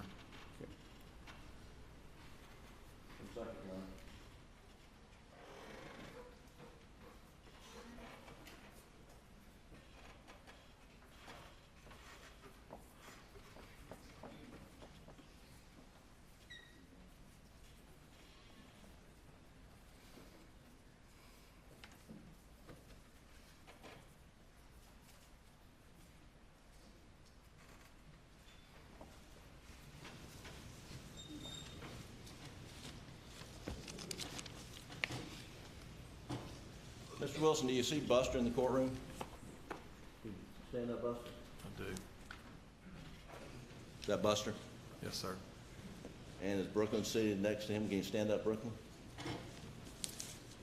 Is that Brooklyn? Yes, sir. All right. Thank you, Your Honor. That's all the questions I have. Thank you, Your Honor. Briefly. You were asked by Mr. Griffin on June 7th whether or not you brought up anything about the Ferris fees, but at that point in time, you hadn't had to cover $192,000 for the defendant, had you? No, sir, I had not. And as It far was as you, July the 15th, 16th, 17th, somewhere around in that range, middle of July, that I had to cover that $192,000. that he called you with some story about how he had the money in the wrong structures and he needed to send it back to you, but he was 192 short. Yes, sir. I'm sorry. Don't lead the witness. Did the defendant tell you that the issue of notifying his firm had been handled? Yes, sir. About the fees? Before I wrote the checks in March and afterwards. Before June the 7th, you were asked about that call with Lee Cope. Yes, sir. And did you talk about some fees and expenses that were still pending? Lee Cope? Not with Lee Cope, no, sir. What did you talk about with Lee Cope? Lee asked me if all the money in the case, the Mack Trucks case, had been dispersed. And I told him that it hadn't. We were holding back some lien money, some medical bill money. And I was in Hampton, I believe, trying a case down there the whole week, and he approached me while I was working in and out of their office sometime. And I think that's when he approached me and spoke to me about it, and I told him I'd have to check. I wasn't in the office. Did you tell Lee Cope at that time that you had already dispersed the fees and written them directly to Richard Alexander Murdaugh? No, sir, he didn't ask me about the fees.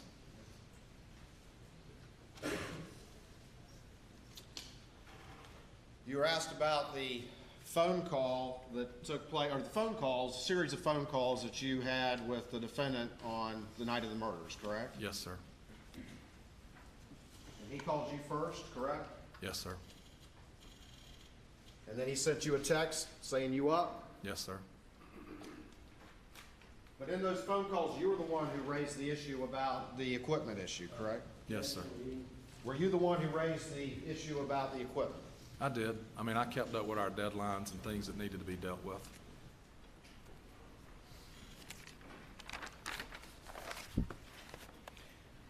And I want to say that the lawyer had reached out to me sometime around that time. I don't know whether they couldn't get Alec or just chose me to be the person to reach out to, but I was being contacted.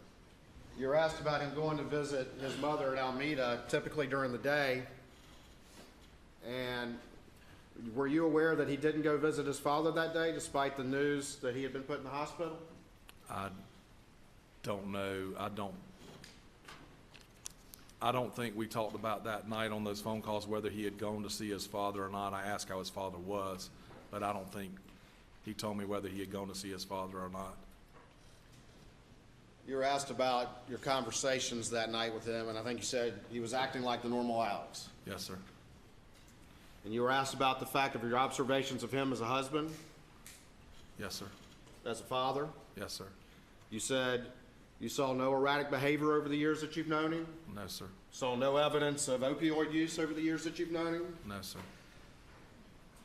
You said that he came from a prominent law firm, Yes, sir. prominent family, Yes, sir. that you respected him as a lawyer, Yes, sir. that his clients trusted him. Yes, sir. Object. Sustain. Was the defendant effective in closing argument? Yes, sir. Very. Did the defendant show emotion in closing argument? Yes, sir, he did. Was the defendant good with people? Very good with people. That's one of Alec's strengths, is with clients and people he met, connecting to people that he, didn't know quite as personally. He could make connections with people. He seemed to know what made people tick. He knew what was important to people. He could spot issues and address issues in a case. When you got him to focus, he could handle those things. Did your kids grow up together? They did. Did you try cases with him? We did. You've done business with him over the years? Have you done business with him over the years? Yes, sir, lots. Have you been roommates with him? Yes, sir. When you covered $192,000 for him, did you trust him and believe him when what he was telling you? I believe that he would pay me back and that what he had told me happened had happened. On September 4th, And I knew I had to cover that money. It was my trust account. So, yes, sir. on September 4th, 2021, did he confess to you the truth of his life that those of whom were close to him, no one knew? He confessed to me things about him that I didn't know. And you had no idea about any of that. No, sir. And he said it had been going on for years, the reality of his life. He told me that he had been addicted to opioids, and I think he said either for 20 or over 20 years. And also, And that he had been stealing money from his clients in the firm. and that was a lightning bolt because you had no idea, despite being his best friend. Objection leading, argument. Were you one of his best friends? Yes, sir. Did you have any idea about any of that had been going on for a decade? I had been told by Lee Cope the day before in that phone call that Alec had been stealing from his firm and from clients, and that he had a drug problem and was going into rehab, and that's the first I would have ever known that. September 4th, 2021. That was Friday, September the 3rd, when I talked to Lee Cope. And then again, when I talked to Alec on Saturday, September the 4th. Hit you out of the blue. Like a ton of bricks. I mean, it floored me when Lee called me, and I never expected that. Thank you. Nothing further. Further questions? You may step down. Thank you, Ron.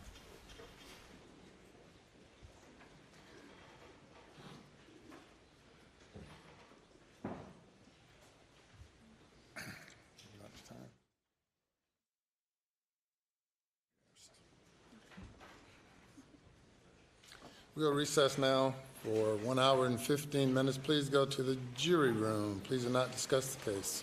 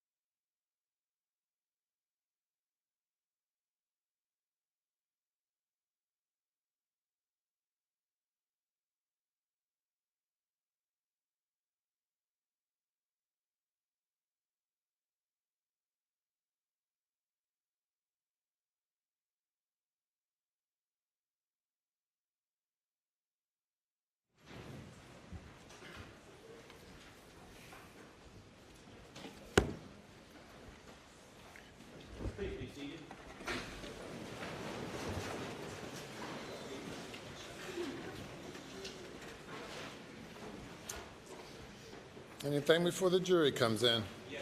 Yes, sir. Please, the court, Your Honor. Mr. Waters has informed me that he is going to call a young man named Satterfield, who was one of the heirs of the Satterfield estate. Allegation is that Mr. Murdaugh converted those proceeds as like all the other conversions we've heard about. The difference is, in this case, he is the victim, and you know, Mr. Waters used the term gilding the lily the other day. He told us it meant piling on. Under the 403 analysis, and again, this is being allowed for the limited purpose of motive, we believe and would submit to the court that this is more prejudicial than it is probative. They've got records they put in of millions of dollars of theft, and you know, we would offer that if he has some summary chart, or we would, pursuant to our previous objections, stipulate to it as to the loss involved in this case, for purposes of what Your Honor's already allowed, with the obviously that stipulation be subject to our previous objections, rather than calling, you know, witnesses who are victims that add nothing to the evidence that Your Honor's allowed, and we would, under Rule 403, object to the prejudicial being more outweighed, the prejudicials outweighed by any probative value. No, yes, sir. Mr. Waters? Your Honor, again, Mr. Satterfield testified in camera.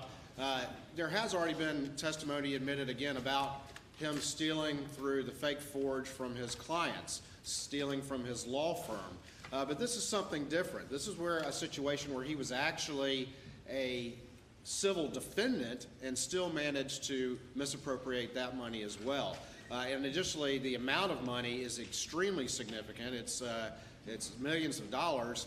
And the other thing about this is that, as you heard from Mr. Satterfield, you know, the fact of this being out there was kind of percolating out in the world, and he had conversations with Mr. Murdaugh as time was approaching, and Mr. Murdaugh's telling him, oh, everything's okay with the case and all the rest of it, when the money had long been misappropriated and spent by Mr. Murdaugh. So this is a different type, and it also has a connection with the overriding situation that Mr. Murdaugh found himself in. And so we believe that it still is fair game, and is not its probative value is not substantially outweighed by the danger of any unfair prejudice. What is the timeline with regard to Satterfield? So, Mr. Satterfield, as far as the communications with the defendant, the money, actually, the first settlement, I believe, was misappropriated not long after the boat case in March of 19, which is actually another aspect that's going on as well. There's been testimony about how the boat case changed things and created some very significant difficulties for the defendant that was coming to a head at that time. The subsequent recovery, which was much larger, of about $3.8 million, was at some point after that. However, there are, in fact, communications, and you heard from Mr. Satterfield, there are communications, text messages, which I provided to the defense in April of 2021, in which the defendant is assuring him that they're working hard on the case and everything is fine and all the rest of it. And so that is, again, this is part and parcel of the things that are in these hidden aspects of this whole other life that the defendant had that are percolating as everyone moves to June of 2021.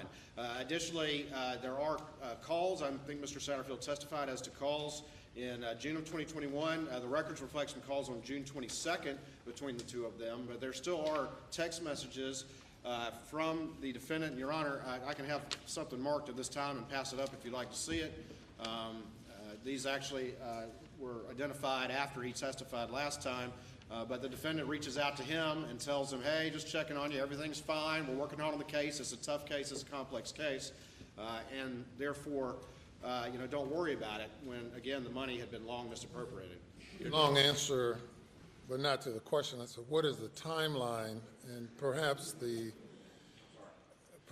text messages have something to do with the timeline. I recalled his testimony, Satterfield's in-camera testimony, something to the effect that in early June or around that time? The money was diverted in May of 2019. Yeah, the discovery is what the discovery. Did not come until June 22nd, 2021. Right. Satterfield testified that he heard reports at some point in time. That's my question to you, the He timeline. testified that as we move into 2021, late 2021, he's hearing reports, and there are reports out there, that there had been a settlement in the case. And so ultimately, there's discussions with Alec Murdaugh, which he'll testify he would, talk with a few times a year about the case, and was assured, even though, yes, Mr. Harpootlian's right, that money had been misappropriated a long time ago, that everything was okay, he was working hard on the case. And so the fact of the important point to this case is that issue for the defendant is still out there, and he's got this young man, as we move into the spring of 2021, believing that the case is still ongoing and he's still working on it. And that's the connection here as part and parcel of the overwhelming set of circumstances for the defendant. Your Honor, just briefly, money is misappropriated in 2019. That young man testified he didn't know when he learned about it may have been a settlement. Could have been before June 7th or after June 7th. And the fact that he doesn't know when, I think, contributes to the fact that it caused for speculation that he knew something or that would have, in some way, would have influenced Alec Murdaugh to murder his wife and son. And that's what, the only reason this testimony is coming in is to show there was some immediacy. And by the way, if you look at the phone records, the only calls between these folks began on June 22nd, 2 weeks after the murders. So it's not temporal, and he can't say whether he had any knowledge of the misappropriation of the actually all he know about would be the settlement. That again, there was nothing immediate about this on June 7th from this particular witness. Now again, we'd be more than willing to some sort of stipulation that that's the timeline, subject to our previous objections, rather than putting a witness up who's going to testify. He doesn't know when he found out about it. Could have been before June 7th, could have been after, and they don't even begin phone calls about it till June 22nd, and there's nothing no actions begun, nothing coming forward after or prior to June 22nd, and these emails all occur after June 7th. So again, this is a prejudicial versus probative, and this is gilding the lily, this is piling on, this is just more trying to prejudice the jury into believing that somehow someone who steals a bunch of money in any way whatsoever would commit a murder. This is character evidence, pure and simple. Your Honor, actually the final misappropriation in the Satterfield case was in October of 2020. And again, there were press articles out there. The texts, he said these emails were after June 7th, and they're not. They're in April. Mr. Satterfield testified in camera that he remembered having a conversation in June of 2022. After that, we actually looked and we found some phone records, which again are June 22nd of 2021, but we also found these text messages from April in which the defendant is reaching out to Mr. Satterfield and assuring him that he's working hard on the case and all the rest of it. And again, that's part and parcel of the things that were percolating out there and part and parcel of the pressures that were on him that the state's theory is he could not solve. Your Honor, just one last point. This all began with this idea, argued very thoroughly by the Attorney General, that all this financial crime stuff is to prove that on the night of June 7th, he knew, because of that conversation in the office, that the jig was up, that he, in a day or two, that hearing on Thursday, everyone would know that he was a thief and everything had crashed down on him. And to distract from that and delay things, he went home and butchered his son and butchered his wife. And by the way, I might point out, that same day he learned his father was terminal and wouldn't live much longer, and that would be, in my opinion, as much of, if not more, well, enough of a distraction. I agree. For, you agree? That, that he didn't need, I mean, there's no rational way he would think he'd need to butcher his wife and son to distract, knowing his father's getting ready to die, which would be a distraction in that community, in that law firm. So again, I think we need to get back to why we began this 3 or 4 or 5, I can't remember how many days we've been doing financial. I mean, this is a murder trial, not a financial fraud trial. And to the extent it goes to motive, again, we're more than willing to stipulate that this amount of money disappeared, that the rightful heirs of it, receipt of it, didn't get it. But putting a child on the stand to talk about, and again, he didn't know when he found out about it, or when he began to raise those issues. I believe he's an adult, isn't he? He is an adult. He has a job in an emergency room as a tech. I apologize to the young man. He looks young to me, I'm sorry. Anything further? Your Honor, the only thing I would say is that the state's theory isn't as simple as that. It's broader than that. But again, I think that this is a different category, and it's part and parcel of everything that was going on as we moved to June 7th, and therefore is relevant for the jury to understand very much as the pressures that could cause him to murder his wife and son, particularly in the face of the defense contention that he could never do such a thing.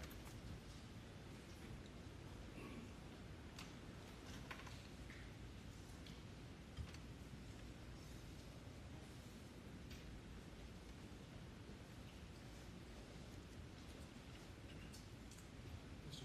Satterfield testified in camera that in June of 2021, he made a call to Mr. Murdaugh asking about the status of the case. He made that call, he testified to, because he had heard reports that, that there was some concern about the status of the case sufficient to call him to cause him to call Mr. Murdaugh to ask about the status of it. And he testified that he could not remember if he called Mr. Murdaugh or if Mr. Murdaugh called him. But yes, I talked to him in June of 2021. That's according to the rough draft of the transcript that has been provided to the court. I find that this testimony is consistent with the state's theory of of the defendant being in a frantic state, seeking to avoid disclosure of these financial crimes and thefts, and that this testimony is consistent with the state's theory. The court has granted the state's motion to allow evidence of other crimes, and this is additional evidence that that is close in point in time and is admissible, and I deny the motion to exclude it. Yes, sir. Bring to your attention one factual issue. The Attorney General has... Of course, I asked, is there anything else, but go ahead. I apologize, Your Honor. I'm trying to hurry if I can because, you know, there may be an ending to this case someday, but I'm not trying to delay it. The phone records the Attorney General is going to present through this witness indicate the only calls between the two of them were on June 22nd, 2 weeks after the murder. So if there's some phone call, there's no mystery about when the phone call came. After June 7th, 2 weeks later. So in terms of him putting Mr. Murdaugh on alert that something imminent was going to happen, it's 2 weeks later. Well, it's impossible for anyone to know what's on one's mind or state of mind at any given point in time. But the magnitude of this case almost morphs all the others in the amount, and it is something that I would, if one is being concerned and attempting to prevent disclosure and seeking to divert attention from the impending disclosure of information, and that disclosure would likely have taken place not only for some of the others that we've had testimony concerning, but most definitely this particular one. So I understand your objection. That's a fact and issue, but I find that it's more probative than prejudicial for all of the reasons I previously explained. Yes, sir. So, and I don't think whether it's June 1st, 2nd, 3rd, 20th, 21st, 25th, I don't think it's of any significant difference. well, Your Honor, you said just a moment ago, and if you charge a jury with this, maybe I'll sit down, which is no one knows what's going on in somebody's mind. Right. And maybe that's something you can tell the jury at the end of this case. Secondly, There's since a this is... specific charge on that intent. Right. Right.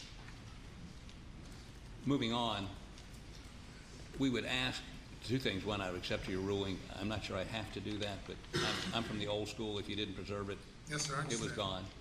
Secondly, we would ask you to, and I know you said yesterday you weren't going to do this again, but this is, as he's just pointed out, a horse of a different color. It's a different character, kind of witness. I would ask you to read your charge on this testimony once again. And hopefully, I think that we're close to the end of this financial testimony, so it may be the last time I would request you to read it. Yes, sir. Thank you. Yes, sir. Obviously, leave that to the court's discretion. Yes, sir. I have it right here. I will give it one more time. Thank you. Let's bring the jury.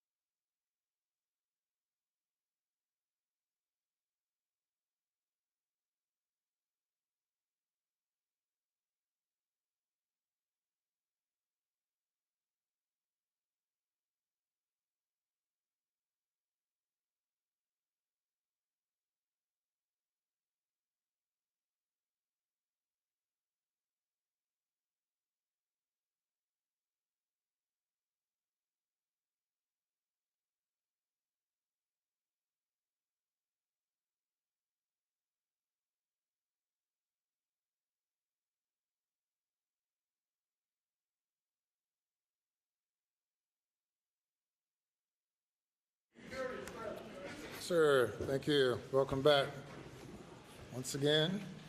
Ladies and gentlemen, the state's next witness is expected to give testimony, further testimony regarding other crimes committed by the defendant, other alleged criminal activity by the defendant. And as I instructed you earlier, the fact that the defendant may or may not have been involved in other criminal activity is not evidence of or proof that he committed the offenses alleged in the indictments against him. This testimony is allowed for the limited purpose of assisting the state in proving the state's theory or allegations regarding motive, and you may not consider it for purposes of Mr. Murdaugh's character, or you cannot consider that as for propensity to commit other crimes, or that it's more likely that he committed these other crimes which he's been charged but not convicted of but it is being allowed based on the state's theory and representations that it helps explain the defendant's motive to commit the crimes for which he is accused. And you may call your next witness. May it please the court, Your Honor, the state calls Tony Satterfield.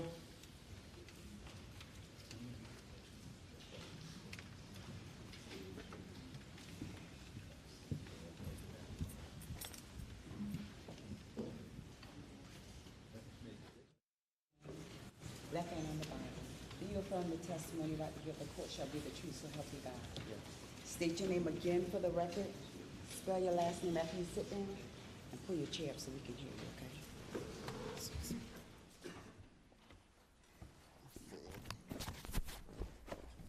My name is Michael Satterfield. My last name is spelled Satterfield. Mr. Satterfield, how you doing today? Good, how are you? Good. Tell the jury just a little bit about yourself. Where'd you grow up, and what do you do for a living? I grew up in Hampton, live in Beaufort, and I work at Beaufort Memorial Hospital. Okay. Awesome. And court reporter's taking stuff down there. I'm really known for talking fast too, but let's slow it down so they can get everything down. You grew up in Hampton, you said? Yes, And you said where'd you work? Beaufort Memorial, Okay. And what do you do there? work in the ER. How long have you been working there? A little over 5 years. Okay. And where did you work anywhere prior to that? I did. And where'd you work? The pharmacy. Pharmacy.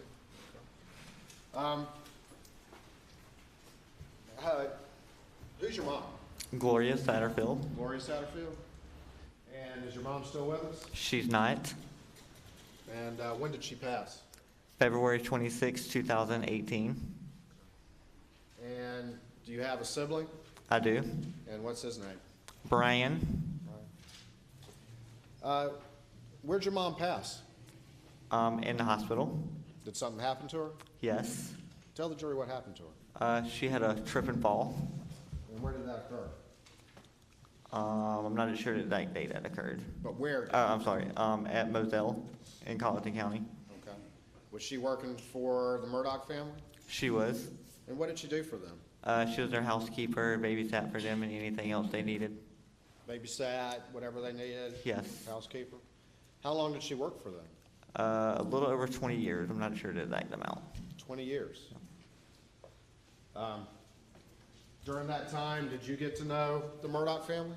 I did. Did you get to know the defendant, Alec Murdaugh? I did. Do you see him here in the courtroom today? I do. Can you point him out to the jury, for the jury? Can the record reflect he's identified the defendant? Your mom worked for this family for 20 years, babysitting. She helped raise the children. Yes. Did you get to know Maggie?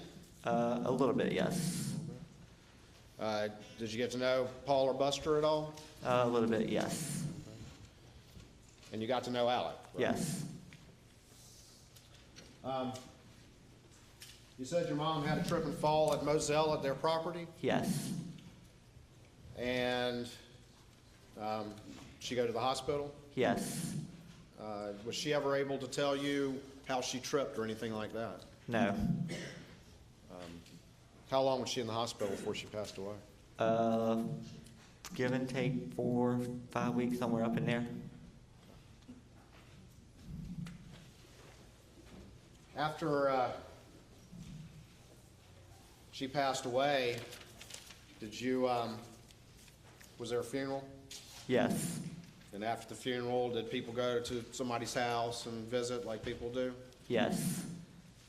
At any point in time during that funeral or thereabouts, did you have a conversation with the defendant over there? Yes. And what? Objecting to questions by Mr. Water that respond with a yes or a no. Those are typically leading questions. Not that I'm concerned about these questions, I just don't want my lack of objection to lead to somebody's belief that he can ask questions that respond with a yes or a no. Mr. Waters? I think my question did not suggest the answer. It said, did you have a conversation? And my next question was, what was that conversation? So what was that question, excuse me, what was that conversation you had with the defendant at the funeral or thereabouts? If I remember correctly, I'm gonna kind of take care of you boys and kind of, you know, He was going to do what? I'm sorry? take care of you boys. All right. Did he say how he was going to do that? Partially, yes. And what did he say? He was gonna file a claim against his insurance company. He's going to what? File a claim against his insurance company. His insurance company? Yes. Did he say how much coverage there was? Like 505,000, I believe. 505,000? Yes. And did he say anything about how much money you may receive? The goal was to get me and my brother Brian at least $100,000 apiece. And did any other bills need to be taken care of? The medical bills. For who? My mom. When he told you that, did you agree to do that? Yes.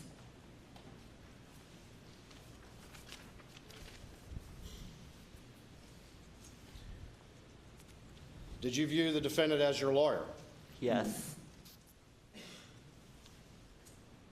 Did you go and meet with him about it? Yes. Did he tell you about what to do with any paperwork you may receive? Any paperwork or bills or anything, just send them to him.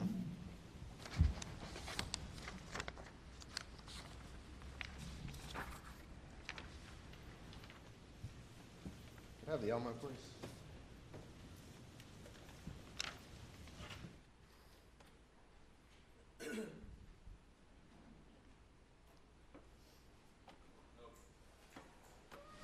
No objection subject to our previously made objection. All right. Is that something you're offering into evidence? I'm going to show it to the witness, but yes, sir. Yeah, I'll offer States 372 in evidence. No objection. It's submitted without objection. Let me ask you this. So, did you agree to let the defendant go forward with this claim? Yes. And I'd asked you whether or not what he told you to do about paperwork, and I'm going to show you what's been marked as Exhibit 372 to your testimony. Do you recognize that? Yes. Tell the jury what that is, please. This is a cover sheet that I sent him with, I believe behind it was like a hospital bill and some kind of other important paperwork. Okay. So you had received some paperwork in the mail? Yes, And did you handwrite this? I did. All right. And who did you send this to? Alex Murdaugh. Put it up on the screen.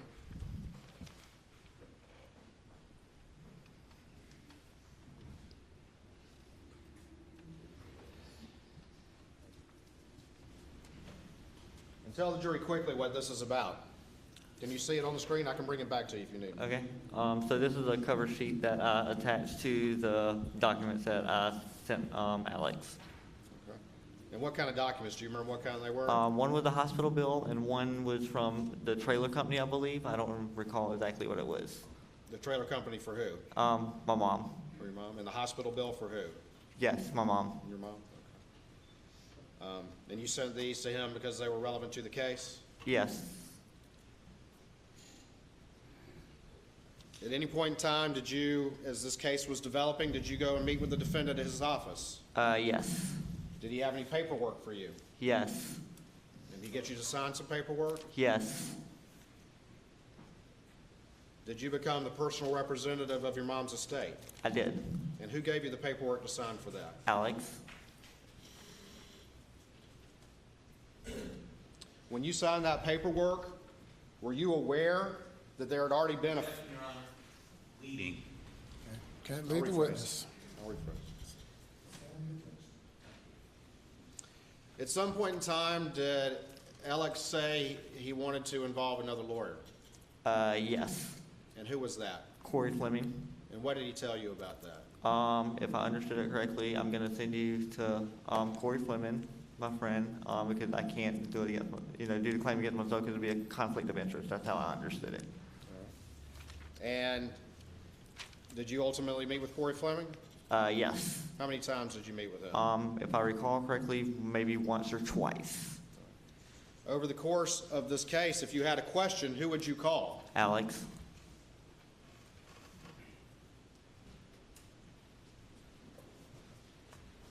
At some point, did the defendant, Alec, have a conversation with you about letting someone else be PR? Yes. And what was that conversation? That I should let somebody else be PR because based on he's a businessman and it would be hard for the insurance to go up against somebody like that. Okay. And who told you that? Alex. And what did you say to that? Yes. All right. And did somebody else get involved at this point? Yes. And who was that? The PR, Chad Wessendorf. At that point in time, did you sign any paperwork for him to become PR? I Chad? did. All right. And who brought you that paperwork? I believe I signed it at Alex's office or either I went to the bank. I can't recall. And at that point in time, were you aware of any recovery in the case? No.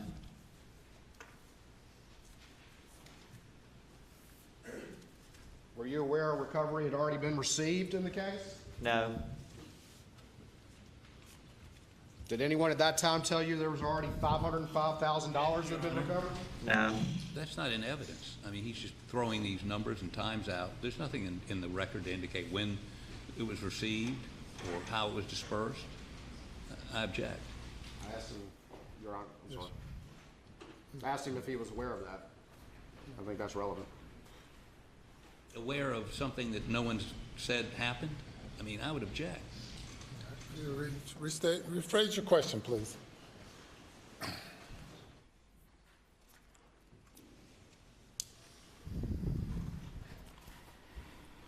Did Alec tell you there had been a recovery of $505,000 already in the case at that time? No. Did he ever tell you there had been a recovery of $505,000 at that time? No.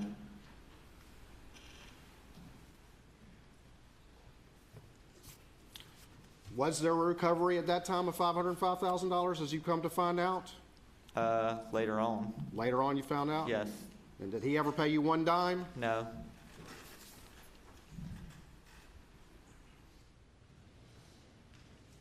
Who was the PR that the defendant talked to you about appointing instead of you?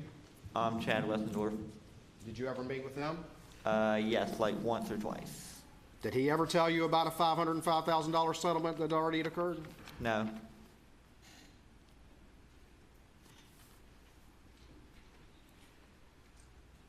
Did the defendant ever tell you that he also had a $5 million umbrella policy? No. Did he ever tell you that there had been a recovery against that? No. Did he ever tell you that there had been a recovery for $3.8 million against that? No. Did he ever pay you one penny of $3.8 million? No.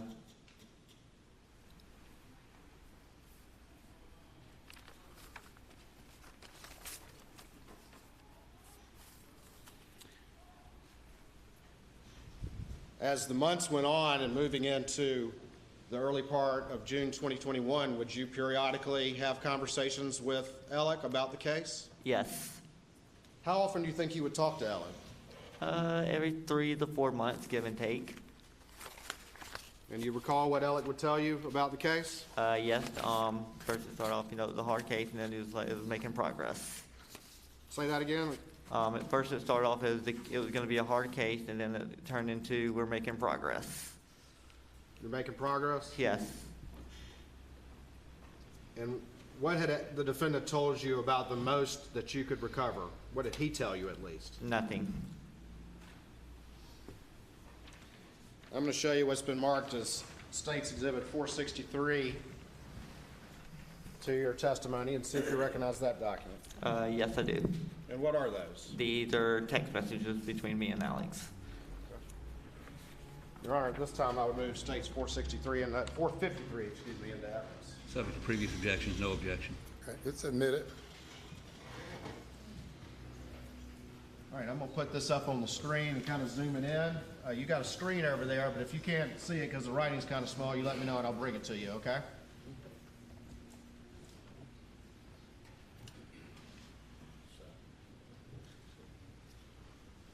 Do you recognize that's on the screen right now? Yes. And who is that text from? Alex. And who is it to? Me. And can you read to the jury what that text says? It says, "Hey man, just checking in, been working on case and made me think about you. Hope all is good. Call me anytime I can help." And what was the date of that text? April 12th, 2021 at 12:47. All right. I'm going to go to this next one. Do you recognize that text? Yes. And who is that from? That is from me to Alex responding to his text. All right. And read that text to the jury once you sent. That text says, "Hey man, I'm doing good. By the way, how's the case going? Just curious. But how are you?" I'll show you this next text. Do you recognize that? Yes. And who is that from? That is from Alex to me. All right. And can you read that to the jury? "Finally getting some movement. Still a ways to go. Doing good. Was just thinking about and thought I'd check in. Hope to see you soon." Still a ways to go is what he said? Yes. At that point in time, did he tell you there had already been 2 recoveries in the case? No.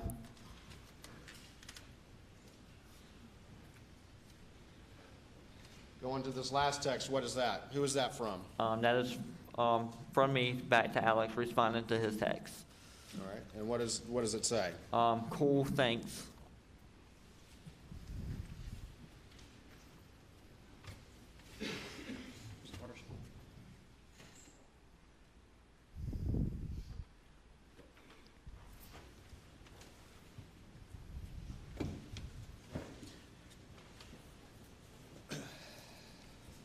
Hold on for me just 1 second.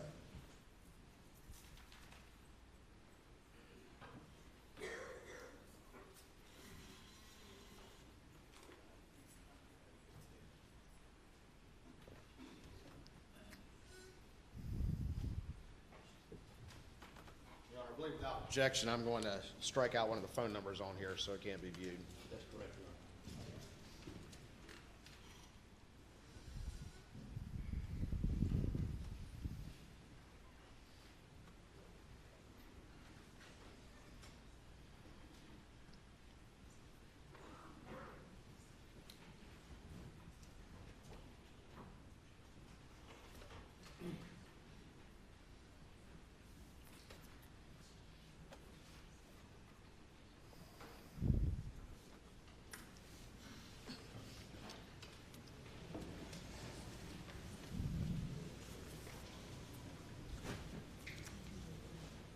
Around this point in time, as we're in the late spring of 2021, had you become aware of any media reporting about there actually being a settlement in your mother's case? Yes, somebody sent me a text or something saying a legal document, but I can't remember who sent it to me. All right. And you can't remember who sent it to you? Yes, that's correct. Did that cause you to reach out to the defendant and ask the status of the case? Yes. Do you remember roughly when that was? I believe in June. Okay. And do you remember if that was before or after the murders in this particular case?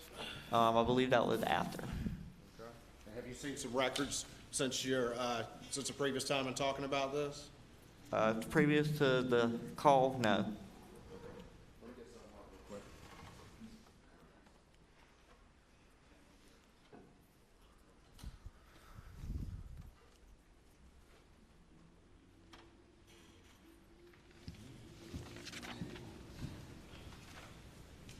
I'll show you what's been marked as 454 to your testimony. Is that some records you've been provided? Yes. And there's just some records of phone calls between you and Alec Yes. on June 22nd? Yes.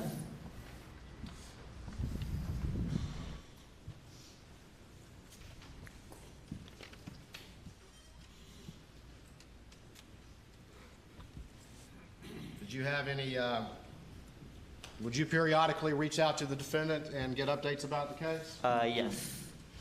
And you had family reach out and ask you to get updates because of reading things in the media, is that correct? That is correct. And you had conversations with him in June of 2021? Yes. You don't remember if those were before or after the murders? She already answered the question after June 7th. I would object to the leading question. I would object to the suggestion that he hasn't already answered that this occurred after June 7th of 2021. He's impeaching his own witness. I'm trying to impeach this witness. I think I'm establishing a point that's not in dispute. These records say what they say. I'm talking, I think he was prefacing that question with, you don't remember when you learned about it, sometime in early June. If he's conceding the witness said he didn't learn about it until after June 7th, we don't have an argument. He's already testified to that. Final speaking response. Your Honor, this witness has testified he had a conversation in June. He's testified in the spring of 2021 that he became aware of media reports and reached out to him. We've already seen some texts and we have some calls. I'm just following up on the fact that he had repeated communications with the defendant, asking him what is the status of my case, and was told as we move in time to the murders, oh, everything's fine, I'm still working on it. Objection sustained as to leading the witness. For thanking you. It's just a habit I got in and I can't seem to break it. I apologize. And by the way, if you'd ruled against me, I would still say thank you. It's just what I learned to do. I don't know whether it's an old-time thing or not. But I apologize. Thank you, Mr. Harper.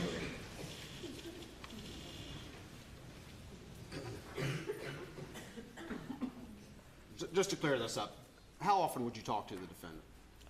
3 to 4 times a year, something I believe, I can't recall, every few months. Would you talk by phone or would you talk by text or both? Both. And when you would talk to him, would you ask about the status of your case? Yes. And each time you talked to him, what did he say? It was making progress.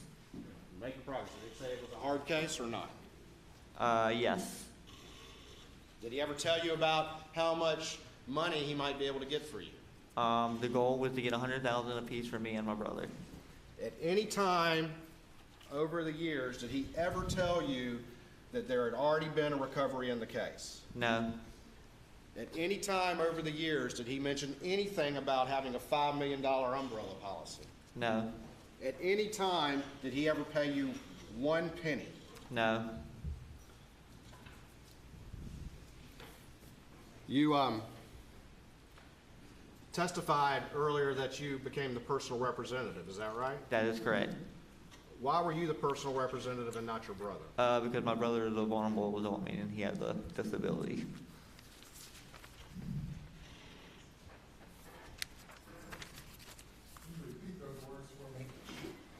That my brother, he's a vulnerable adult, so he's not able to function as a normal human being to be doing stuff like that. He's a vulnerable adult? Yes.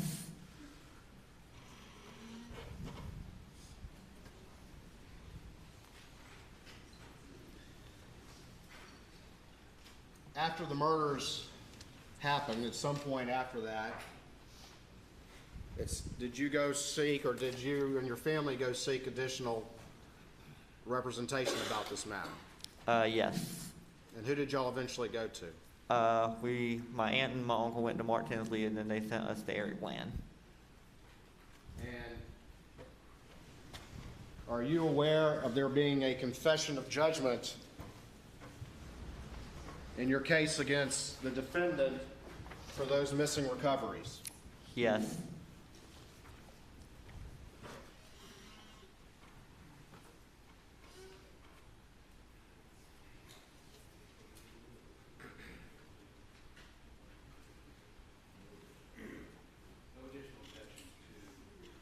This document. Sir. Your Honor, it offer states 352.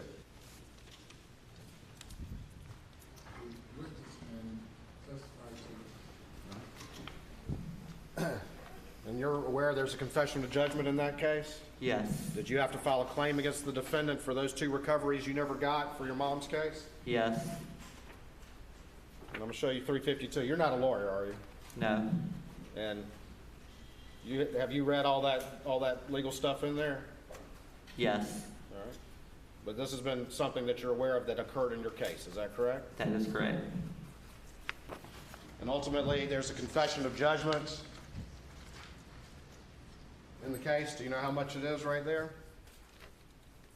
$4,305,000. All right. And is that for $3.8 million? For one of them? Yes. And for $505,000 for the other recovery? Yes.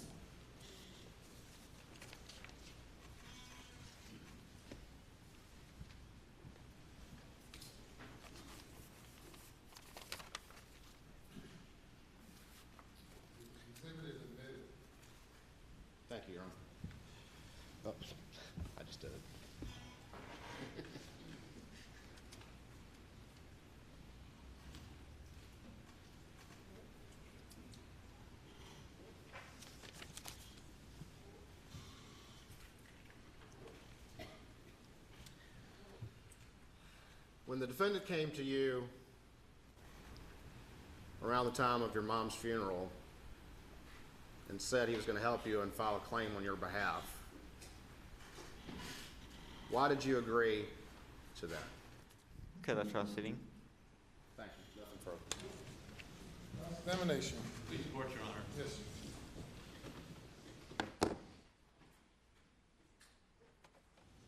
Your name is Tony. Yes, sir. May I call you Tony rather than Mr. Satterfield? Absolutely. You can call me Dick instead of Mr. Harbizian, and then we'll make this a little quicker. Between your name and my name, it might add a little bit to this cross. So let me ask you a few questions about your mother's death, and I apologize if in any way this brings back bad memories. I apologize. Y'all filed a lawsuit or made a claim against, I mean, basically Alec told you he would be the defendant. You'd be suing him, right? Yes. Okay. And it was based on some dogs tripping your mom as she was going down the stairs. Is that right? That's what they said, yes. Okay. But the only person that represented dogs tripped your mother going down the stairs was Alex, right? Yes. Okay. So without his assertion, I mean, if she just fell down the stairs, there'd be no lawsuit, right? I guess that's correct. Okay, I'm sorry, not a lawyer. You would accept my representations if she just fell down the stairs on her own. There would be no one to blame for that, right? All right. Repeat your question because I don't understand the question. It's okay. Strike it, withdraw it. It's going down a rabbit hole. Don't need to do that. So let me ask you this. During this process, your lawyer, for the record, he told you, was Corey Fleming, right? Yes. And that was your lawyer. Well, it was Alex Murdaugh. They were all a team. They Both were a a team. The person being sued, and Yeah. again, you're not sophisticated on this, was part of the team to get you a recovery. Yes. Okay. Now, there's a guy named Chad Westendorf. He was with a bank, right? Yes. And he was actually the PR. He took over, and it was his job to make sure y'all got your money, right? Yes. Did you ever meet with him? Yes. And what did he say? Like one time, it was just to sign some paperwork for him to be PR. Right. And did you ever call him and say, what's going on with my case? No. Did you ever call Corey Fleming and ask what's going on with my case? No. And let me make sure I understand your testimony. You got some notice of something in the paper, and at some point after June 7th, you had either a phone call or a text or an email with Alec Murdaugh asking him what's going on, right? Yes. Now, and again, we see a series of phone calls on June 22nd. Yes. Is Yes. that right? Where y'all are talking about this. Yes. But was there anything on June 7th or prior to June 7th where you accused him of anything? Prior to June 7th, no. Okay. Now, after you became aware of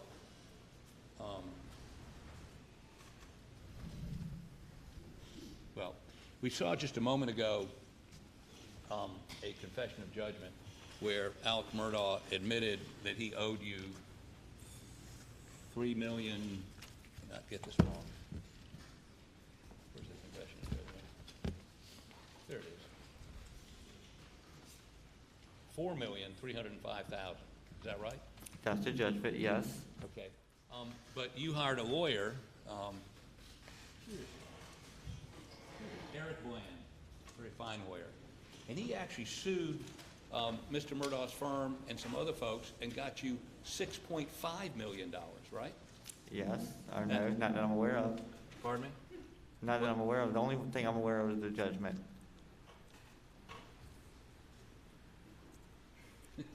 So Mr. Bland didn't tell you about the $6.5 million? Yes. Okay, I'm sorry. I just want to make sure history's not repeating itself here.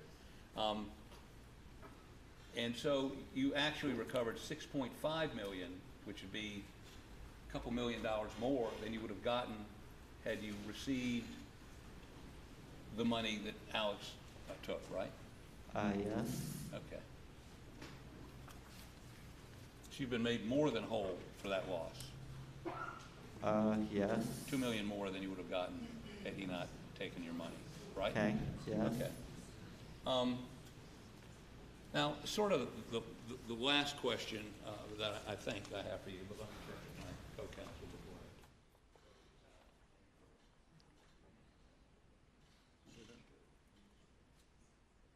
I. Well, one last question is this.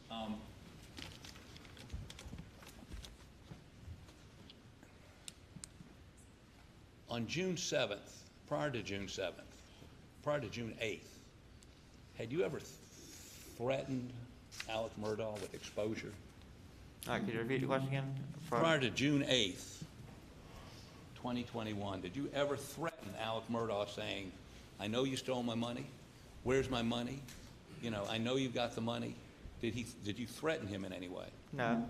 Okay.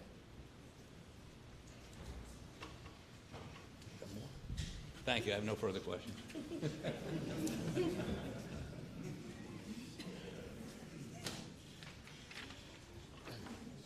Thank you. Going back to, excuse me, get the right exhibit.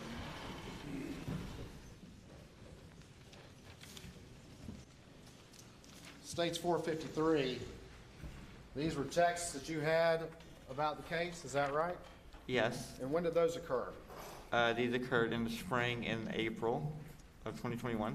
April of 2021? And there had been media reporting about there being a settlement in this particular case, even though you hadn't received any money? Yes. Did you have periodic conversations with the defendant over the course of time? Yes. And would you ask him about the case? Yes. And he would tell you what? It's a hard case, but it's a work in progress. After all this happened, have you come to find out that the defendant took all of your money? Yes. And that's what led to that confession of judgment? Yes. Did he, though, ever pay you 1 cent? No. You were asked about Corey Fleming, and I think you said they were all a team. Is that Yes. right? Yes. At its core, who did you consider was your lawyer for your mom's case? Alex. Thank you, Mr. Sackler. Nothing further. He may have one more question. Anything further? No, thank you. All right, you may step down, thank you.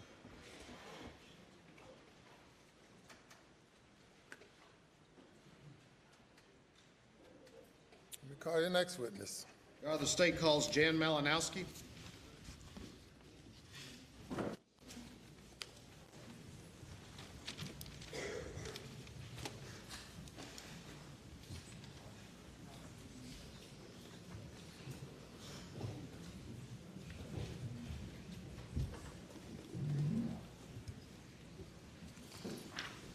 Raise your right hand, left hand on the Bible. Do you affirm the testimony about to give the court in this trial shall be the truth, so help you God? I do. Take a seat in the witness stand, please. Thank you. State your name again for the record. Spell your last name.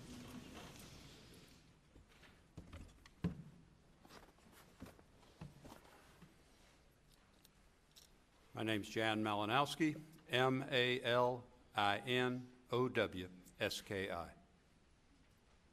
Mr. Malinowski, how are you doing today? Doing well, thank you. Good. Introduce yourself to the jury a little bit. Just tell them a little bit about yourself, kind of a little bit about your background and your career, and ultimately where you are now. I am currently the CEO of Palmetto State Bank, headquartered in Hampton. I work in the Beaufort office. Started banking career out of the Citadel in the late 70s. Went to graduate school at the University of South Carolina. Had a progression of jobs at larger banks, Wachovia Bank and Trust, Barnett Banks of Florida, First Union Bank, and then in February of 1991, I joined Palmetto State Bank. Okay. And Palmetto State Bank, so you've been there since 1991? Yes, sir. And what roles have you served at Palmetto State Bank over the years? Principally in charge of both of our branches. We have two branches in the Beaufort area, one on Ladies Island and one in the Burton, which is west of Beaufort. And that's been primarily my focus on a day-to-day basis, but I do have other responsibilities inside the company. Okay. And your primary focus has been on Beaufort. Over here recently, has your duties or your role expanded? It has. And what is your current duty right now, or your I'm current the title? Chief Executive Officer, The CEO. Okay, and when did you become the CEO of Palmetto State Bank? April of last year. April of last year? Yes. Would that be 2022? Excuse me, August of last year. I'm sorry. August of last year. 2022. Yes, sir. Who was the CEO prior to that? Russell Lafitte? We'll talk more about that in a bit. Tell me a little bit more about the governance of the bank. Is there a board of directors? There is And how many people are on the board of directors? currently 8. And is there a executive committee of board of directors and other senior leadership at the bank? There is. And can you describe that for the jury, please? The executive committee today consists of our chairman, Becky Lafitte, Norris Lafitte, Liz Malinowski. I'm on the executive committee, and Gray Henderson is on the executive committee. All right, but describe to me how that works. What's the purpose of the executive committee? The executive committee is charged with typically making the senior decisions, management, upper management decisions that affect the day-to-day operations of the bank. And let me ask you this. As far as giving loans, are there levels of authority for different officials in the bank, and does that sort of graduate depending on the amount? That's correct. Can you explain that to the jury? Throughout the bank, we have a number of loan officers, each of whom is granted a certain level of lending authority, which is approved annually by the board of directors. Any loans made, single loans above their lending authority or above their limits would then go to 2 executive officers, either myself or Ms. Henderson, to be approved or denied within our level of authority, which is up to $1 million. And then if for any loan, single loan or relationship from $1 million to $1.5 million, both she and I would have the approval authority, and anything above $1.5 million up to $8 million currently goes to the executive committee for approval. With those levels of authority, still, if you have large loans with a particular customer or just typical client, are those the kind of things that might be discussed and updated in board meetings and executive committee meetings? Executive committee meetings first, and those would be minuted in the executive committee minutes, and then elevated to the board, and periodically there'd be board discussions, yes. Let's talk a little bit, and going back to September 2021 and before, and just want to talk a little bit about the bank then. Your primary focus in the bank was where at that period of time? Buford. All right. And was there another sort of hub of focus in the institution? Well, Hampton is our main office. Okay. It's the largest branch among the 7 branches. Back at that period of time, September 2021 and prior, explain to me how those 2 hubs work, and just generally how the bank operated in practice in that regard.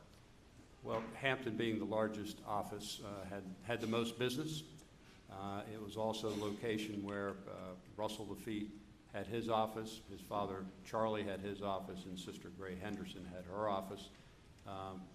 Largely, I was focused on the activities in Buford, as I said earlier. Did the bank have kind of a decentralized functioning, that Hampton kind of did its thing and Buford did its thing to some extent? Yes, sir, to some extent. And was the defendant a customer of the bank? Yes, he was. And was he more in the Hampton side of things or the Buford side of things? Hampton. Did the defendant have a particular banking relationship with one particular official at the bank, or former official? Yes, Russell Lafitte. Russell Lafitte?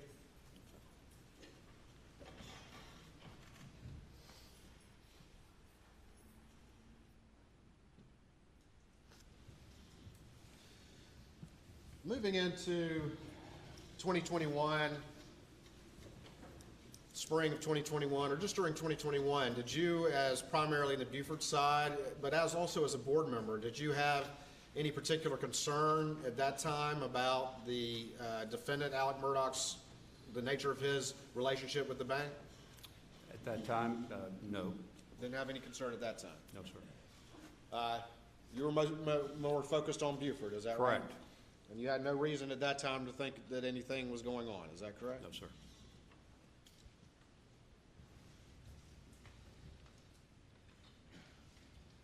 At some point in time, did you become aware, obviously, of the murders of Maggie and Paul Murdaugh? Yes, sir. After that happened, did you personally, did you have any particular concern about the defendant and any loans he owed to the bank or anything about like that at the time? He had significant loans with the bank. The murders were obviously traumatic and tragic. And the board and executive committee did bring up Mr. Murdaugh's relationship with the bank.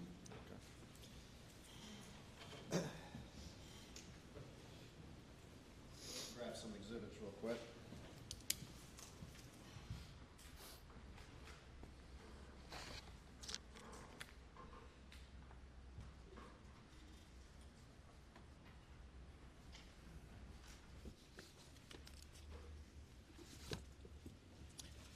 I'll show you what's been marked as Exhibit 355 to your testimony. Let me show it to the defense counsel real quick.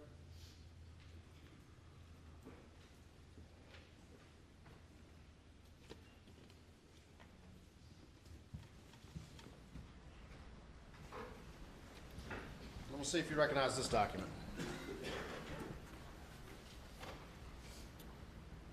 It's the minutes of a Board of Directors meeting of Palmetto State Bank, Tuesday, July 20th, 2021. All right. And who was the secretary for those minutes? Ray Henderson. All right. And just quickly tell the jury what minutes of a Board of Directors meeting are. What do those mean? The minutes should memorialize the discussions of the board members across any number of topics, loans, operations of the bank, any other topics of interest. Okay. And just look at that real quick. That's on what date? It's the meeting of July 20, 2021. July 20, 2021. And I looked through there real quick, and was there any discussion or any mention of any discussion of any loans with the defendant, Alec Murdaugh? No, sir, there are not. Okay. Your Honor, at this time I would move, I believe without any additional objections, State 355 into evidence. No other objections. It's admitted.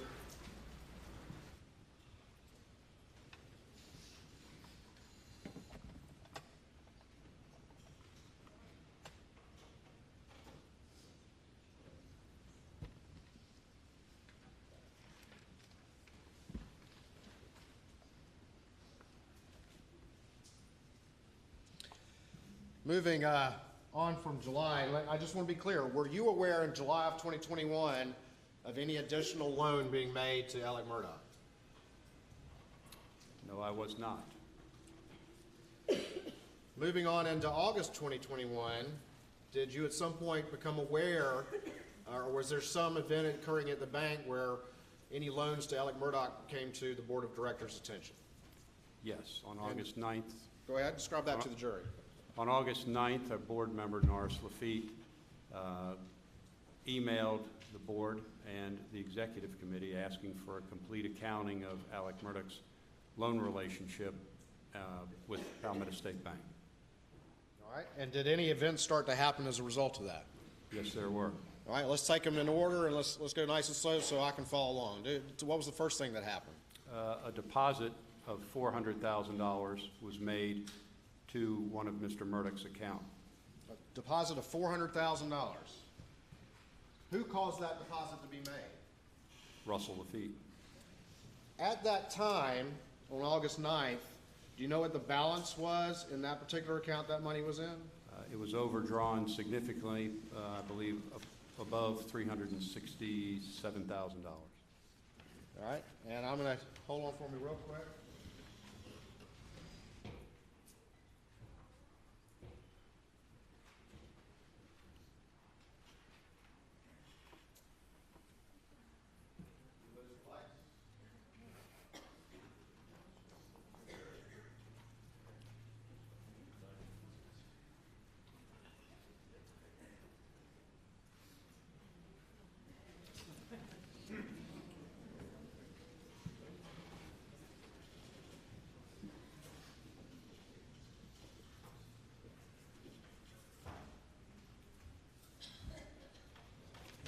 All right, thank you, Judge. State 356, I'm going to show you this document, see if you recognize this. This is is a copy of an account statement, page 2 of an account statement, of account number ending in the 4 digits 6092 of Richard Alexander Murdaugh. All right, and can you tell me on August 6, 2021, what the balance was in the defendant's account at Palmetto State Bank? On August 6, 2021, the balance was a negative $347,784.67. Had the bank continued paying expenses for Alec Murdaugh from June 7th to this date to the tune of $347,000 in money he did not have? Correct.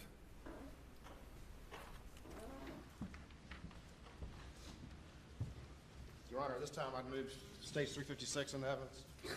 No additional objections, Your Honor. It's admitted. So right here, what date is that? August 6, 2021, We'll go up to the top. What's the name on this account? Richard Alexander Murdaugh.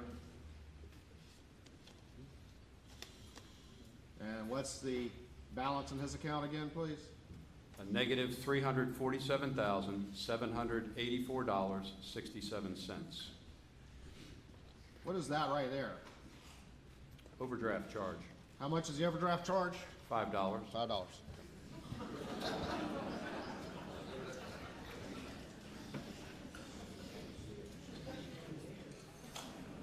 Is that typical policy for a bank to pay overdrafts over the course of a month for $347,000?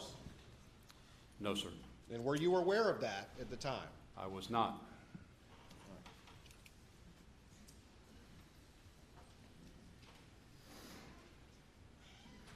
What is this right here? This transaction, what's the date on it? August 9th, 2021. And what is that right there? That's a deposit of $400,000. Okay. And is that what you were describing was the first action as a result of one of the board members inquiring about the status of Richard Alexander Murdaugh's accounts with the bank? Yes, sir. And who caused that deposit to be made? Russell Lafitte. And what was the source of those funds of $400,000? It was a debit to an account or general ledger account called Loans Not on System.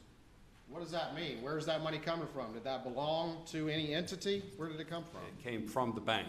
From the bank. At that period in time, was there any loan application in existence or any sort of paperwork to justify that $400,000? No.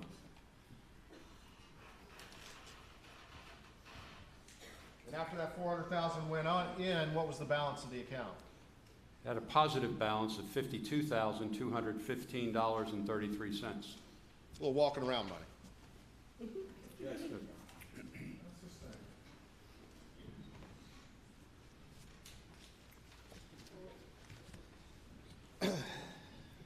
When that deposit went in, were you aware of a deposit of $400,000 going in at that time? At that time, no.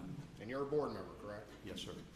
All right, that was the first action. What else occurred, if anything, as a result of an inquiry being made about the defendant's finances? There was a flurry of activity inside the Hampton office to create loan documents. To create loan documents? Yes, sir. To create loan documents after the fact? Yes, sir.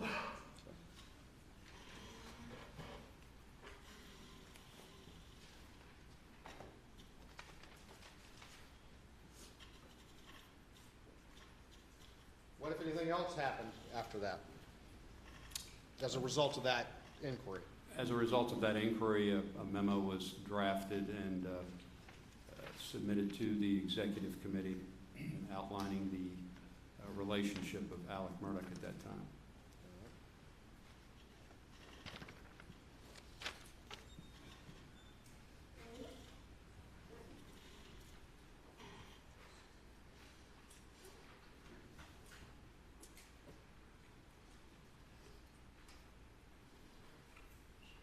Hold on 1 second. I'll try to knock out two at once.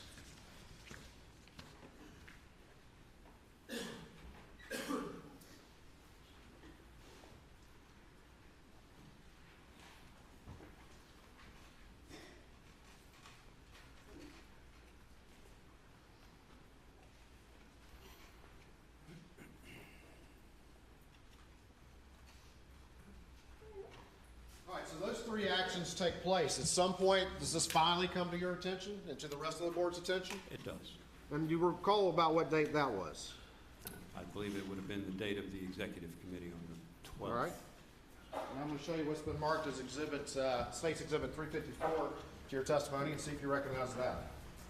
These are minutes of the executive committee that took place August 12th, 2021. All right. And then reviewing those, are they generally accurately reflect what y'all talked about at that executive committee meeting? Yes, sir. And is there any reference or discussion of the defendant, Richard Alexander Murdaugh? There is.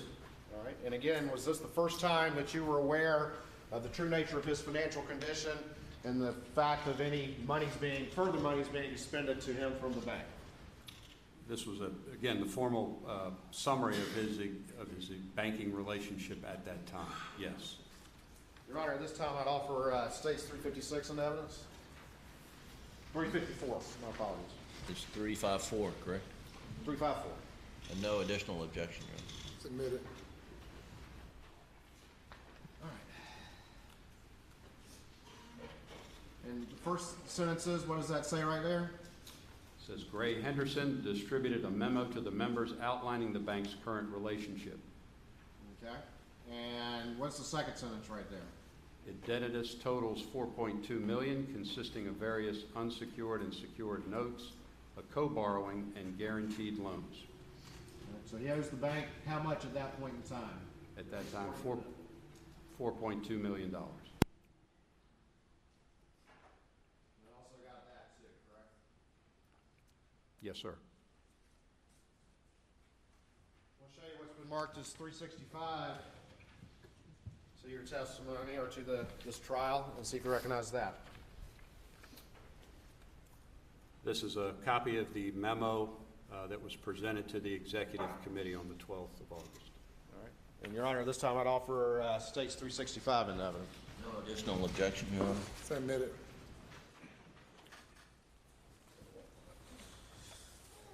And this is that memo you were talking about that was prepared? Yes, sir. All right. And does this kind of set forth some of the debts and obligations that were owed by the defendant at that point in time? It does. All right. And in that second sentence, what is that total amount? He currently has total principal balance through family, et cetera, of $4,219,623.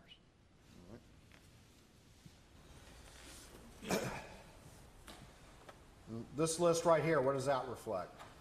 It lists all the loan numbers, the principal balances, and the collateral if they were secured.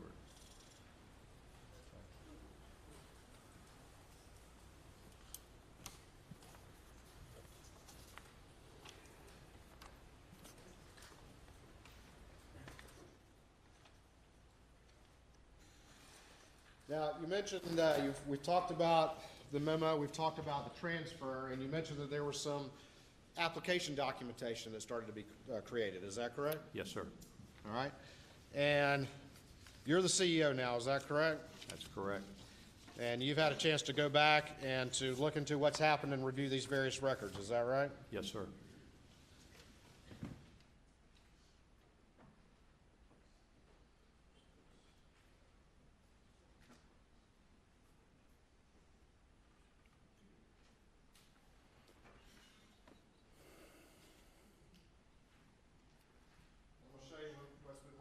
Is Exhibit 362 to your testimony and see if you recognize this document.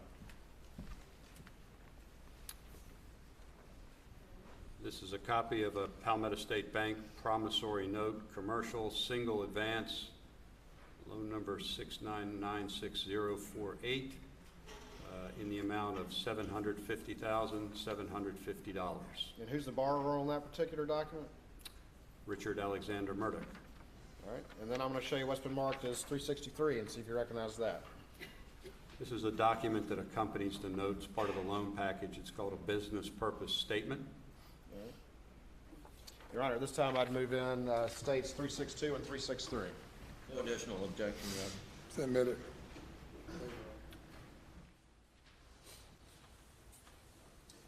All right, let's take a look at this document real quick. This is 362.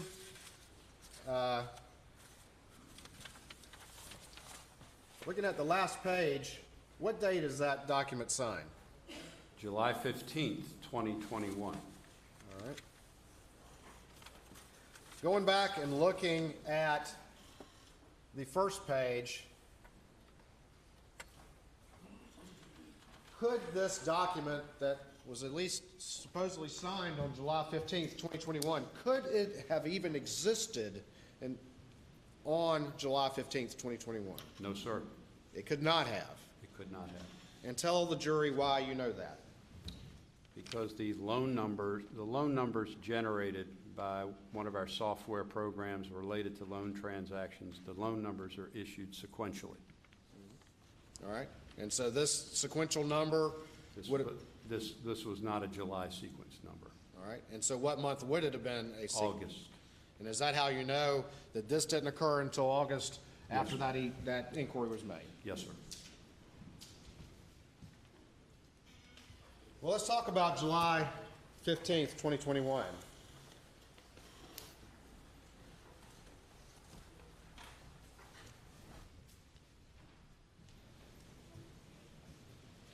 As things have come to light and you look more into this, did it come to your attention as to why these documents would have been backdated to July of 2021? Yes, sir, because there was another subsequent transaction. All right? And what transaction was that generally? It was a wire transfer. Okay.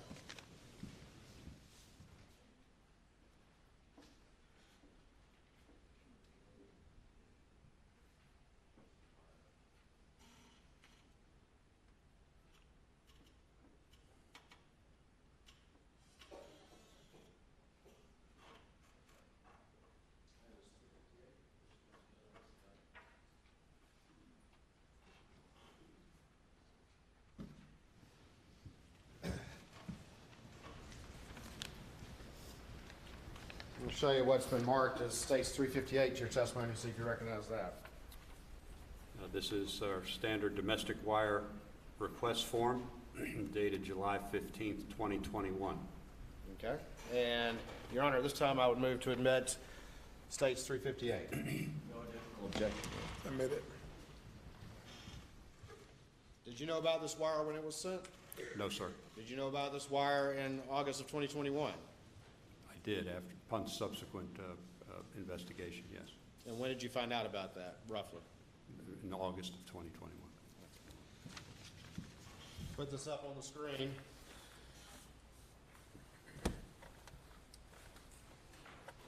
What's the date on this wire? July 15th, 2021. And where does this wire go? It goes to the Wilson Law Group LLC IOLTA account.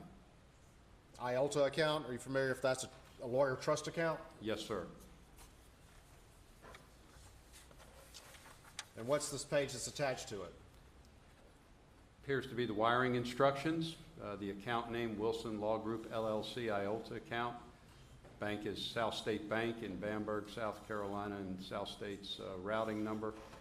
Contact information is Chris at wilsonlawgroupsc.com, Gail at wilsonlawgroupsc.com. And what is the source of funds for this $350,000? Again, it's the bank's internal account, general ledger account, loan not on system. Loan not on system. It's bank money. Yes, sir.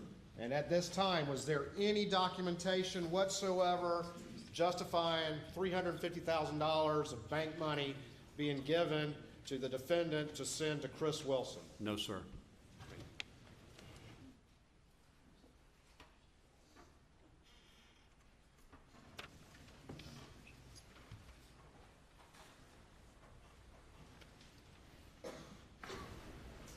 When you had a discussion at the board meeting in August of 2021, were there any representations made to you about the purposes for some new loan to Alec Murdaugh?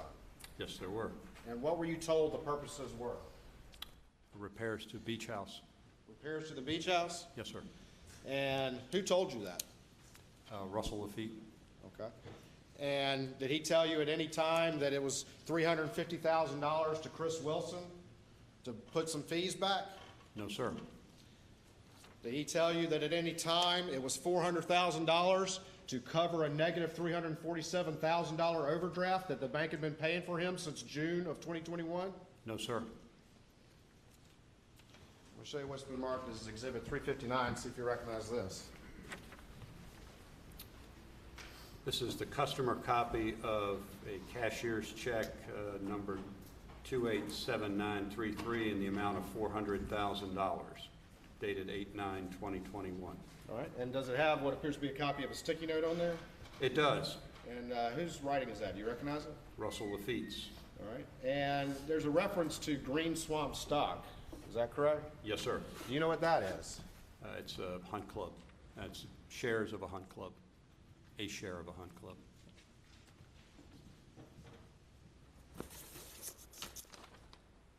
I'm going to show States 363 up on the screen, and I showed you this previously, but what is this document? That's the business purpose statement. All right. And what does it say? Is this for that loan in which the application is being drafted after the fact? Yes, sir. And what does it say the purposes are? Purpose is investment. All right. And what, again, had you been told as a board member was the purpose of this supposed new loan? Repairs to the beach house. As you've come to review all of this information, was any of that $750,000 used for any repairs to the beach house? To my knowledge, no. And when it's $750,000, we're talking about the $350 of the wire to Chris Wilson, correct? Yes, sir. And then the $400,000 to cover the overdraft, and then a little bit. Yes, sir.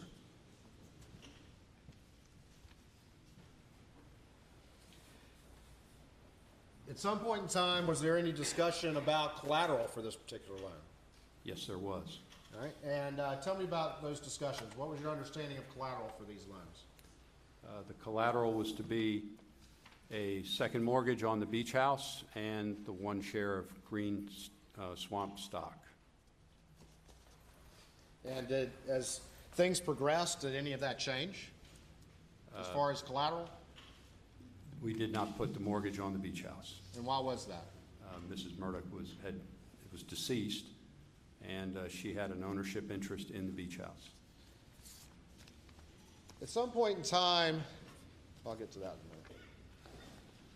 So ultimately, this particular loan, did it have any collateral at all? Nominally, the Green Swamp stock. And why do you say nominally? It had been cross-collateralized to other loans. In your experience as a banker, is it common or usual to provide a new loan to cover an overdraft like was done in this case?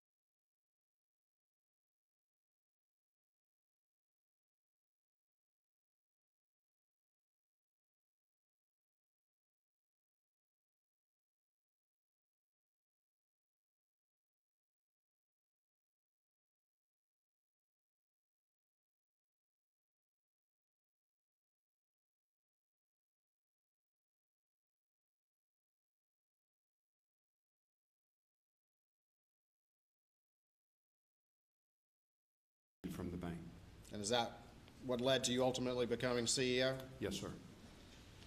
In the course of your review as CEO of what had been going on at your institution, did you become privy to information that Russell Lafitte had been converting trust account checks from PMPED made out to Palmetto State Bank? Yes, sir. And that those checks had been converted, that those were client money checks and had been converted for the benefit and for the personal use of the defendant? Yes, And is that practice improper? it is.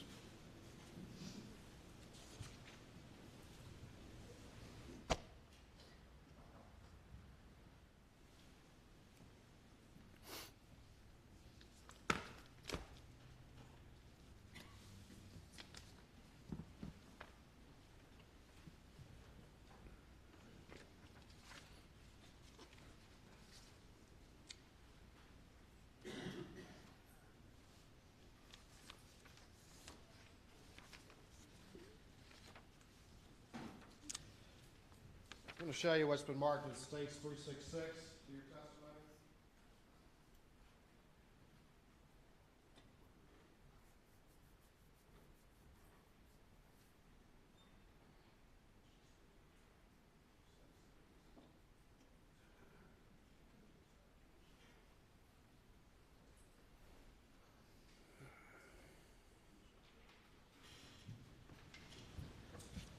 See if you recognize this document.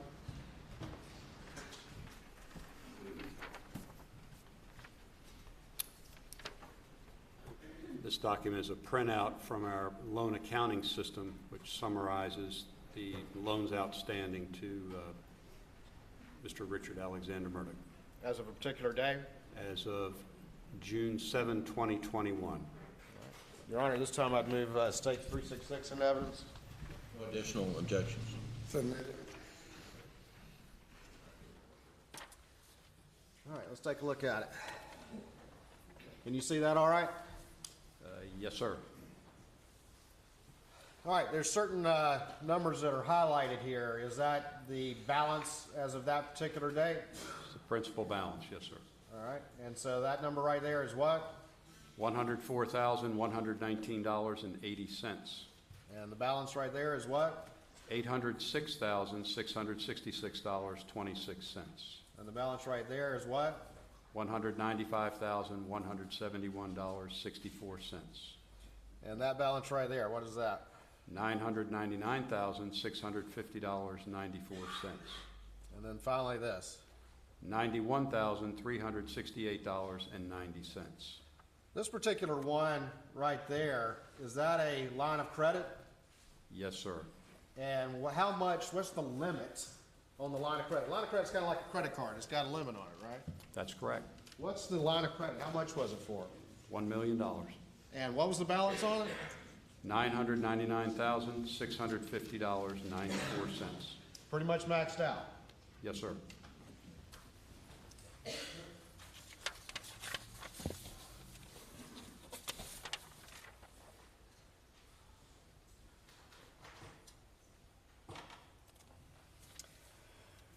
Going back to States 365, we've got this one right here. What was the balance on that one with this memo that was prepared around August of 2021? That loan balance is $599,400. And was that also a line of credit as well? It was. And what was the limit on that line of credit? I believe $600,000. So that one was pretty much maxed out too, correct? Yes, sir.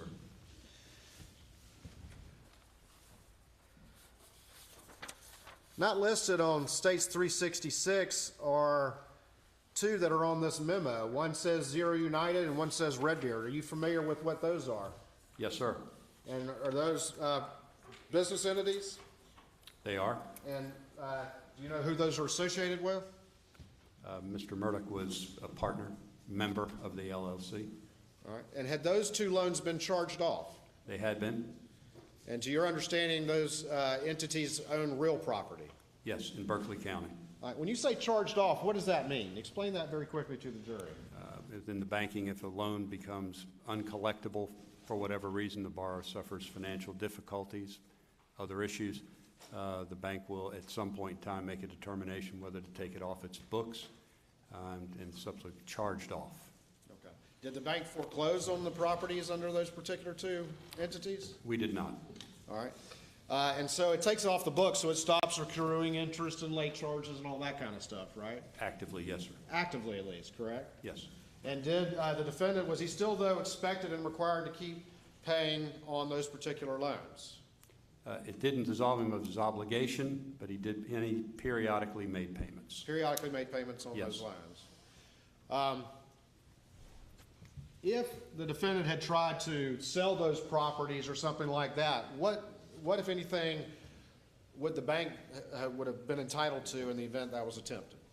We would have been entitled to the outstanding principal balance at the time, plus lost interest and any late fees and charges. All right, so that would have to be applied against any sale price before those things could be, that property could be sold, correct? Yes, sir.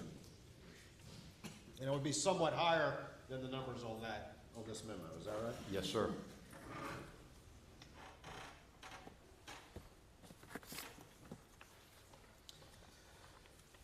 One of the things on here is this particular loan right here. And what is that for? A house in Edisto. And in April 2021, was there any sort of thing going on with that particular loan that needed to be addressed? The loan had matured. It had matured? And explain to the jury what that means. At that time, the balance of the loan, the note itself had reached its maturity date, and the borrower would be required to, the bank and the borrower were required to come together and determine what they wanted to do, either renew it, extend it, whatever. Right, and it had not been paid off, correct? It had not been paid off, no. Since it matured, it either had to be renewed or paid off, correct? Yes, sir. And because of that need for a renewal, had an appraisal been sought in April of 2021? Yes, that's my understanding. All right, let me show you the exhibit. You need to show it to defense counsel.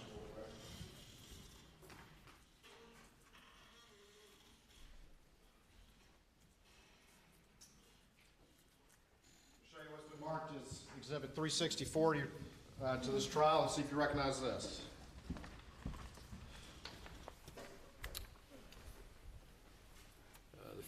Top page is an email from Chastity Malfris to Charles Lafitte III, who is the bank's appraisal officer, regarding an appraisal request for 3606 Big Bay Drive, Edisto. Is that the Edisto house we're talking about? Yes, sir, it is. All right. And is this, and that's the appraisal request form underneath it? It is? Okay.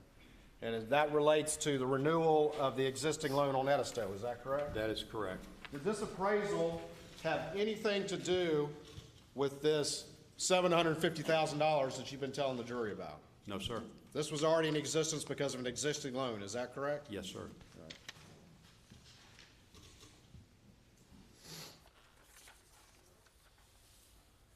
And Your Honor, this time I would offer States 364 in evidence. No additional objection. Your Honor. Submit it.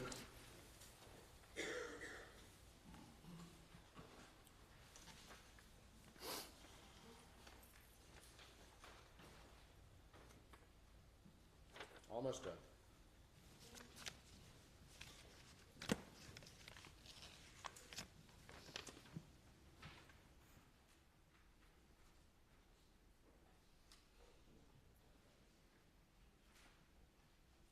Real quick, one I forgot, States 360. We'll show this to you real quick, and then we'll get to the beginning of the end.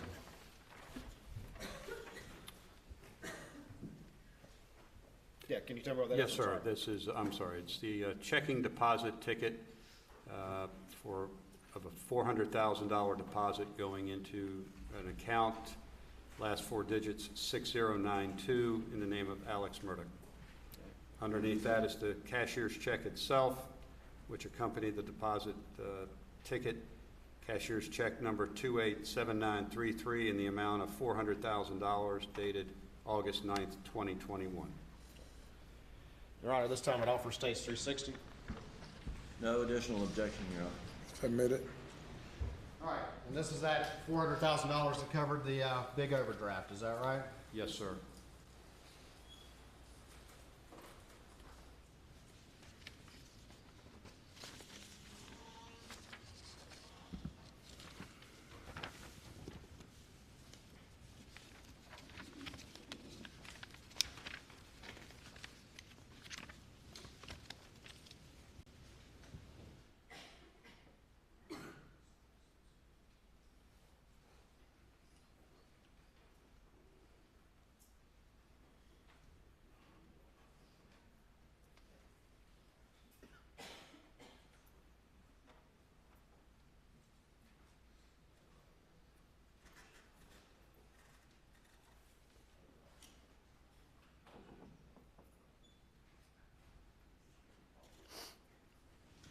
All right, I'm going to show you one last series of documents here, one at a time. Show you first what's been marked, has not been marked. Show you what's been marked as States 367, and is that a statement balance for an account in the name of Alec Murdaugh? It is. It's Alec Murdaugh, farm account, account number 1646. All right, and on June the 7th, 2021, can you tell me the balance in that account? The balance of the account is a negative $2,458.23. Okay. Your Honor, this time I'd move to admit States 367. No additional objection. Submit it. I'm going to show you what's been marked as 368 and see if you recognize that document. It's a copy of an account statement for account number 6092 in the name of Richard Alexander Murdaugh. All right. And can you tell me what the account balance is on June 7th, 2021? On June 7th, the balance in the account is $2,185.23. All right, Your Honor, this time I'd move to admit States 368. No additional objection. Submit it. I'm going to show you what's been marked as States 369, excuse me, and see if you recognize, or you can tell me what the balance, what that document is. If I can get a question out eventually. This is the account statement for a health savings account. Last four digits, 3094, also in the name of Richard Alexander Murdaugh. All right. And can you tell me what the balance of that was on June 7th, 2021? On June 7th, it would be $7,540.61. And that's a health savings account? Yes, sir. Can that be used for any expenditures, or is that limited, is that a special type of account that's limited to medical expenditures? It's a special account, generally limited to medical expenditures. Your Honor, this time I'd move States 369 into evidence. No additional objection. Submit it. I'll show you what's been marked as States 370, and see if you can tell me what that particular document is. Another account, copy of account statement. This one is the last four digits, 6649, in the name of Alex Murdaugh. All right, can you tell me what the balance is on June 7th, 2021? The balance on June 7, 2021 is $62,115.06. And then finally, I've got a set of documents. And Your Honor, real quick, I'll move States 370 into evidence. No additional objection. Submit it. All right, last one. Can you tell me what that particular document is? It's a copy of an account statement, number 5109, in the name of Margaret Maggie Murdaugh. All right, and just real quick, for the record, I'm having you look at States 371. All right, could take a look at it again. Same account number, Margaret Maggie Murdaugh. All right, and just go back, can you tell me what the account balance is on that particular account, at least as of, go back to the first one, June 24th, 2021. June 24th, 2021, the balance was $23.97.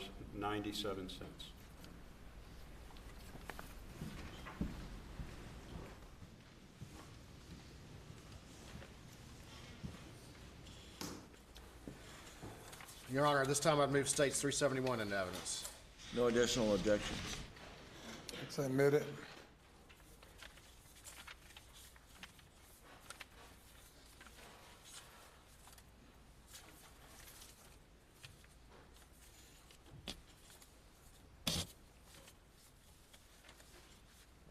almost done.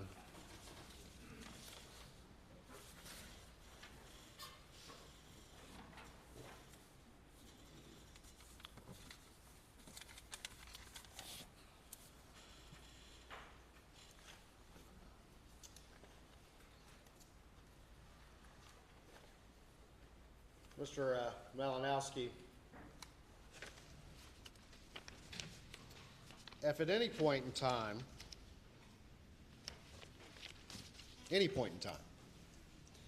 if the bank over the years at any point in time had become aware that Alec Murdaugh was having a bank official take client trust money checks and convert them into cashier's checks and other transactions for his own personal use, what would have happened? Certainly would have a significant conversation in the bank, and we would ask the bank official to stop doing that. All right. And what would have happened if you uncovered that the defendant, Alec Murdaugh, was stealing client funds through that method? That would have certainly affected his borrowing relationship with the bank and any other relationship he had with the bank. Would they, if you found out the defendant was stealing, would you loan another dime to him? No, sir. If you found out that the defendant had created a fake business account in the name of a legitimate entity and was routing and stealing client money through that account and converting it to his own personal use, at any point in time, what would have happened with his relationship at the bank? It would have ceased. Would the bank have loaned him any more money? No, sir. If the bank found out that the defendant had been forced to resign or been fired from his job, what would have happened with his banking relationship? Would the bank have loaned him any more money after that? No, sir. If the bank had found out at any point in time that he had been disbarred, what would have happened to that banking relationship with that defendant? It would have ceased.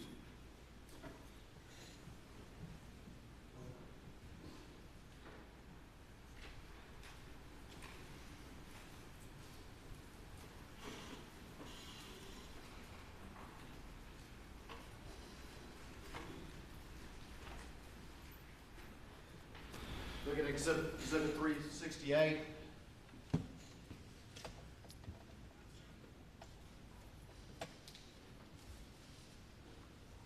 What account number is that? What's the last four digits of that account number? 6092. And on June 7th, what's the balance? $2,185.23. Looking at Exhibit 356. What's the account number? 6092.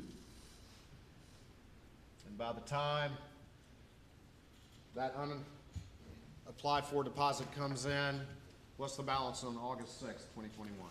On August 6, 2021, the balance is a negative $347,784.67. Hold on for me 1 second.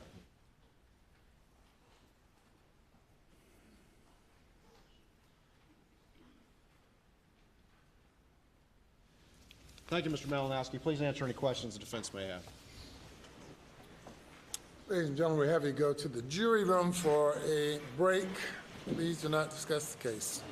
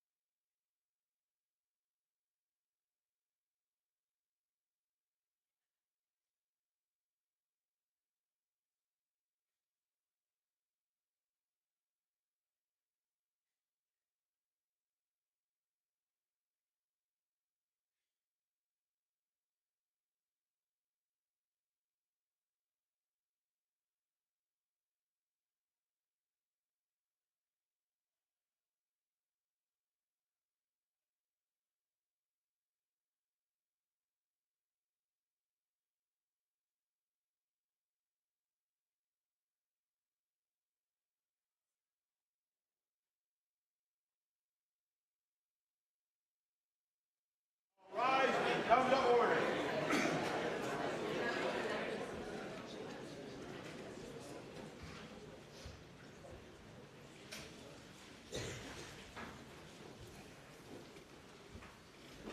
Please be seated. Your Honor, Yes. we have a matter that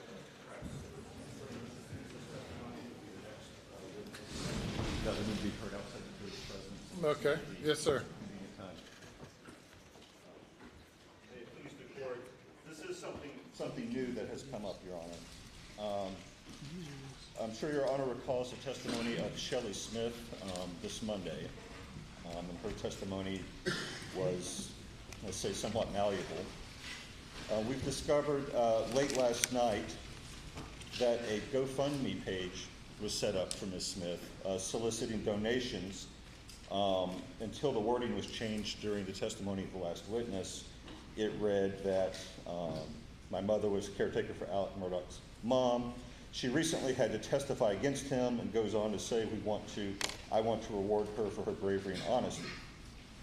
The very first donation made on this GoFundMe page, which was made shortly after it first went up last night, was made by attorney Mark Tinsley, who paid her $1,000, presumably following the description of this in consideration of her testimony. And Your Honor, I have, if you want, printouts of the screenshot showing that. Shortly after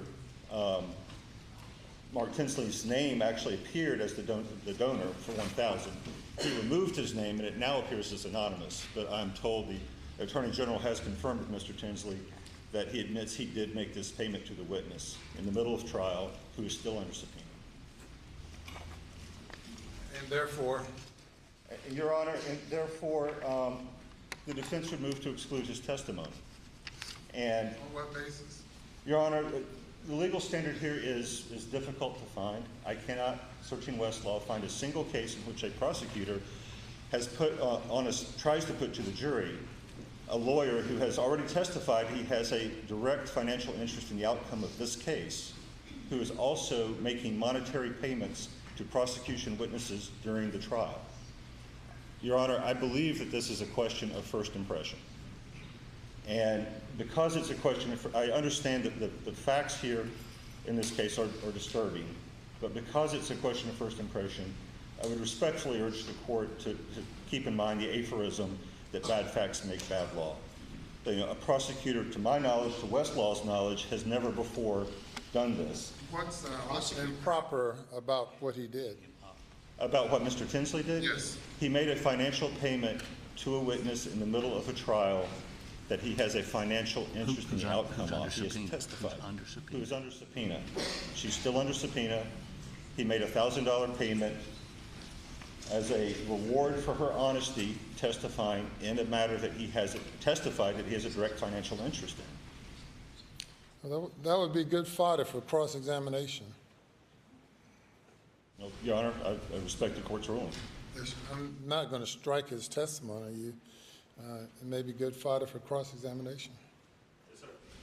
Thank you, Your Honor. Yes. One other issue, given the testimony in the in-camera proceedings, we would ask that he be precluded from offering testimony about focus groups on the verdict for the beach matter, speculation about fixing a jury in Hampton County. These matters don't go to the motive purpose that his testimony is being offered for, and would be prejudicial. Well,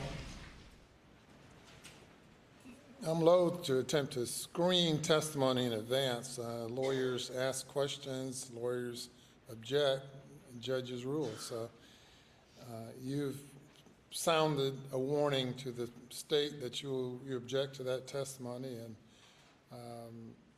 if such a question is asked and an objection is made, then I will rule on the objection. Yes, Your Honor.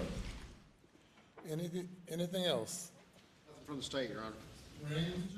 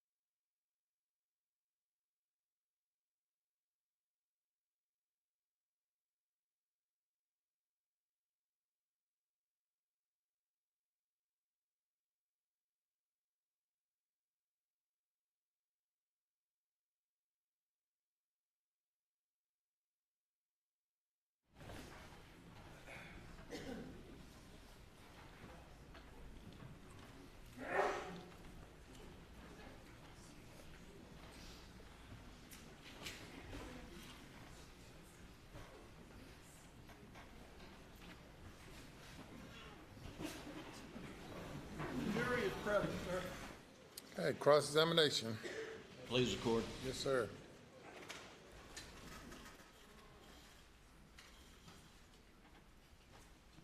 Good afternoon, Mr. Malinowski. Mr. Riven. The $750,000 loan that was made in July of 2021, that was approved by 3 members of the executive committee, was it not? Yes, sir. And the 3 members that approved that loan were Mr. Charlie Lafitte, Mr. Russell Lafitte, and Ms. Gray Henderson. Is that correct? That's correct.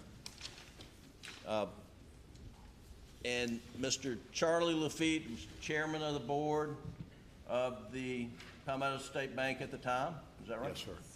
He's the largest shareholder of Palmetto State Bank? Him individually, no. He wasn't the largest individual? Nope. Did he own 30% of the bank? Not individually, no. Okay.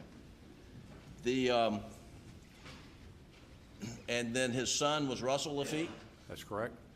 and his daughter was Gray Henderson? Correct.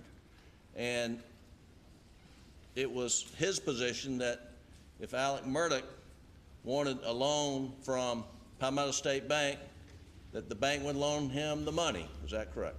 That was his opinion. And Alec Murdaugh was a member of PMPED law firm. You're aware of that at the time? Yes, sir. And PMPED law firm was one of the most, largest customers of the bank. It was a large customer of the bank. And the partners in the firm all had banking relationships with the bank, correct? I'm aware that many did, yes. And oftentimes when members of the law firm had clients who needed to borrow money before they got recoveries in their case, the partners from the firm would send them to the bank, and the bank would loan money on future recoveries. Are you aware of that? Yes, I am. And so the firm was good business for the bank. It was a good customer. And the bank, in turn, provided good services to the members of the firm. Yes, sir. And if it meant, getting a loan in a rush without having all the I's dotted and the T's crossed, that would happen. Isn't that right? Not to that magnitude, no. Well, it certainly happened with Mr. Alec Murdaugh in July of 2021, right? I believe in August of 2021. Well, the loan was made, the money was provided to Mr. Alec Murdaugh in July of 2021, right? $350,000 was provided with that wire transfer I subsequently in knowledge of. And the documentation was essentially loan not on the books, or what's the acronym? Loans not on system, LNOS. Right. But it's a loan, it's just not on the system. It's an advance from a general ledger account. To be documented as a loan down the road. One would hope, yes, sir. And that's what happened here Eventually, in August. in August. Now, Alec didn't work for the bank, did he? No, sir. He didn't represent the bank, did he? To my knowledge, no. He was just a good customer of the bank, is that right? Yes, sir. And the bank treated him like a good customer because that was in the bank's interest. Yes, sir.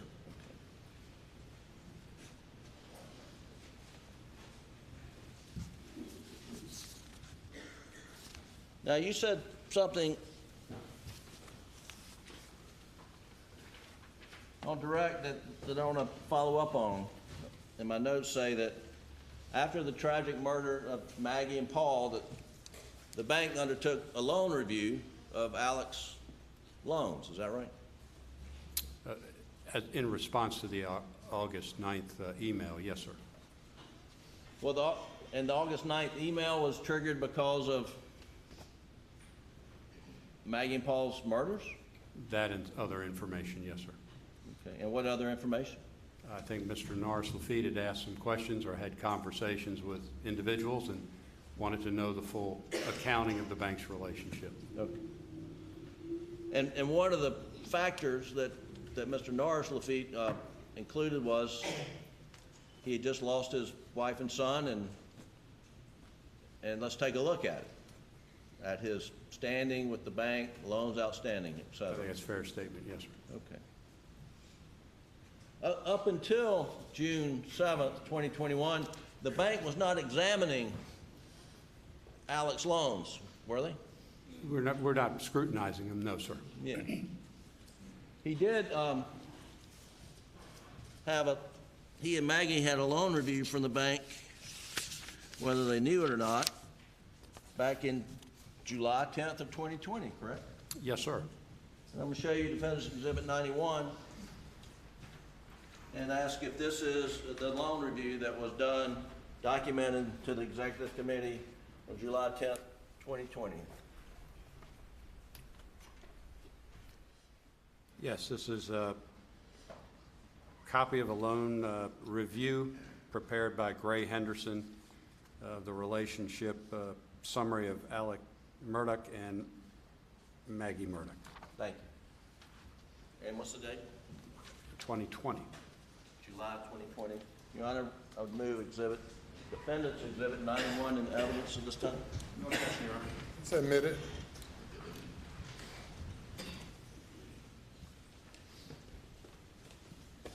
Just put the front page up there. And so, Doug, go down so we can see keep going. There you go. So to the Executive Committee on July 10th, 2020, who was on the Executive Committee with the bank?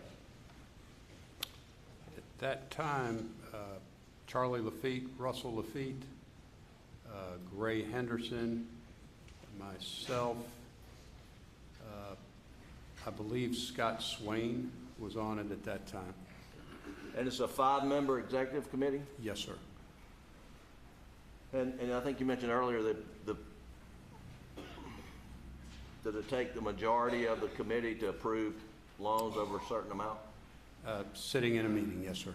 Excuse me? In a meeting, yes, sir. Okay.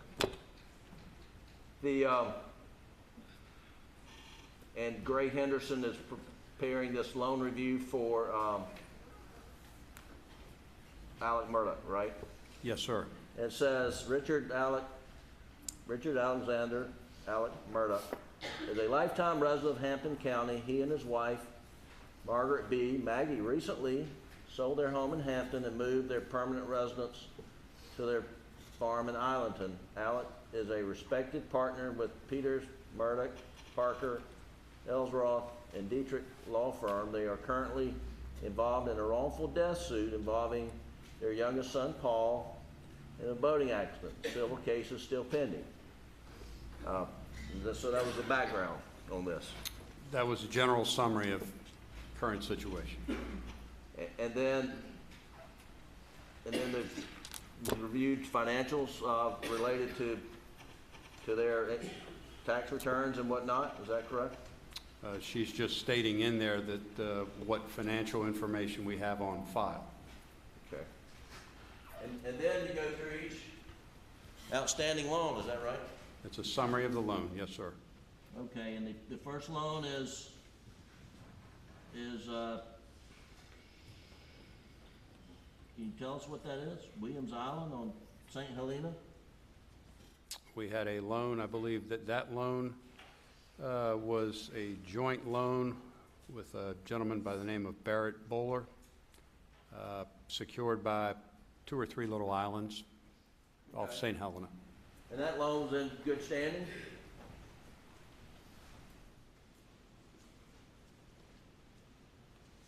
Says all payments made as agreed, yes, sir. Okay.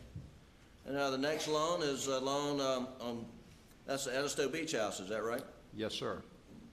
And here it says that the home appraised for $440 in February of 2016, and current balance on the note was $206,000. This is in July of 2020. Is that right? That's what it says, yes, sir. And it says they've been 30 days late 3 times. I think that's what it says. Yes, sir. I guess if you go over 30 days on your loan payment, that's a strike against you when It gets noticed. it gets noticed. But that house at Edisto, the bank had a mortgage on it dating back at least for some time, right? Yes, sir. And you know it recently sold, Yes, that sir. house. And do you know the sale price? I think it was just below $1 million. Okay. So the bank's in a pretty good position here in July 2020 with $200,000 on what sold a couple of years later for $1 million, right? Oh, many years later, but yes. How many years later? Well, I think it occurred in 2022, and this is in 2020. 2 years then? Two Go with years. that? Yeah, I'll go with that. Is too many? In the real estate market, 2 years can Right. be a long time. All right, then the next loan is first mortgage on, I don't know what you're doing there, Doug. It's on 856 acres and the second mortgage on 914 acres. That's the Moselle property, is that right? Yes, sir. And what's the outstanding balance of that loan?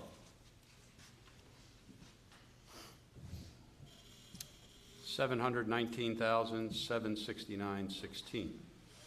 And what kind of value do you have there? Good value in it. If the appraisal is $3.3 million. Now, you know there's a contract on that property today?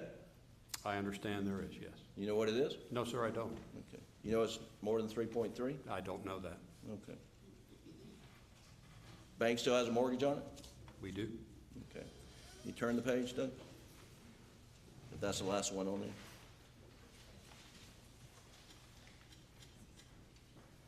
And here's another loan. And I guess that's part of the same, that's another tract at Moselle with additional, or is that the same loan? Are we talking about a new loan here? I believe we are, yes. Okay, and what is this? This balance is $888,527.08. Okay. And what's the value we have on this? Assume it's the Moselle $3.3 million from the preceding loan. Okay, Two mortgages on the single property, all right. or the acreages. And then the conclusion here, the summary is Alec and Maggie Murdaugh are longtime customers of Palmetto State Bank. They've had some late payments, but in my opinion, those are mainly due to Alex being hard to reach and set appointments to sign the paperwork. The majority of his payments are set up on an annual basis because the law firm makes their distributions in December. Now, let me ask you about that. Were you aware that a lot of the partners at the law firm who owe money to Palmetto State Bank just pay once a year because that's really when the bulk of their income is generated or received? That's my understanding, that's correct. And so this was not special just to Alec, but it's not, but other partners at the firm have the same payment plan. You're setting up the repayment to coincide with the receipt of their income or the bulk of the income. Sure. And it says the Murdaughs have always paid their loans to the bank, and I do not see that changing. And it says depending on the outcome of the pending lawsuit, they may have to liquidate some assets, but our loans are more than sufficiently collateralized. Meaning you've got plenty of security, is that right? In 2020, yes, sir. Okay. Thank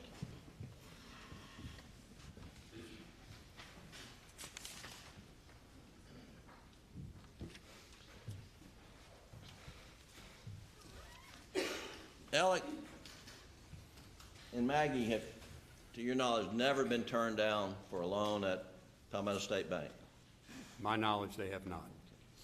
Now, there were some loans that were, I guess, written off, as you said, or charged off, where Alec was a member of a partnership, LLC, some sort of structure where there were other partners involved, and that those loans went in default. Is that right? Yes, sir. But Alec kept paying on those notes, did he not? Periodically, he'd make payments. Did any of the other partners in Redbeard or United, were they making payments? To my knowledge, no. To your knowledge, it was only Alec that was making the payments? Yes. To your knowledge, was there any reason in the world for Alec to believe that in June of 2021, if he needed additional money from Palmetto State Bank, that he couldn't just go down there and talk to Russell Lafitte or Charlie Lafitte and ask for a loan? In June of 2021, Yes, sir. I don't see any reason why he couldn't have that conversation with Charlie and Russell. And he had, to your knowledge, never put on any notice that your business is not welcome here at Palmetto State Bank in June of 2021, is that right? In June of 2021, that's correct. In June of 2021, the bank is fully collateralized on the outstanding notes. With the exception of the one where he was a co-borrower, I believe, with his father. I think that was an unsecured loan. And his father being Randolph Murdaugh. The third, yes, sir. The third, yes. One second, Your Honor.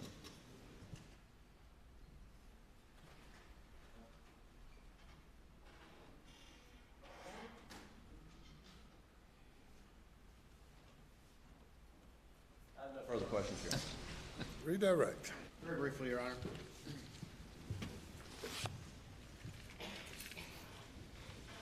You're asking about whether Alec made some year-end payments on some of those charged-off loans, correct? Yes, sir.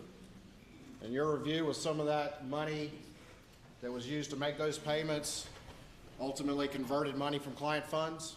I believe so, yes. You were asked whether or not in June of 2021, whether Alec could have talked to Charlie Lafitte or Russell Lafitte about another loan. Is that right? In June of 2021, yes. In June of 2021. At that point in time, had it come out that he had been stealing client funds for years? No, sir. Had it come out that he had been disbarred? No, sir. Had it come out that he had been diverting fees from his law firm? No, sir. Had it come out that he had been forced to resign from his law firm? No, sir. If any other things had come out, would the bank continue to have loaned him money? No, sir. Mr. Griffin asked you if Alec had been a good customer,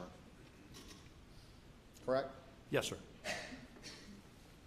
When all of this crashed and burned, was the bank left holding the bag for all these uncollected loans, Yes, sir. including the $750,000? Yes, sir. Nothing further, thank you. Mr. Malinowski, the bank had mortgages on the properties that we just went over, did it not? They did. And those mortgages didn't disappear when Alec Murdaugh, when all this came to light, did they? No, sir. All right. Thank you. May I step down? Thank you. Let me call your next witness. Thank you, Your Honor. State calls Mark Tinsley.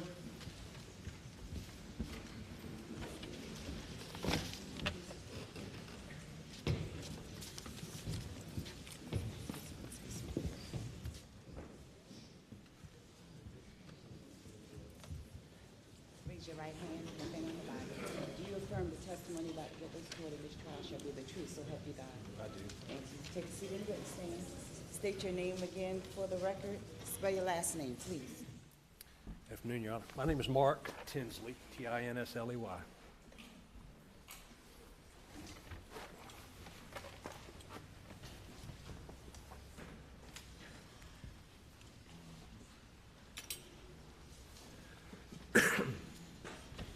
Mr. Tinsley, how you doing today? Good. Introduce yourself to the jury a little bit. Please tell them a little bit about yourself, where you grew up, where you went to school, and a little bit about your profession, please. Sure. I said my name's Mark Tinsley. I'm a lawyer. I practice in Allendale. I've been there since about 2000. I'm originally from, Mr. Tinsley, get that mic a little bit closer to you. well, the mic's short and my knees apparently are long because it's just the most uncomfortable place to sit. You can bend it down a little bit, maybe, Yeah. I'm from Anderson originally. I went to Clemson. I carried an orange book bag when I was at Carolina. I went to law school there. I graduated in '98. I worked in Columbia for a couple of years doing primarily insurance defense work. You've heard a lot of plaintiffs' lawyers. So I would have been one of the lawyers representing an insurance company that was hired to or had the coverage on somebody who was getting sued, or I would have dealt with coverage. Is a specific loss covered or something? So that's primarily what I did for the first 2 years. One of my good friends was originally from Barnwell. I made my way to Allendale in 2000, and I've been there ever since. And so since Barnwell, have you been in a law firm? You've been in practice? Tell us a little more about that. I have. I practice with Gooding and Gooding. You know, when you live in a small town, you do all kinds of things. I have the luxury of having a successful practice and being able to go to different places and handle cases. I try cases. I try truck wrecks. I try highway defect cases where there's something wrong with the way that the contractor had not really designed the road, but maintained the road, and somebody gets catastrophically injured. I've tried bad faith cases where an insurance company has coverage, but for some reason or another, they don't do what they were supposed to do under the contract, and their insured gets harmed as a result or suffers a loss. And so, you know, I pick and choose, but when you're in a small town, you help people. And so I end up doing all kinds of things. There's no case that's too small, no case that's too big. If I can help you, I try to help you. All right. Over the years, being a lawyer doing this kind of work in this area, have you had call to get to know the lawyers in what used to be known as PMPED? I have. You know, there's only 17 miles basically between Allendale and Hampton, small bars. At one time, I think there were really only 4, maybe 5 lawyers in Allendale, and about twice, maybe it ultimately gets up to 3 or 4 times that many in Hampton, but it's a small bar. And I had occasion to work with, you saw Ronnie Crosby, I think, yesterday. I've handled a number of cases with Ronnie Crosby. You've heard Lee Cope's name mentioned. I've had cases with Lee Cope, but I knew everybody. All right. And did that include the defendant, Alec Murdaugh? It does. And how long have you known him? You know, it's hard.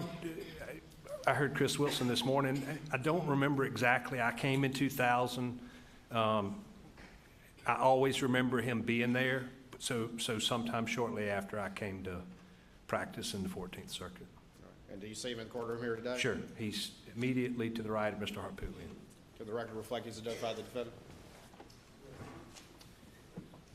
Over the years, as you knew Alec Murdaugh, did you ever do anything professionally, either with him or against him? You know, I hate to be a lawyer, Mr. Waters. I have, I had a case where a defendant was in default, and Alec was a special referee, meaning you may remember Chris Wilson said in that Mack truck case, one of the defendants didn't answer, and so if you get sued and you don't respond at the right time, then you're in default. And so the other side, by default, wins, generally. And Alec was my special referee, meaning this guy had been accused of selling some property under lien. He was arrested at his job, and we sued a company called Southern Finance that incidentally went into bankruptcy. It's a long, complicated story, but we got reversed, and so I didn't do that again. But just generally, have you had, go ahead. Well, yeah, I mean, but I didn't handle cases with Alec. Not unlike, say, Ronnie or Lee Cope, and we just didn't have that sort of relationship.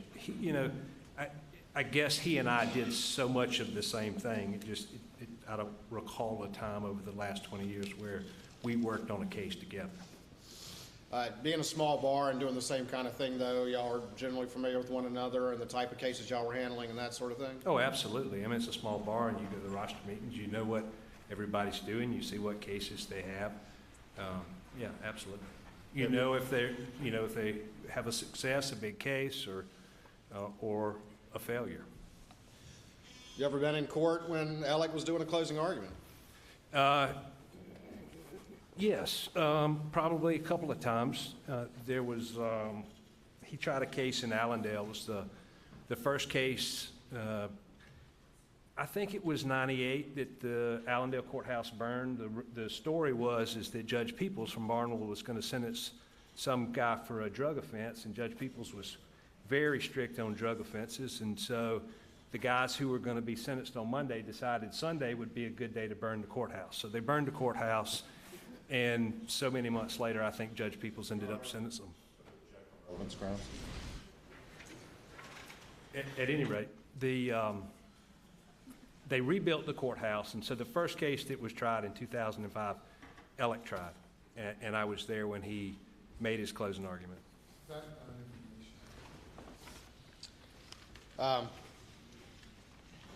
You were present when he did the closing on that? I was. Did he get emotional during that closing? He cried. Relevance. Response. Your Honor, I think this is just relevant to the defendant and his practice as a lawyer, background information, and I think there's been a lot put in issue about the defense about that as well, and I think this is fair from this witness. We're in the year 2000. 2005. It was March of 2005. It was. Same objection.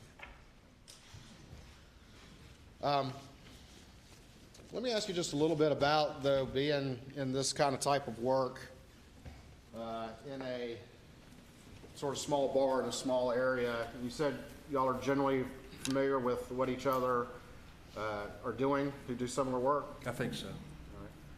And when you're, are there any sort of documentation at the court, jury rosters or anything like that, or rosters that you can pay attention to and have an idea of what each other's doing? Well, I mean, it is a roster. It is a list of cases. Generally, a case comes up for trial, not in civil cases I'm talking about. Supposed to be about a year old. It's usually longer than that, but they go on this list. And so come Monday morning, all the lawyers would show up. There's 100 cases, and so you see what's coming up, who has what cases. And in Hampton in particular, Alec usually seemed like a majority of the cases on the Hampton roster. His name would be on them anyway. And being a small bar and being, part of that, kind of doing the similar work, is it not uncommon for you to have some knowledge of some of those cases and for others to have knowledge of the cases you're working on? Sure, lawyers are the biggest gossips in the world. I mean, everybody knew what everybody was doing. If you see a case that's on there and then it gets removed or disappears, does that indicate anything to you? No, I mean, it indicates they were settled, but oftentimes when you go through the roster, there's actually a notation. The case is settled. The judge will sign what's called a form order, which just administratively disposes of it, takes it off the roster so that it doesn't stay on that list. And being as part of that small bar, and this is kind of work you do, that's something you generally pay attention to, as other lawyers part of that area do as well. Well, it's a lot like sitting in here. I mean, it's easier to pay attention than to just sit there bored. So yeah, you pay attention to it. Are you familiar with what's been known as the boat case? I am very familiar. I represent the Beach family, so I filed the boat case. And you say the Beach family, are you talking about the family of Mallory Beach? The family of Mallory Beach, that's right. And is she the young woman who died in the boat accident? She did. And what was the date of that accident? It was the early morning hours of February 24th, 2019. At some point, you said you were representing the Beach family. At some point, you were approached by the Beach family? I was. Shortly after the wreck, there was an incident on the causeway. So this boat crash happens, there's a bridge called, you go over Archer's Creek. Archer's Creek is a creek that separates Paris Island, the marine installation, from, I guess that's Port Royal. And the boat crash happened at that bridge. There's a road, if you can imagine the causeway, there's an old road that goes down to the base of the bridge. And after the boat crash, the law enforcement had cordoned off, had a rope up or yellow flag, yellow taping up, and so Miss Beach wanted to go down to see where her daughter had died. And she wasn't allowed to. Objection, relevance, 403. Objection's overruled. Please continue. She wasn't allowed to go down to the bridge. She was told not? She was not. She was told it was a crime scene, and she couldn't go down there. All right. What else did she, and when she was hiring you, what else did she report? Almost immediately thereafter, Hearsay. For the truth of the matter, asserted the effect on the listener and the reasons for the actions he took, which has become relevant in the boat case. Only argue when requested by the court. My apologies. Objection's overruled. almost immediately thereafter, a car pulled up driven by Alex's father. His wife was in the front seat. Alex's wife, Maggie, was in the front seat. They were waved down to the bridge, and that caused her a great amount of distress. Did she ultimately hire you to represent her? That day I got involved. At some point, as you get involved, do you start to investigate the occurrence? I did. I started to investigate, but I started to try to put pressure on law enforcement, which is, I'm drawing a distinction there almost immediately, because the concern was that it was going to get covered up by the Beach family, and they didn't want that to happen. Your Honor, I would object to these references to covering up. It's not relevant to the motive purpose for this testimony, and it is prejudicial under 403. I sustain the objection. Strike the previous response. Objection is sustained. You may proceed. Yes, Your Honor. Just generally, you investigate the case, is that I did. correct? And at some point, did you reach out or have any discussions with anyone who was representing the defendant, Alec Murdaugh? I did. Well, I've talked to a number of the partners, but after I When you say partners, you're talking about PMP? Yeah, yes, I'm sorry. All right. But eventually I came to know that Danny Henderson was appointed as Alec's personal counsel, who was one of the partners. You may remember there was a video from Alec in the front seat of the law enforcement car, and the arm that reaches up and squeezes his shoulder while he's crying. That's Danny Henderson. All right. And did you and Danny Henderson, did he have any documents for you to review? He brought me all of the insurance policies for all of the insurance that Alec had in place at the time of the boat crash. And for what reason did he bring you those documents? Well, when you do what I do, we can't turn back the hands. We can't undo what's happened. And so, the best that you can hope, and when you get a case like this, this kind of loss, nobody gets what their case is worth, if that means anything. I mean, nobody would willingly trade place with these people for money. But that's all that you can do in a civil case is recover money. And so some things are covered by insurance, some things are not. And so many times when we are drafting lawsuits, we want to know what insurance there was so that we try not to destroy the ability for the insurance to apply in the beginning. So that would have been the reason I was looking at the insurance. His attorney, Danny Henderson, brought the defendant's policies to you to review, is that correct? It seems like it was a week, 10 days after the boat crash. All right, and did you review those? I did. And what, if anything, did you find in those documents? It did not appear to me that he had any coverage other than, there was a policy with Progressive, a watercraft policy that applied to the boat. It was $500,000, and it was offered by Progressive immediately. When you have a catastrophic loss, it's not unusual that an insurance company will say, here's our money, take it, please, because they have an obligation to protect their insured if they can. The other policies that he had didn't provide coverage except for a for-hire hunting operation, which this didn't arise out of. And so, What company was that with? Philadelphia Insurance. All right, and again, that policy was limited to what? The occurrence, the accident, if you will, had to arise out of a hunting operation, a business operation. And even if there were some way to say that this boat ride this night did that, there were very specific watercraft exclusions that then excluded the coverage. So accidents are covered, but then you have all these exclusions that take the coverage away, and so there was no coverage. Did the defendant have an umbrella policy? First, tell the jury what an umbrella policy is very quickly, if you could. An umbrella policy would be, if you have a primary policy, say on your car, the umbrella policy would sort of be a coverage. It could be broader than your car. It could also apply to your house. Generally, that coverage is, the limits are multiples of maybe what your liability limits are, and it could be broader than just your house. It could apply to your house and your car. So I don't remember. I think all of the coverage was with Philadelphia, and I remember reviewing all the policies. I don't remember if it was exactly what they were referred to this time.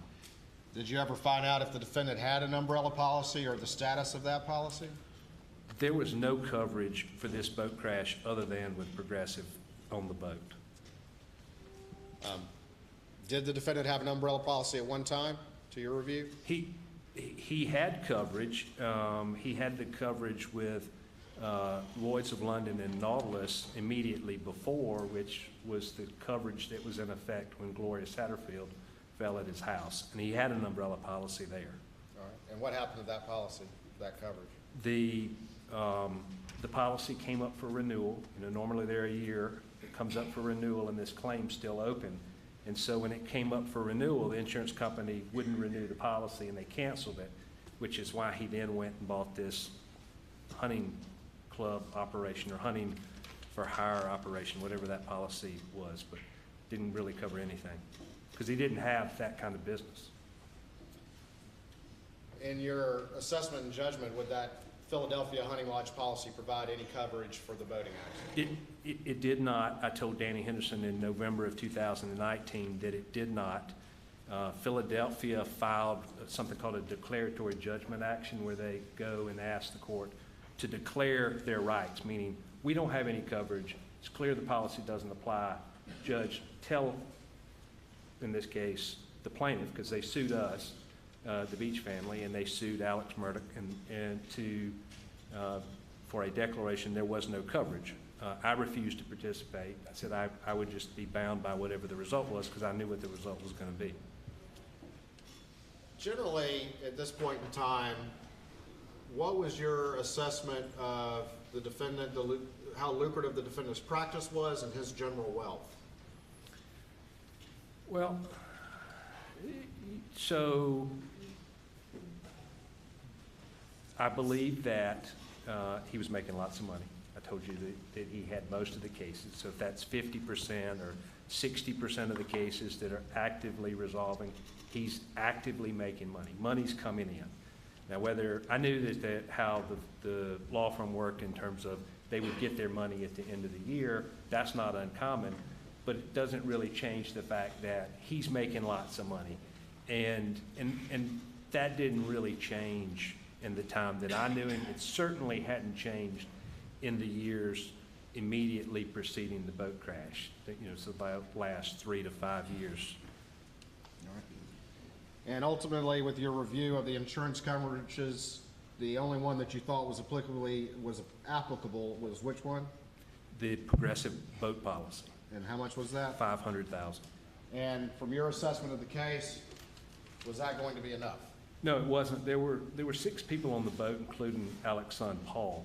So there was one girl whose hand was pretty severely injured. She had about $130,000 in medical bills, a couple of surgeries. You had one boy who was thrown into the console and had a broken jaw. Object to this, 401, 403. Objections overruled. And his medical bills exceeded $100,000. So, you know, you got a death, you've got 2 people with substantial medical bills, and there was just no way there was enough coverage at 500. As a result of that assessment and your assessment of the defendant's lucrative practice and wealth, what, if any, goals did you develop for this particular litigation?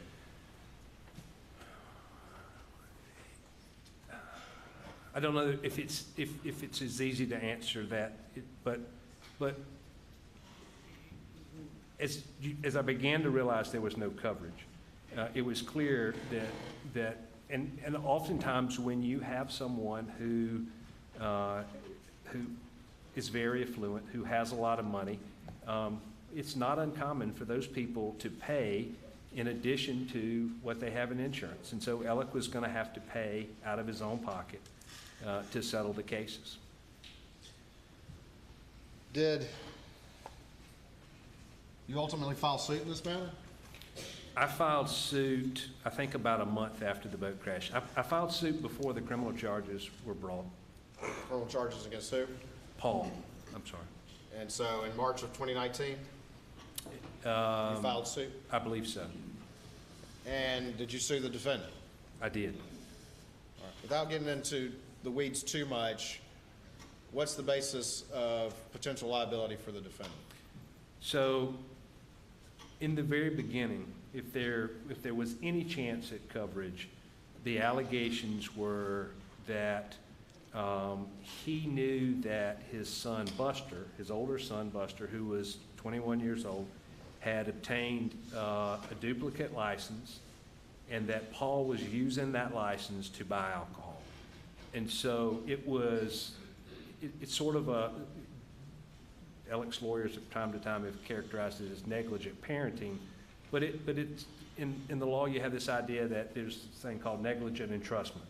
You know that somebody drinks, you know that he has a propensity to drink in excess, get drunk. You give him your vehicle, you've created a hazardous situation, and so that's the liability against Alec. And so what I did in the very beginning, in the first lawsuit, was I drafted it to try to see if there could be coverage, even though I didn't think it was going to be successful. You testified that you'd made the assessment that the defendant was going to have to personally pay in this matter, correct? He was. Did you ultimately communicate that to his attorneys and to the defense in this case? Multiple times and very clearly. And in this case, I mean the boat case. Yes.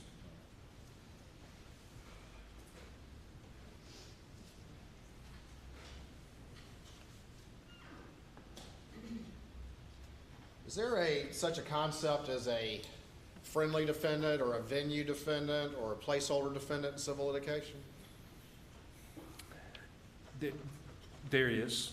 Can you just very quickly explain that to the jury? It started, you first see the references back in, I think it was the 40s and 50s, and it was a way that if you're from out of state and you get sued in South Carolina, you have a right, rather than be in state court like we are now, you could have it, that case against you taken to federal court.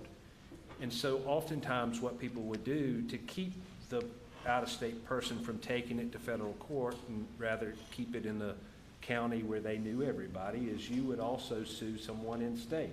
And so it was a venue defendant. Now, and that kept the federal court from having what's called diversity. But in civil cases in state court, sometimes you do that. I mean, if there are 2 people driving a car, driving 2 cars, 2 people involved in the wreck, the passenger didn't cause the wreck. So you could sue both and let the jury sort out who it was, even though you believe that probably 99% of the liability's on one person, or maybe all of it's on one person.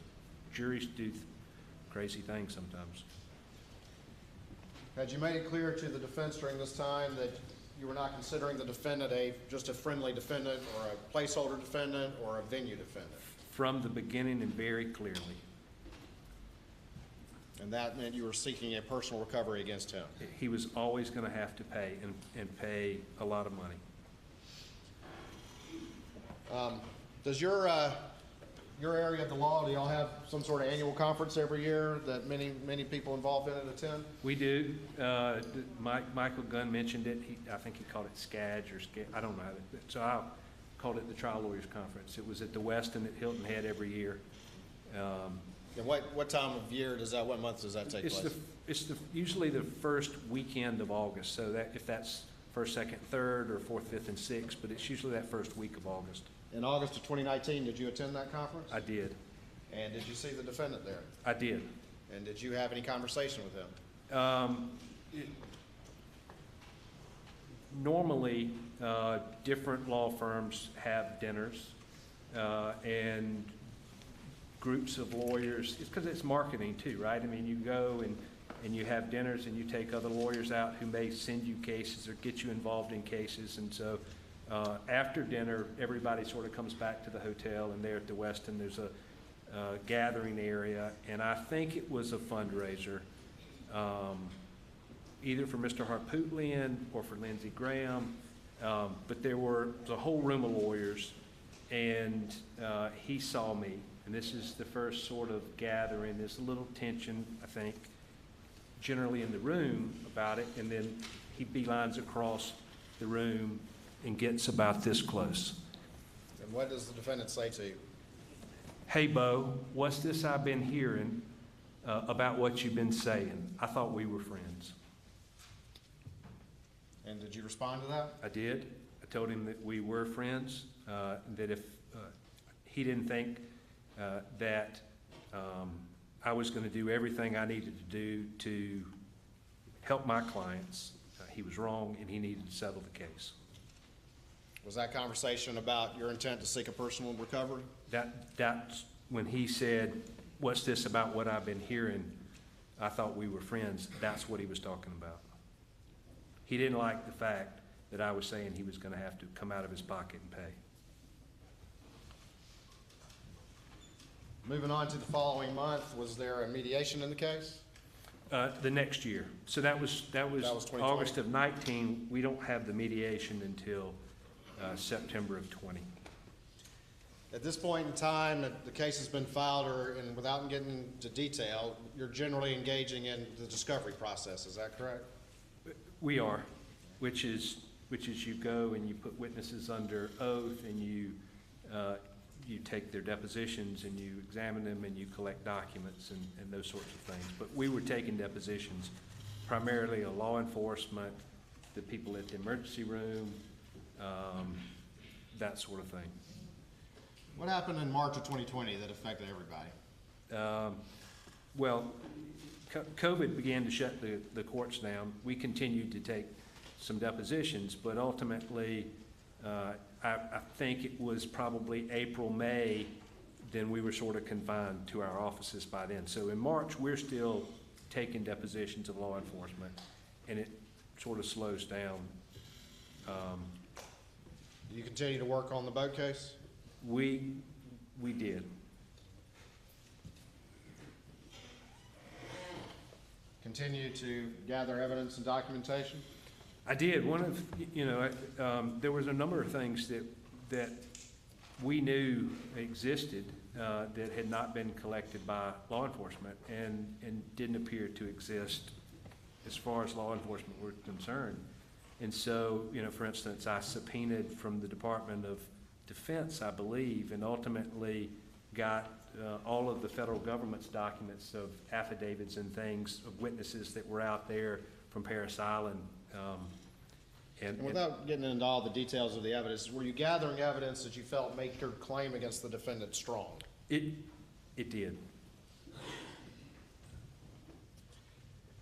And did you share some of these, at least some of these findings with the defense? Well, you know, they're sitting in the room. I mean, they might not know it until I bring it out.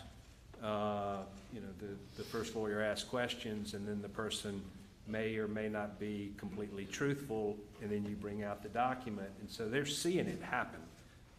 And that's mainly with law enforcement.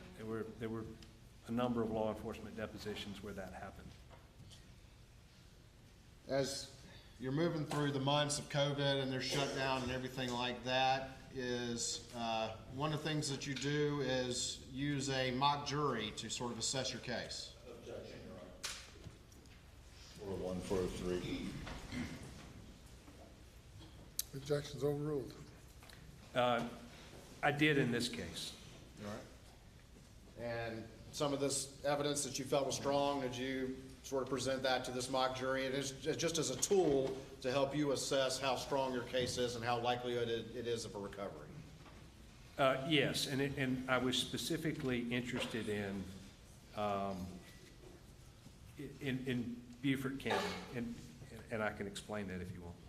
Just very briefly, let's try not to get into the weeds too much, but just, yeah, if you can. So the alcohol was sold by a convenience store, Parker's convenience store. And the Parker's lawyer at times would seem to act like Paul wasn't the driver, and at other times,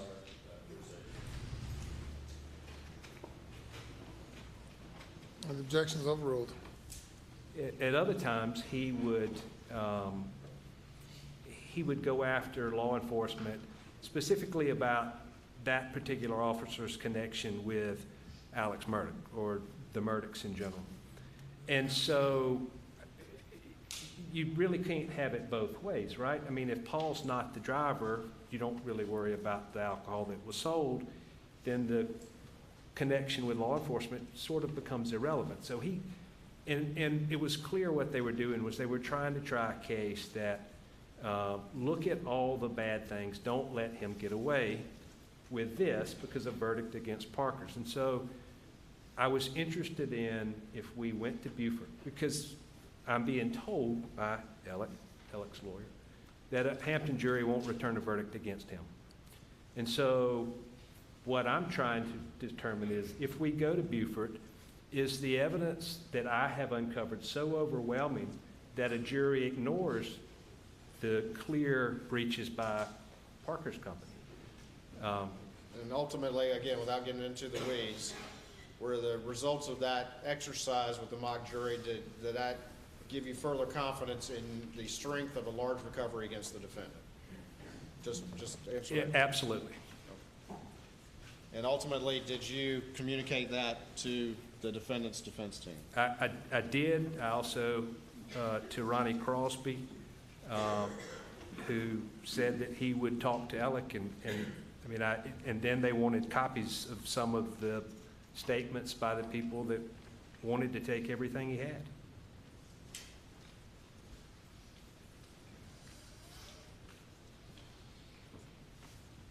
What time period are we talking about right This here? was May of 20. Did you have anything else going on in your life as this time period was going as well? Well, I was getting divorced. Right. That's significant. Yeah. But yeah, so, All right.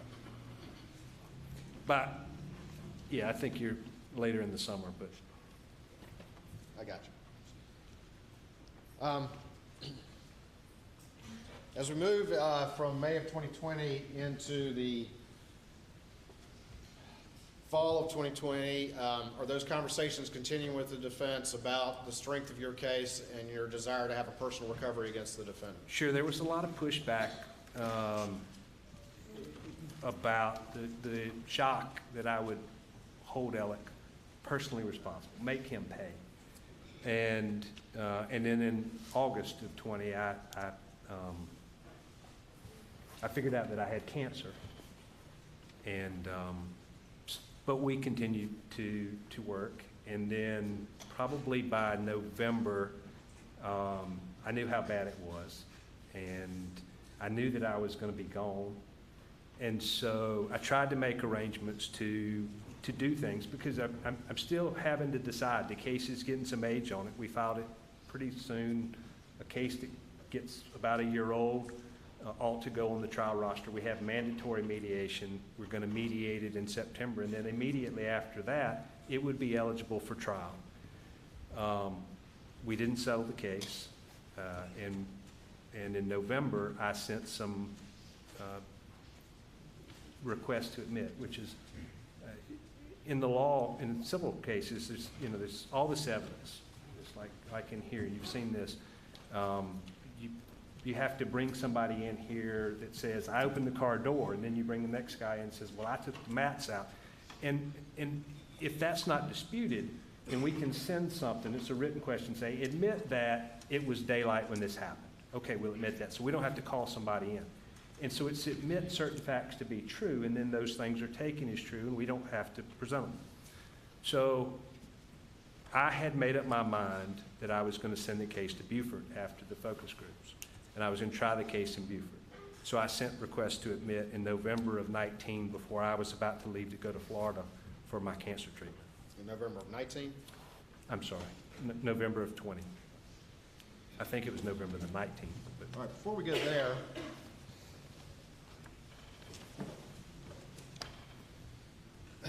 you'd had some discussions with the defense about the strength of your case, as you've talked about, correct? oh yeah, And the strength of your case against the defendant, is that correct? yeah, and one Just of the real other. quick, let me ask a question if we could. Sure. Had you had any discussions about a number that you were seeking from the defendant, roughly? Ultimately, I have that conversation. They pushed me for a number. By November, I've given them a number, yes. All right. And roughly what that number was? That number, he was going to have to pay $10 million out of his pocket. And did the defense have any response to you eventually? That he could cobble together $1 million. Did they have any other response? He was broke. He was broke. He can only get $1 million. Maybe could get $1 million. Based on your knowledge of the defendant and his practice as you've testified, did you accept that response that he was, quote, broke, end quote? No, I didn't believe it at all. Did you offer him any other sort of settlement, any sort of type of plan or anything like that? If you're broke, I'm happy to work out a payment plan. You can make payments. You can convey Moselle. I knew he had Moselle. He got Moselle right after a big settlement in 2012. So that's 1,700 acres. Conveyed Moselle, convey the beach house. He still had the house in Hampton. And we'll work out a payment plan on the rest. Did they reject that? He did. Having been told that the defendant is broke despite what you believe, did you have a response to them? I did. In October, almost immediately after the mediation, I served some discovery. Again, it's a written question, and there are two different types. There's interrogatories where you ask a question, tell me where you bank. And then there could be requests for production, give me your bank records. Now, I didn't say that, but I did. I sent discovery to... And just real quick, we'll talk about discovery in a second, but generally, what is that response? He says, I'm broke. What are you saying in response? There's no way. I mean, like I said, he has a spigot of money that's running. He's settling cases. He's got big cases. He's got lots of cases. He's got generational wealth. There's no way he's got 1,800 acres in Moselle. He's not broke by anybody's standards. Did you ask the defense to, okay, show me the books, prove to me that you're broke? I did. And what was the response? No. So that led you to some discovery? It led me to send discovery to get that information. And specifically, what information as it relates to the defendant's books and the defendant's accounts are you talking about? Well, it was broad, so it was broader than this, but what I was looking for was the institutions, the accounts, where he did his banking. Because if he was, in fact, broke, if his bank account says $0 or $5,000 or $7,000, it was because he was hiding it, in my opinion, at the time. So that's what I was looking for. All right. And so you sent those discovery requests? I did. And did the defendant provide that information, or did they decline to provide that information? They objected almost immediately. And so did you then file some subsequent legal papers because they refused to provide the information about the defendant's accounts? I did. I filed what's called a motion to compel, where I asked the judge to compel or make him give me the information.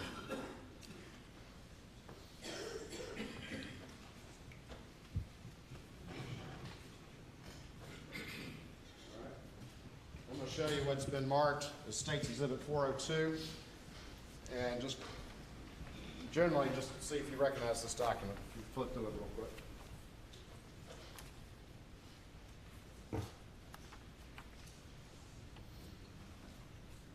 I do. It's the motion to compel that I filed with three exhibits, which are his lawyer's responses, the objections to the questions. All right. And what's the date on that document? The Motion date- to compel. The motion to compel was filed October the 16th, 2020. Your Honor, this time I would offer State's Exhibit 402 in evidence, I believe, subject only to a previous objection. No additional objections, Your Honor. It's admitted. All right, can I have the screen over there, please?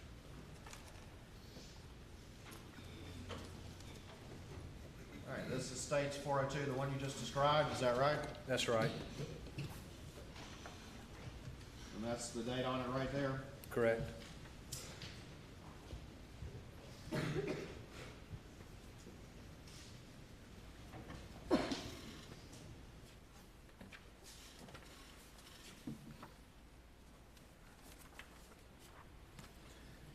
And I've turned over what's Exhibit B to this document. And is this some of that discovery asking for the defendant to identify his specific bank accounts that you were just describing? That's right. And can you just read number one right there? That's a question that you're asking the defendant to provide to you, correct? Yeah, what you see there is the bold, the answer is, so this is, Alex's lawyer has retyped the questions that I sent. So that's the question that I wrote. Number one, list all checking and or savings accounts, including credit union accounts, certificates of deposit, 401k accounts, SEP accounts, IRAs maintained by you individually and or jointly with any others, and any other accounts over which you had signature authority for maybe it's in any capacity, regardless of whether or not the account or accounts have been closed from February 2019 to present. And then the answer is what his lawyer said, which is generally an objection that's overbroad, it's unduly burdensome, it's not relevant, doesn't have anything to do with it. So they had objected, and you filed a motion to compel. And again, without too much detail, is a motion to compel to ask the judge in the civil case to force them to provide you this information. That's right.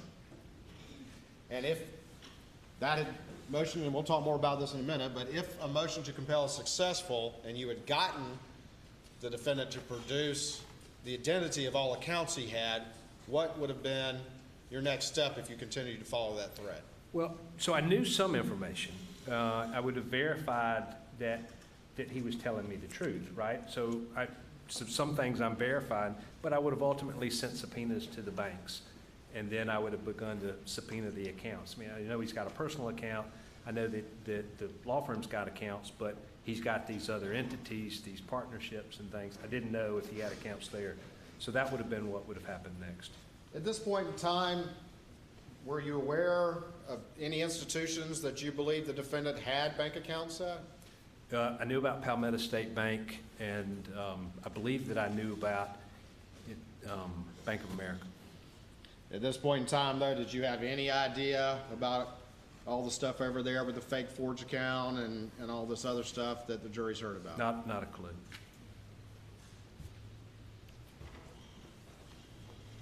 But had you been successful, you would have sought to identify all accounts in his name and then reviewed those accounts, is that correct? Yeah, the subpoena to Bank of America wouldn't have said, give me the information for account 102 or whatever the number was.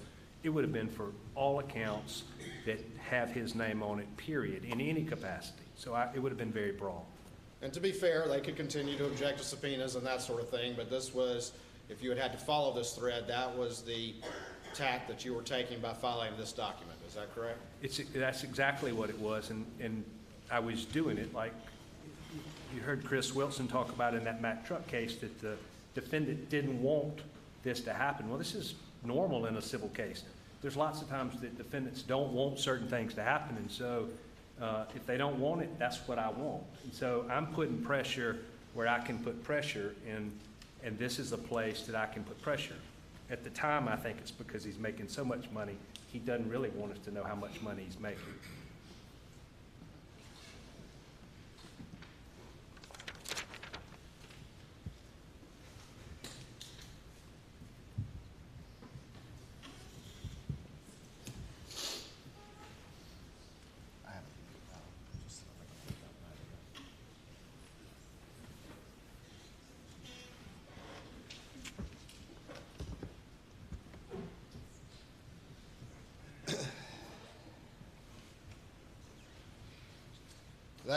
That motion's filed in October of 2020. Is there any hearing on that scheduled right away, or does that take sometimes a while for that kind of thing to happen? It took a while. You know, COVID wasn't over, but the courts weren't really running. There were some courts, when the Chief Justice began to open the court system back up, they had to have some kind of COVID plan in place. Hampton wasn't one of them. This case had been specially assigned to a judge from Lancaster, and so there weren't any real opportunities to get the motion heard at that time. You had initially described how you were, initially, what county did you file this lawsuit in? I first filed the lawsuit in its first draft in Beaufort County. Okay. And as we're moving to this time period, COVID slowed things around, you filed your motion to compel. Are you considering moving that to a different county? By November, I've pretty well made up my mind that I'm going to move it back to Beaufort County. And it's not just that I'm moving it back, it's that Parker's also had a motion, so I could consent to its motion to move the case back. And so you're considering putting it in Beaufort at this point, is that right? That's right. And was that in part because the defense, or the defendant over there, believed that you couldn't get a verdict against him in Hampton County? He was insistent. As we move into early 2021, again, I don't want to get in for purposes of this trial for the specific discussion as it relates to other defendants, but had you start to reassess the decision to maybe take it to Beaufort County? Yes, while I was in Florida, beginning in January, Mr. Parker, who owned Parker's Convenience Store, began to do a number of things that I thought would weigh against me going to Beaufort County. And so did you communicate perhaps moving it or keeping it in Hampton County or moving it to Hampton County? Not until I got back from my treatment in mid-April. All right, stand by for me real quick.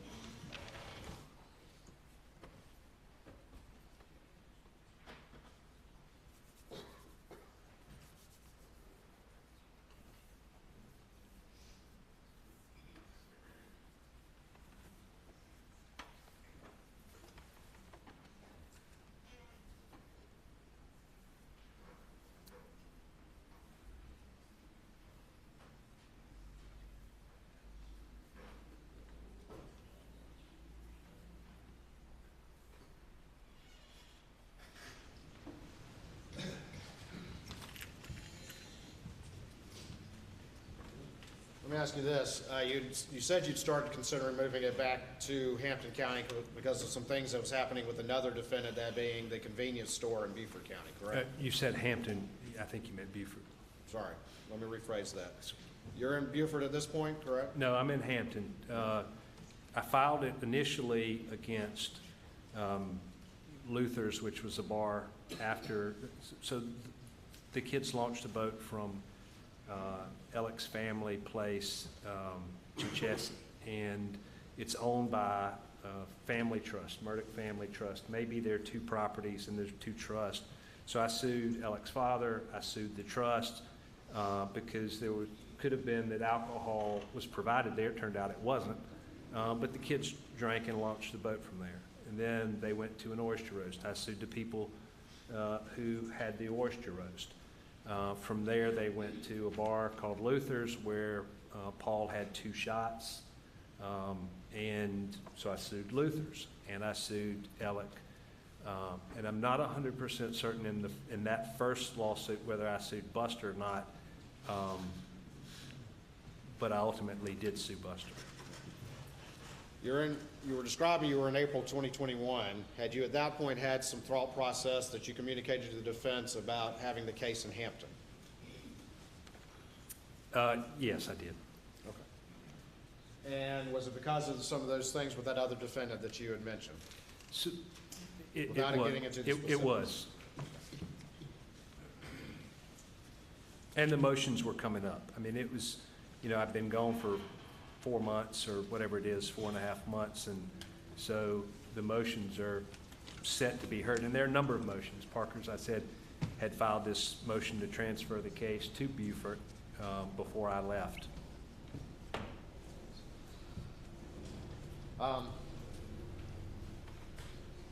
As you're thinking about, as we're in April of 2021 and you're thinking about putting it in Hampton, you were still concerned, though, about a case against the defendant in Hampton County, his home county, correct?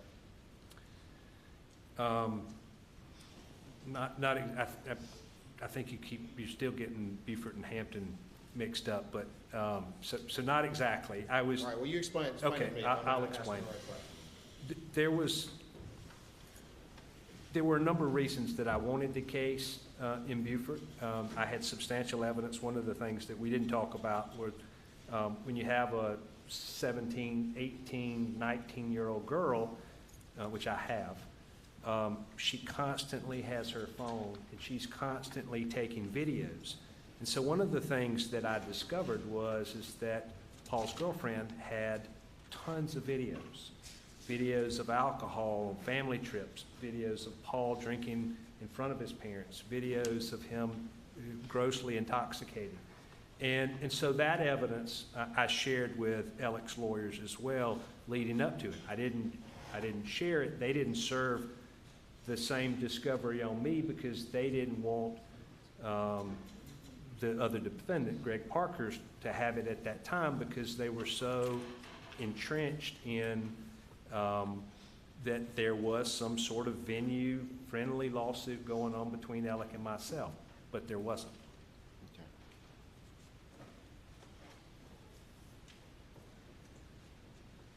As you're considering all these issues, did you ever convey to the defense any issue about suing any other defendants in Beaufort County if you felt like your case was not getting a fair shake in Hampton County? So once I made the decision. Ladies and gentlemen, we're going to stop for the day. We're going to resume at 9:30 tomorrow morning. Please not discuss the case.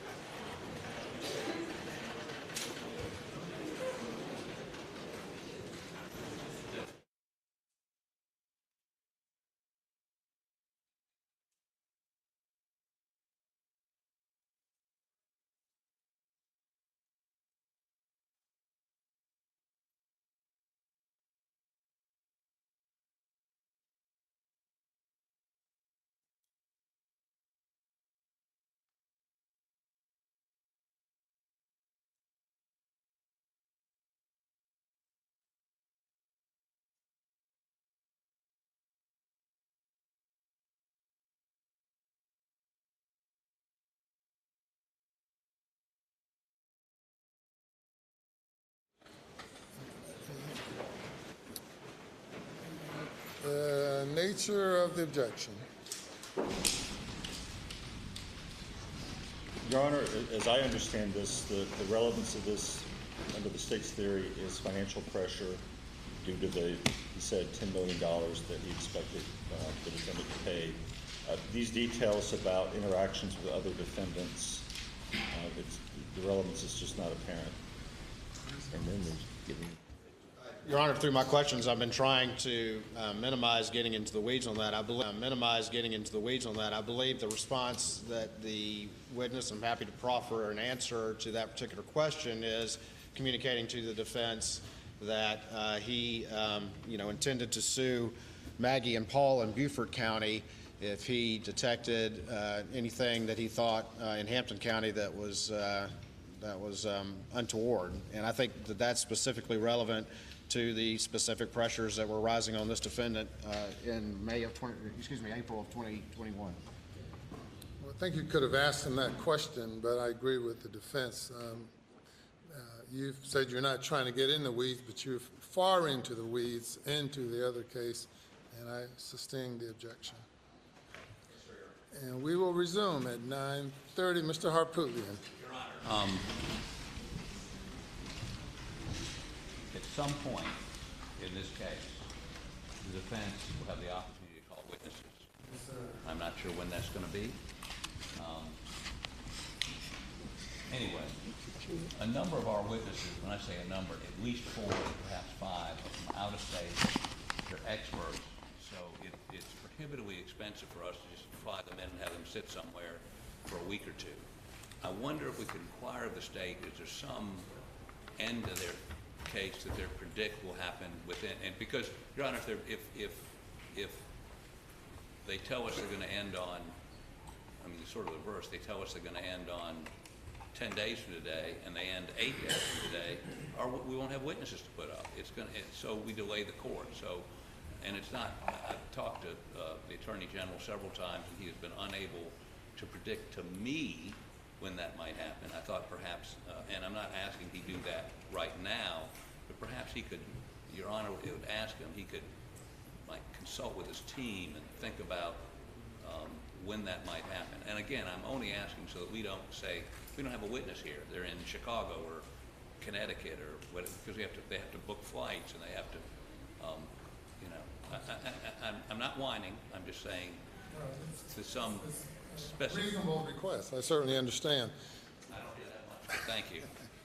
I believe, and I think the defense counsel will have to concede, I've been very accommodating at what our next day's schedule is and trying to provide that. I've tried my best to communicate with the defense, and I think he would have to concede. But he's not worried about that part. He wants to know, when are you going to be through? Well, I think that. And I'm not the only one. And I told, and he says I didn't tell him, and I told him that, right now I'm thinking at the latest midweek next week is what I was thinking. I told him that earlier today. And again, Your Honor understands these are fluid. Objection can happen, cross-examination happens, and camera proceedings can happen, but that is what I told him. Does that give you a sufficient idea? Give me an idea.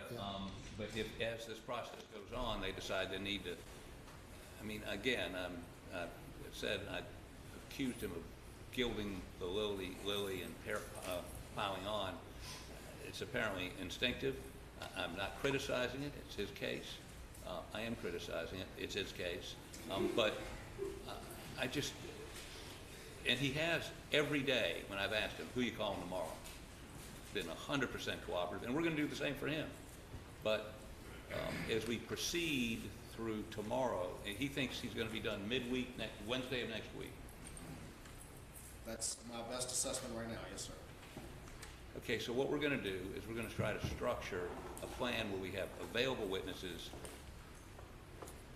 Wednesday, Thursday, that we don't have to fly in, but it may be the following week before we can get those folks here, if that makes some sense. I mean, I understand. Well, we'll need to address it as we go, and I think maybe reassess things and give you some lead time. I'm in no way criticizing Mr. Waters. I want to say that. I understand it's a fluid situation. I've been where he is. I spent 12 years as a prosecutor. I know how difficult it is to project these things. Having said that, we've been here a little bit longer than I thought we were going to be. We projected a 3-week trial. We're now 3 weeks, or tomorrow will be 3 weeks, and our case is going to take, we think, at least a week. So if you've rented or set aside hotel rooms for a 3 or 4 week trial, it's probably best to provisions. And we're going to try to pare that back. We think the jury may not remember what they heard 3 weeks ago the further we go on. Okay, we'll just revisit the issue on it perhaps on a daily basis and see how we're going. Thank you. Thank you, Judge.